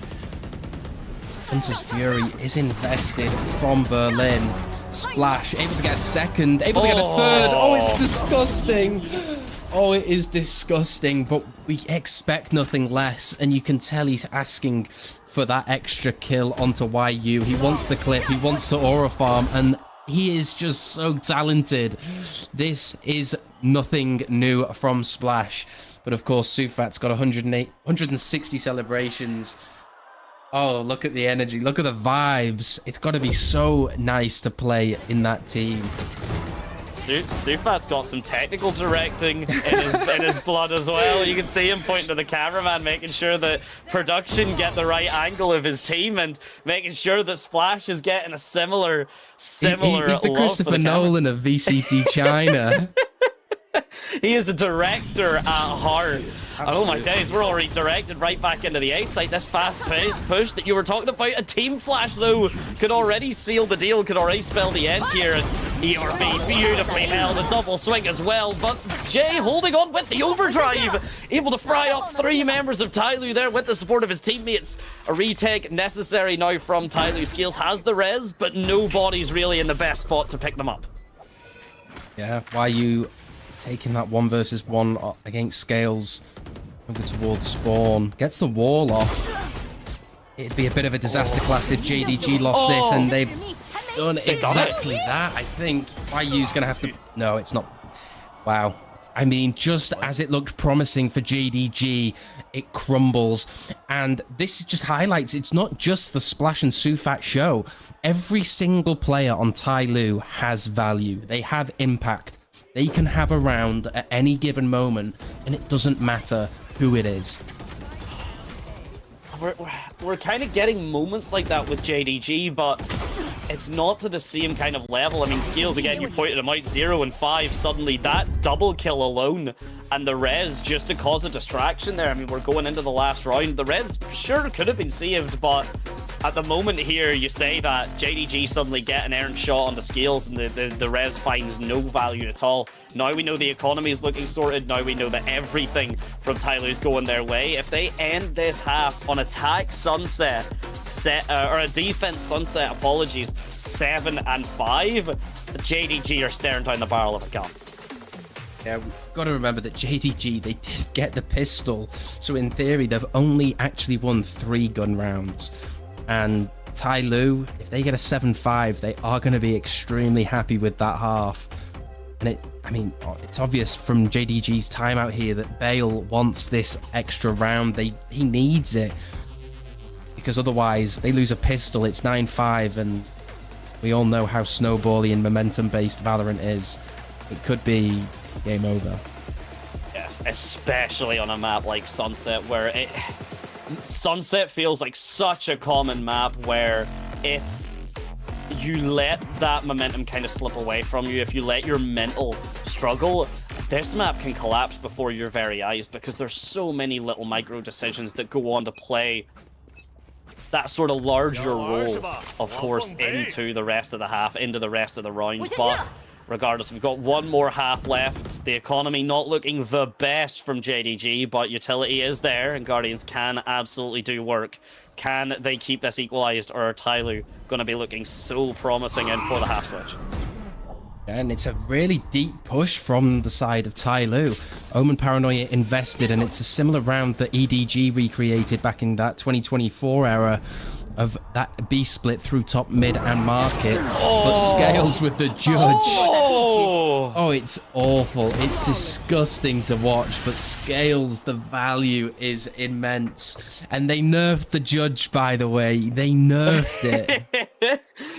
Anyone needs an update. This is the most current patch, or at least believe so. But either way, the judge has been nerfed. Certainly doesn't look it. And what an adaptation from Scales, right? To buy a judge on the last round and a half, knowing or being very comfortable that the push is going to come through, and it's all because of that. You highlighted, Jin. That was flashed. He got the collat flashed. Oh, that's my crazy. Day, slowly. But yeah, you highlighted it. TYL pushed up on A, basically pivoted, so JDG were forced to go towards the B site, and that's where the actual plan of TYL was. Yeah, I think for any team that's facing against TYL, I mean, I believe the next game I'm casting is TYL versus EDG. And I think when I look at TYL's style and their sort of defense, it is very exposable. And I think for a first time showing, it is quite difficult for JDG to kind of adapt on the fly and have an effective game plan coming into this half. But I do think that, I mean, hey, TYL, they have a pretty CT-sided comp, you would argue. How is their attack?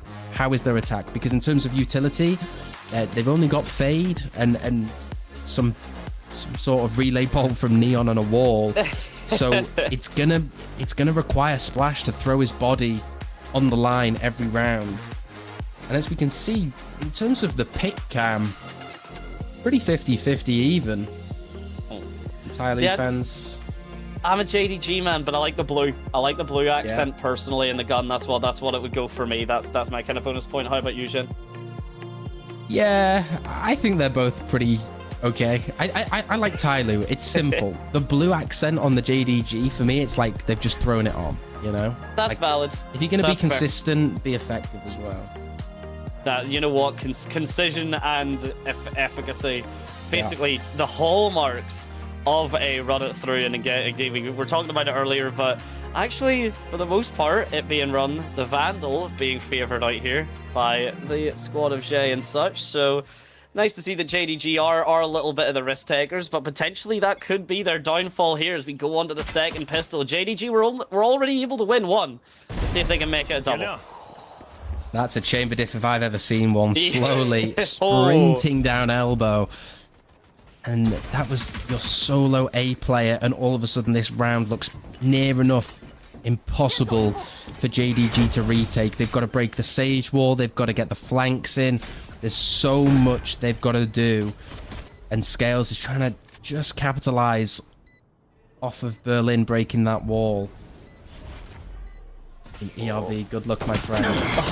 Oh, the timing's not great. Splash though with the relay bolt to try and actually cause a lot of a stir, but Jay not really perturbed, not going to be dealt with. The Sova now though has been dealt with, so we now know that it is 2 versus 3 essentially on the flank. The curveball just being completely avoided. Skills needs to come up huge, and him and Sufat do exactly that. The information being granted. They're rushing it down. The right clicks from Jay, trying just to force his own ratio and his own entire pace of the round, but getting shut down.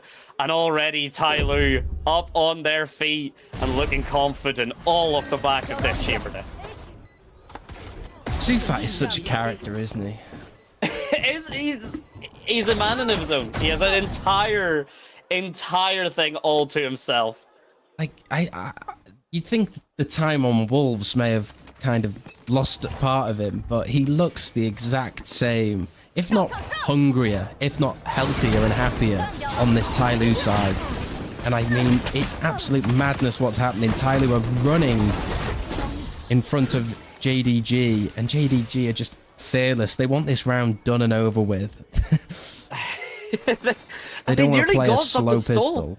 They nearly got something stole away. I mean, not necessarily there, but the previous rate of the playstyle has allowed them to steal something, but that was very much just a let's hope we can catch TYL by surprise, and unfortunately for JDG, gonna have to wake up a little bit earlier. TYL very patient just to sit in the B main, and we've already got ERV just watching the flank down. I mean, you would think that this is a lot less necessary with the trademark online, with the capacity for slowly to use that utility, but it's not necessary at all. Just dedicate the body to it with the advantage, and Berlin basically at every disadvantage you could list. Yeah. Good luck to Berlin winning this one. If he does, I'll shave. If he does, I'll go bald. If he, you know what, I'm not much of a betting man. But you know what, you got to make it a little bit more interesting. Skills though, finally the one to tip. Yeah, we've got to talk about the form of these TYL players again, because if there's one player that's impressed me, I think it is Slowly. His form coming into these first two maps is pretty fierce. I mean, he is ice cold in the player cams, not worried, not stressing. He's just clicking heads like no tomorrow. And the team dynamics look very well balanced. You have some very nonchalant players and you have some very chalant players. that just keeps that dynamic awfully balanced, and that's great.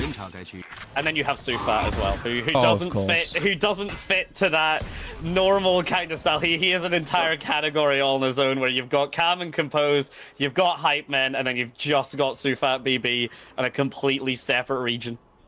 Yeah, a hyper giga extroverted character. We'll go with that. And this character might be making something happen. That's enough though for YU. He's tried to get his control of mid, and he's been and gone. He doesn't really concern himself with that, but a pivot towards the A site here is the lower numbers advantage here. A trade out from Slowly and Jay. I'm not actually sure when Jay got picked up, but either way, Jay's been managed, and the paranoia here from J Kuro just to keep him alive, trying to pivot back, and he does have the support from the Phoenix. He's got his backup, but the fast lane as well, it's not necessary. In fact, he just steps back in and guns them all down, and Crowdfit already just doing a little bit of cooking for good luck. That's really nice from J Kuro. The decision making in that 20-second period was beautiful to watch. Him just jiggle peeking, holding his flash out in case there's any aggression, spots the players of TYL, throws the paranoia, goes back, one ways up, goes in front of Splash's neon wall so he can see the spacing. It's really nice to watch. It's so clean and it's so decisive, and I can't believe I said I forgot where Jay went when Slowly just took his head off his shoulders like that. Cannot believe that's what I was saying, but either way, JDG, another round on the board for them now. 9-6 is certainly a possible scoreline. Definitely not going to be too sad if you're JDG, but you're going to be heartbroken if Slowly... I mean, this man gets collapsed without his monitor on. I think he can do a single kill just fine despite being flashed. Yeah, and that is J Kuro, the controller, down for JDG. Yeah. In terms of retakes, it's not going to look promising. You want to bunker on that site and hope for the best. And it's basically all a market/mid push here. The trademark very aggressively placed just to give any sort of information. Triple swing, just to know that. But it's actually a break on the trademark and potentially a dissolve towards the A site. We look at it on the minimap completely free. Of course, TYL don't know that, but they've got plenty of time to decide how they want to pivot. Yeah, and we mentioned in Split the patience and just consistency of TYL, and we're seeing it in this round as well. It is a nice three-person stack from JDG, though. Jay forces the relay bolt out. Unable to get the elimination onto Splash, and it's costly. And Crownfish just saved, buddy. Yeah, it might be it. I mean, look, no curveball online. Has to get 2 kills to even do it. Yeah, this is it's not an impossible odd, I guess, but yeah, Slowly now you just can pivot away. You can't get the kill to steal that, so yeah, TYL good for making themselves onto double digits here, just looking so strong. And if Skills really wanted to as well, he could rush all the way over to get that res onto Splash, but the economy's looking very solid. The operator's still online, one off the tour de force as well. So JDG, if anything, staring down an even more difficult set of rounds, and the economy, the credit score that we're looking at there, there's no tour de force to make life any easier. This is going to be a thrifty for JDG if they want to stop this bleeding. Absolutely. I think that Bale probably needs to call a timeout here because JDG are really losing their footing, and TYL just are looking one step ahead. Slowly getting that first elimination again. The attack operator is getting a lot of value, it has to be said. But Bale not calling that timeout. He likes the idea, he likes the comms of the players' ideas coming into this round. It's going to be a brawl over towards A main. An absolute brawl fest.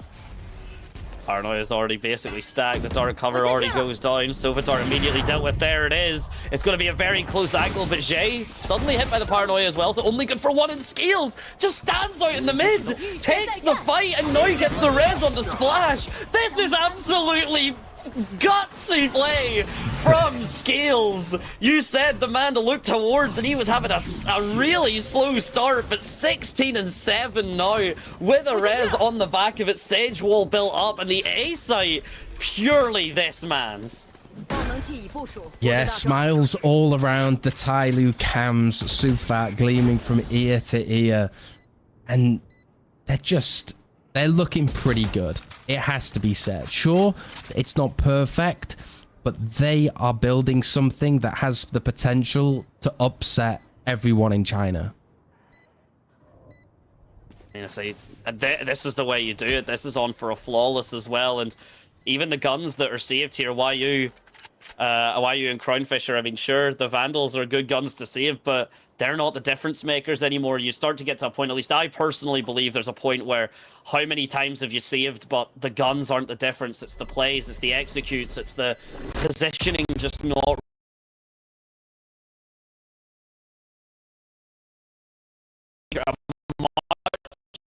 first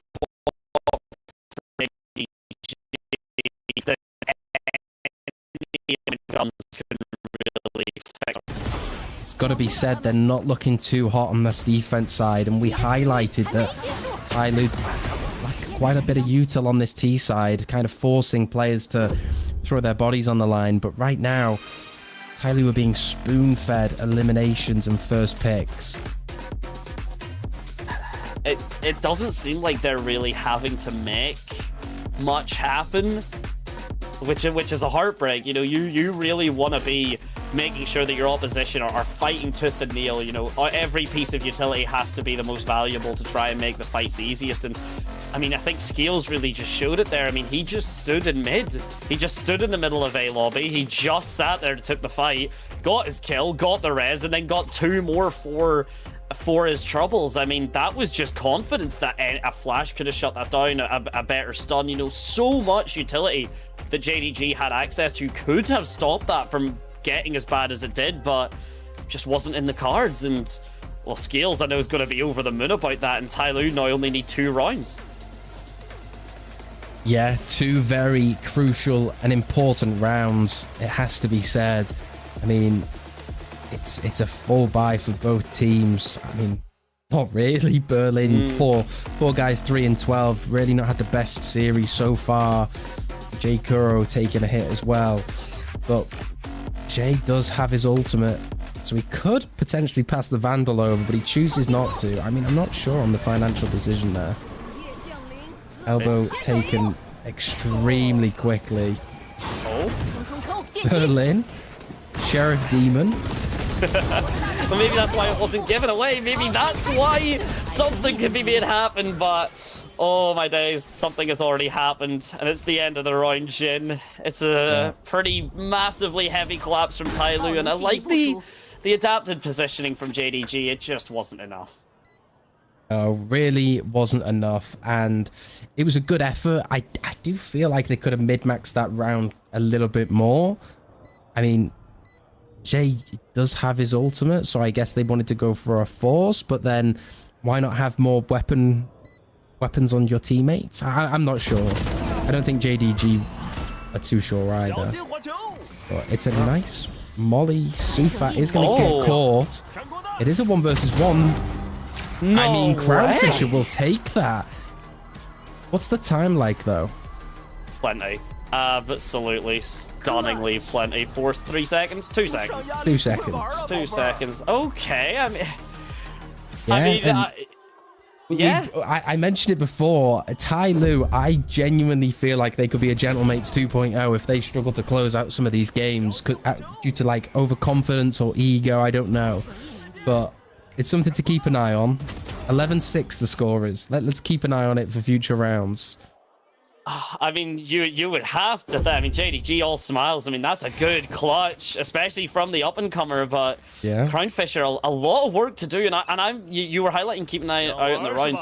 I'm really staring at the fact that Crownfisher, I think, had this ult for like 4 or 5 rounds, and it's run it back. It should basically be used on kind of cooldown, and it's gone again. Crownfisher could have swung that for free. The run it back is perfect for a scenario like that. He gives his life away, and JDG essentially lose 3 players because of that. Yeah, you've got to question some of the decision making from JDG. We spoke about the composition on Split. We're talking about ult usage and utility usage here on Sunset.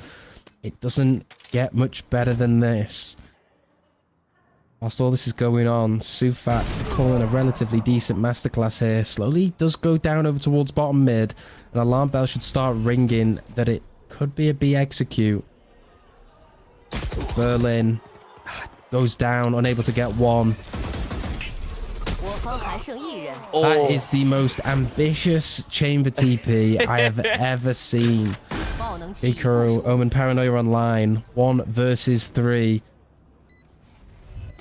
It's done. Crowdfisher has literally just done it. He's seen one. He's seen Sufat. The Paranoia as well. He's jumped through just to try and force a 1v1.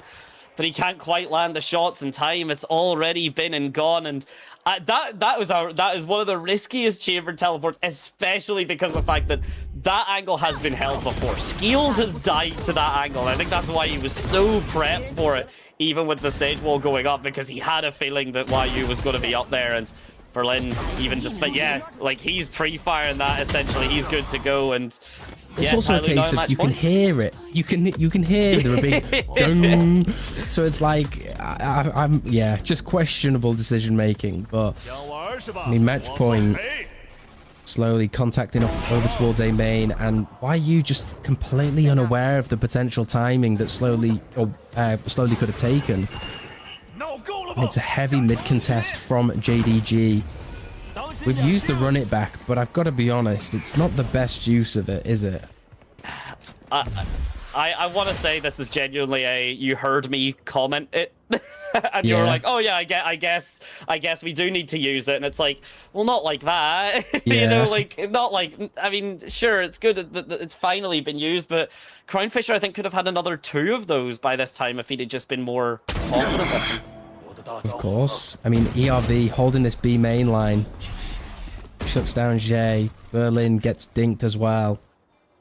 And it's discipline from TYL. They really have a nice balance of playing super fast and effective and then playing super disciplined and controlled.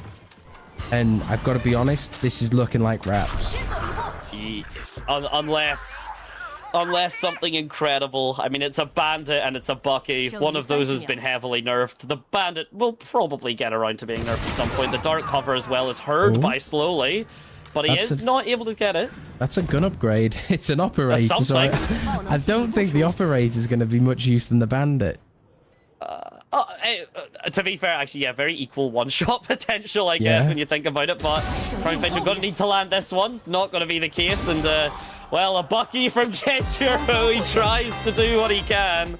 But it's pretty unceremonious. And TYL with a 2-0 that you really just have to give them their flowers for. Better team performance, better playstyle, better executes.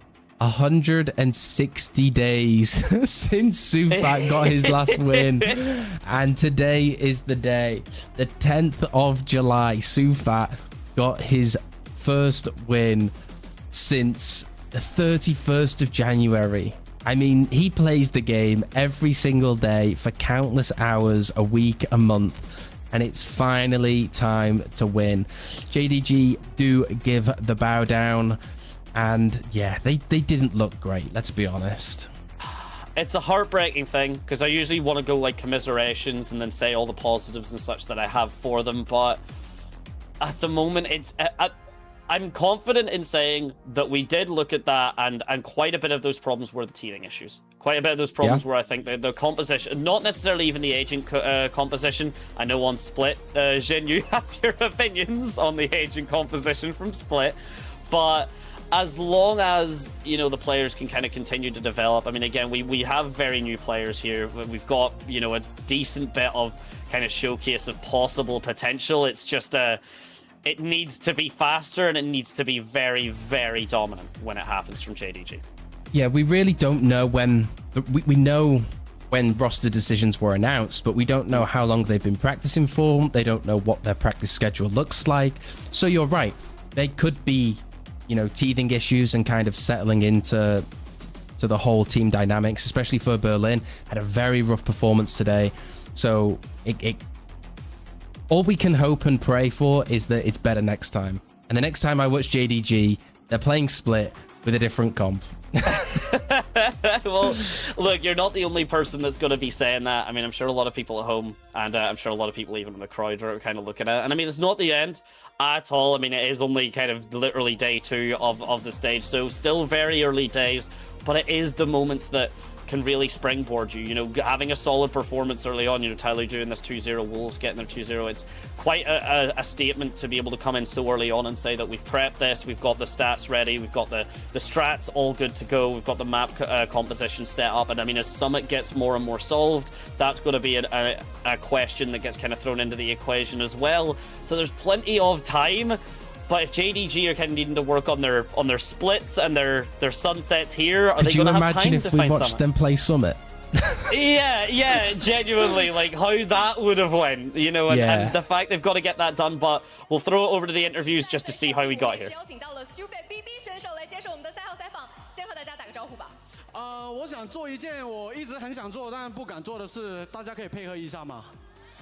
场上 make some noise。OK， 大家好，我是小肥。对，大家好，我是小肥，欢迎小肥。那这一次也是转会后的第1场比赛嘛，你们非常干净漂亮的拿下了2-0。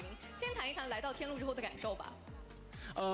我觉得天路就好像一个大家庭，然后我进去的时候，我进来了，然后大家也非常的关心我，然后也互相尊重，然后我们好像一家人，他们会请我吃啊喝喝，然后也会关心我，我们游戏内外都感觉很特别的开心。对，感觉你们的氛围真的非常的不错。当时看到你其实有在台上让 Splash 做出你的比较招牌的指挥交通的手势，当时你看到他在台上现在越来越活跃，你是什么样的感受？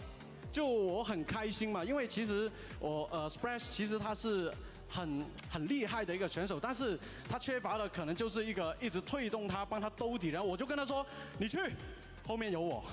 对，你是残局的神。其实刚好想要聊到的就是今天图二熟悉的地图、熟悉的 A 包死点、熟悉的小肥那一波残局，你是思路是什么样的？你是怎么做到的？我就跟张真说一句，我说你别漏，让我打。然后我打完之后，我就说，你知道这里是什么地方吗？小肥位啊。对，绝对是小肥的招牌的一个点位啊。那你觉得今天可能自己在哪些方面做的会比较好？其实。就实话实说啊，我觉得我还有很多就是一个方向或者在临场的一个应对，我觉得可以做得更好。但是可能队友的实力其实真的非常的强劲。我觉得我做得好的地方，其实就是我觉得他们打得好，打得舒服，我觉得我就很开心了。对，今天确实看到你们的配合也是非常不错的。像日落之城，其实一开始好像稍微会有些慢热嘛，但是后面你们应对的是非常不错的，一下就悟了。当时你们是怎样去找到诀窍的呢？其实。这怎么说呢？当时教练不是跟我们喊了个暂停，调整了一下嘛，然后其实他唤醒了我们天路每个队员。我们经常也会因为一些可能个人的一些位操的失误，然后其实我们马上要调整回来，因为我们也就是一直在改善着我们临场的一个团队配合的能力。但我觉得今天是完全呈现到临场的调整的能力，因为我跟他们说，其实这个游戏怎么打都好。都是要灵活，都是要调整，都是要打临场。我觉得他们做得很好，然后教练组也给出了一个很好的方向去调整我们，所以教练组很棒，我的队员也很棒。对，教练组对你们帮助真的非常的大。那其实在这张地图里面是选择到了双少体系，现在贤者其实在赛场上的胜率还是蛮高的。你会怎样看待贤者在日落之城的优势呢？贤者在日落之城的优势。其实我觉得他的优势就在于，他可以拖住敌人嘛，就是不容易让对方拿到那个地图控制。这个是他的优势。但是奶妈的劣势的话，就看谁玩了。你们今天这个 ID 摆出来，其实也是非常准的一个枪男啊。那其实今天也是拿下了开门红嘛，你自己对于 Stage 2有什么样的期待？其实说个真心话，就是我的期待其实还是那句。我能踏上这个职业的道路，我的目标一定是冠军。但是我都跟大家说，就是我们一步一步的走，只要走在那个正确的道路上，其实走慢一点都无所谓。其实我反而跟他们加入了天路之后，我反而更期待的不是胜利，而是跟他们在赛场上打拼的感觉。我今天也确实体验到，真的很爽。对，就像你说的，就像家人一样，现在整个队内的氛围是非常不错的。那最后有什么话想对大家说吗？我很谢谢大家对于我的支持，然后我也会继续去努力去调整，去改善自己以前过往的不足，然后我也会继续努力，然后就很谦虚的前行吧，就很感谢你们的支持，真的很感谢我不要怎么说，反正就是 anyway，thank you。我相信每一个粉丝都会默默支持着你的。那接下来让我们用联想拯救者手机 Y70新一代来共同记录。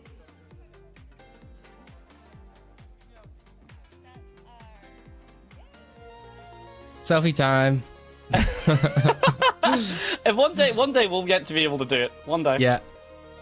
Oh, stunning stuff. Stunning stuff. The energy is there. Sufat. I mean, anywhere he's gonna make his home, but it's glad that he seems to have made his home so comfortably here. That's true. I think with competition and a performance field like esports, sometimes we can be obsessed with winning and success, but as a wise Rocky once said, it's not about how hard you hit, it's about how hard you can get hit and keep moving forward. I think Sufat in the past couple months has been hit a lot. Yeah. Quite a lot in his previous team at Wolves, and I think he knows how high life can feel, but also how low. And I think that kind of learning and those lessons can allow him to really take this team to the next level and really get on that path to champions.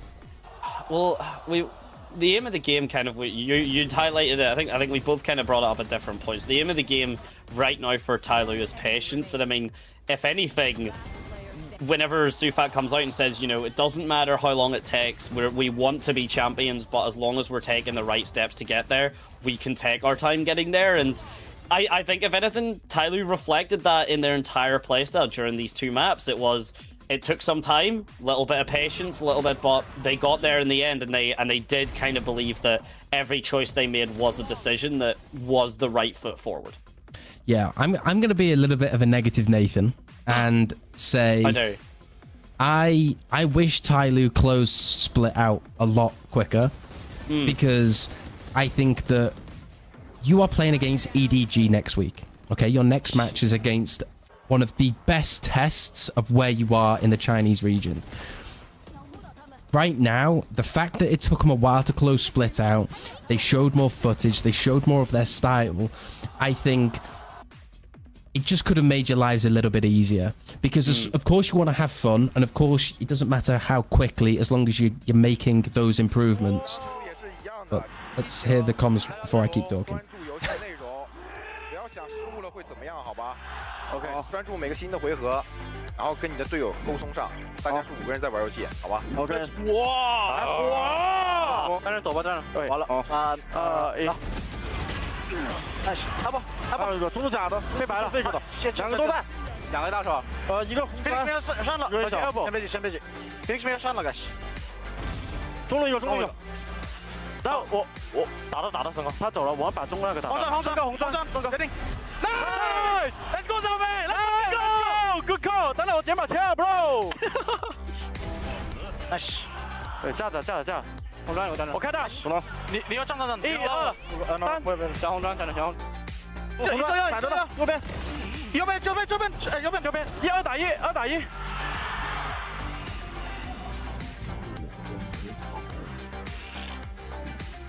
呀！哇 ！Nice！ 哎，我们这里，他帮我回去帮了，A 人多，回去。好，还有一个，我们带狗，哇，没事。Let's go！ 我中了 ，Let's go！ 等等，救！我塞了，看看。3、2，应该带飞下。我来抢，放心。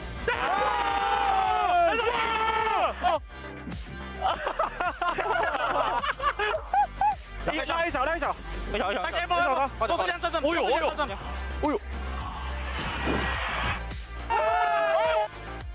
哥，你知道这里是哪个家吗，兄弟？你赶过来！小肥味 ，Still fair BB here， you know？ Nice， Scales. Who else was it kinda going to be after that res and after the 3k? Kill, assist, survived and traded at 85%. That is what you want your Sage to be doing, and Scales just developed a masterclass on it. Yeah, he started out 0-5, and then I think as soon as I opened my mouth, he was like, you know what? I'm going to do my own thing. It was literally from this point forward. He fragged out so incredibly well, and when you're that Sage, sometimes it is hit or miss. You can have the best games of your life, or nothing can go your way. And I think he had a taster of both sides of the coin, and we can't keep praising this team enough in terms of the individuals, from Scales to Slowly to Splash to Sufat. They've got a lot of S's in their names. I've only just clocked that. But ERV as well, another talent that was heavily underrepresented today, I'd say. But this team have no bounds. They can do anything. Endless possibilities. Yeah, indeed. I mean, that's the thing. Even ERV, I mean, you know, not much of a shot, but 10 and 10, neutral KD plus the 8 assists on Omen. That's an incredible statement, to be honest. And JKuro, I mean, kind of showing up to do a little bit of damage, but it just wasn't enough. And we'll get, you know, 18 and 8 is insane work from Scales, really just kind of putting up. And I mean, we say that as if Slowly and Splash aren't also there with 18 kills as well. It was very, very tight to the wire for that MVP. And I mean, the difference in the first bloods here, JDG actually having a surplus of them in map 1, TYL very quick to rectify that for map 2. Yeah, 6 out of 7 post plants as well. You can't really go wrong with. I mean, where are we going to place TYL? What are our expectations for this team? Do we think they could beat the likes of EDG, a Trace, an FPX, an XLG? If you maybe, as you said, because they are going against each other in a week, with that week of potential, anything can happen. TYL could easily make it work, and we're starting to already see glimpses of them understanding the comps and them understanding the playstyle around each other. It's definitely not flawless. It's definitely not, you know, where I'd say TYL need to be to beat teams of that caliber. But there's a proof of concept here to start off with, and Sufat even as well. An absolute force of positivity that should basically mean TYL never get too down in the dumps or struggle with their mental for very long in the wider scale of the scope of this stage. Yeah, we heard the voice comms a second ago, and you know what I liked? I liked the coaches, because while Sufat's screaming and shouting, you know what the coaches look? They look miserable. They look tired. They look exhausted. Those are my kind of coaches, the stoic coaches. Because don't get me wrong, Sufat, his energy, his vibe, it's immaculate. It's great for any team to have, but you also need a little bit of negativity. You need a little bit of realism. You need someone to humble the players, because don't get me wrong, this team has so much talent, an immense amount of talent. They could do incredible things, but you also have to, all right, let's be humble and let's realize this is a win, but we still got to work hard. We still got to be better. That's the winning mindset, not we're great, let's keep being great. You know, you got to keep thinking you're rubbish, and then you keep making those improvements. It's negativity is, I mean, it's an easy kind of trap to fall down, but positivity and kind of overconfidence is that slow and insidious killer. And especially if you've got a little bit of a break between your games, you know, that overconfidence can get to you even further. The belief that, well, we did good against JDG, maybe we are just kind of everything's sorted and good to go, which is of course not the case. Things can always get better, but for the meantime, we are sorted and good to go. Unfortunately, from this side here, we'll get a couple little graphics and such just for the next days and everything, but for the most part, games and all have been done. Shame the JDG didn't get themselves a third map there. It would have been really nice to kind of run onto Haven, but as you or onto Lotus, but as you said, Jin, we already kind of struggled to close out Split, so maybe TYL on a map number 3 wouldn't have went so well for them. Yeah, I mean, to be honest, JDG, they were able to come back, but as we can look at today's results, of course, FPX having a very dominant performance against Trace, and of course TYL coming out on top against JDG. Pretty fun day overall, but I think we're yet to see more consistency in the best of threes. It seems to be straight 2-0s for the majority, but maybe that will change in days to come. You would certainly hope so. Again, usually the opener for the group stages is a bit of a kind of not saying shooting fish in a barrel kind of thing, but it is a bit of a potluck in terms of just how it goes, and we get to see the performance of the day. Cetrod, Jalele, I mean, absolutely stunning stuff. FPX running 3 out of the top 5 is impressive work, and Cetrod was such a X factor for FPX in getting that win. But slowly and Splash up there rocking the kind of top 3 and 4, and slowly in particular, I mean, that 37% headshot ratio, really stunning stuff. And here we go, just to get a look at the groups. That group alpha is quite fierce, isn't it? It's terrifying. I mean, to be honest, both groups are pretty scary. I mean, it's very open. Of course, I want to kind of direct everyone's attention to of course, Wolves. We're picking up Alex R, DRG, All Gamers, XLG, BLG, kind of new faces and everything. I mean, China is incredibly open. I don't think that many teams are gonna be expected to last as long as they will, if that makes sense. I think anything can happen. Anything, especially when Champions is involved. A lot of teams are coming out hungry. The region definitely feels a little bit in flux. And I mean, a lot of regions are feeling in flux. It usually does kind of at the start of these stages. But China in particular, if anyone needs the timestamps and such, on your screen, DRG and Titan Esports tomorrow, and then BLG and Wolves. So BLG already getting quite a bit of a show off here. Already 2 sets for under their belts in such an early time period. Who do you think will win that? Oh, BLG Wolves. Oh, I'm going with Wolves' performance. I've got to give it to Wolves. Yeah, I like that. I like that. How about you? I think Wolves too. Yeah. I think I'd like to believe in Billy, but they've got a lot of stuff they need to fix and polish before I can give them my confidence and faith. No, yeah, that's very valid. Well, now with everything, that is going to be the end of the day, ladies and gentlemen. So a big thank you very much everyone watching. Of course, it means the world. Big shout out to the production, and of course, cannot be done without you beautiful guys, Scar and Multi, for the first set as well. And Jin, an absolute pleasure to share the desk with you. It's been an absolute blast. I've had such fun, and hopefully we'll get to see you guys very, very soon again. But if not, I mean, hey, you know where Jin's going to be next time. I don't know the next team I'm casting, but hopefully it'll be very, very soon. But we'll leave you guys to it at that. Absolute stunning stuff. Jin, any kind of final words just before we bounce off? It's still very hot. It's still so hot. And on that note, get yourself cooled off. We're going to get the fans running here. Ladies and gentlemen, until next time, you stay warm. Or you stay cool. And you Don't stay safe. stay warm. Don't stay warm. It's terrible. It's a horrible time. But we'll see you very, very soon. Take care.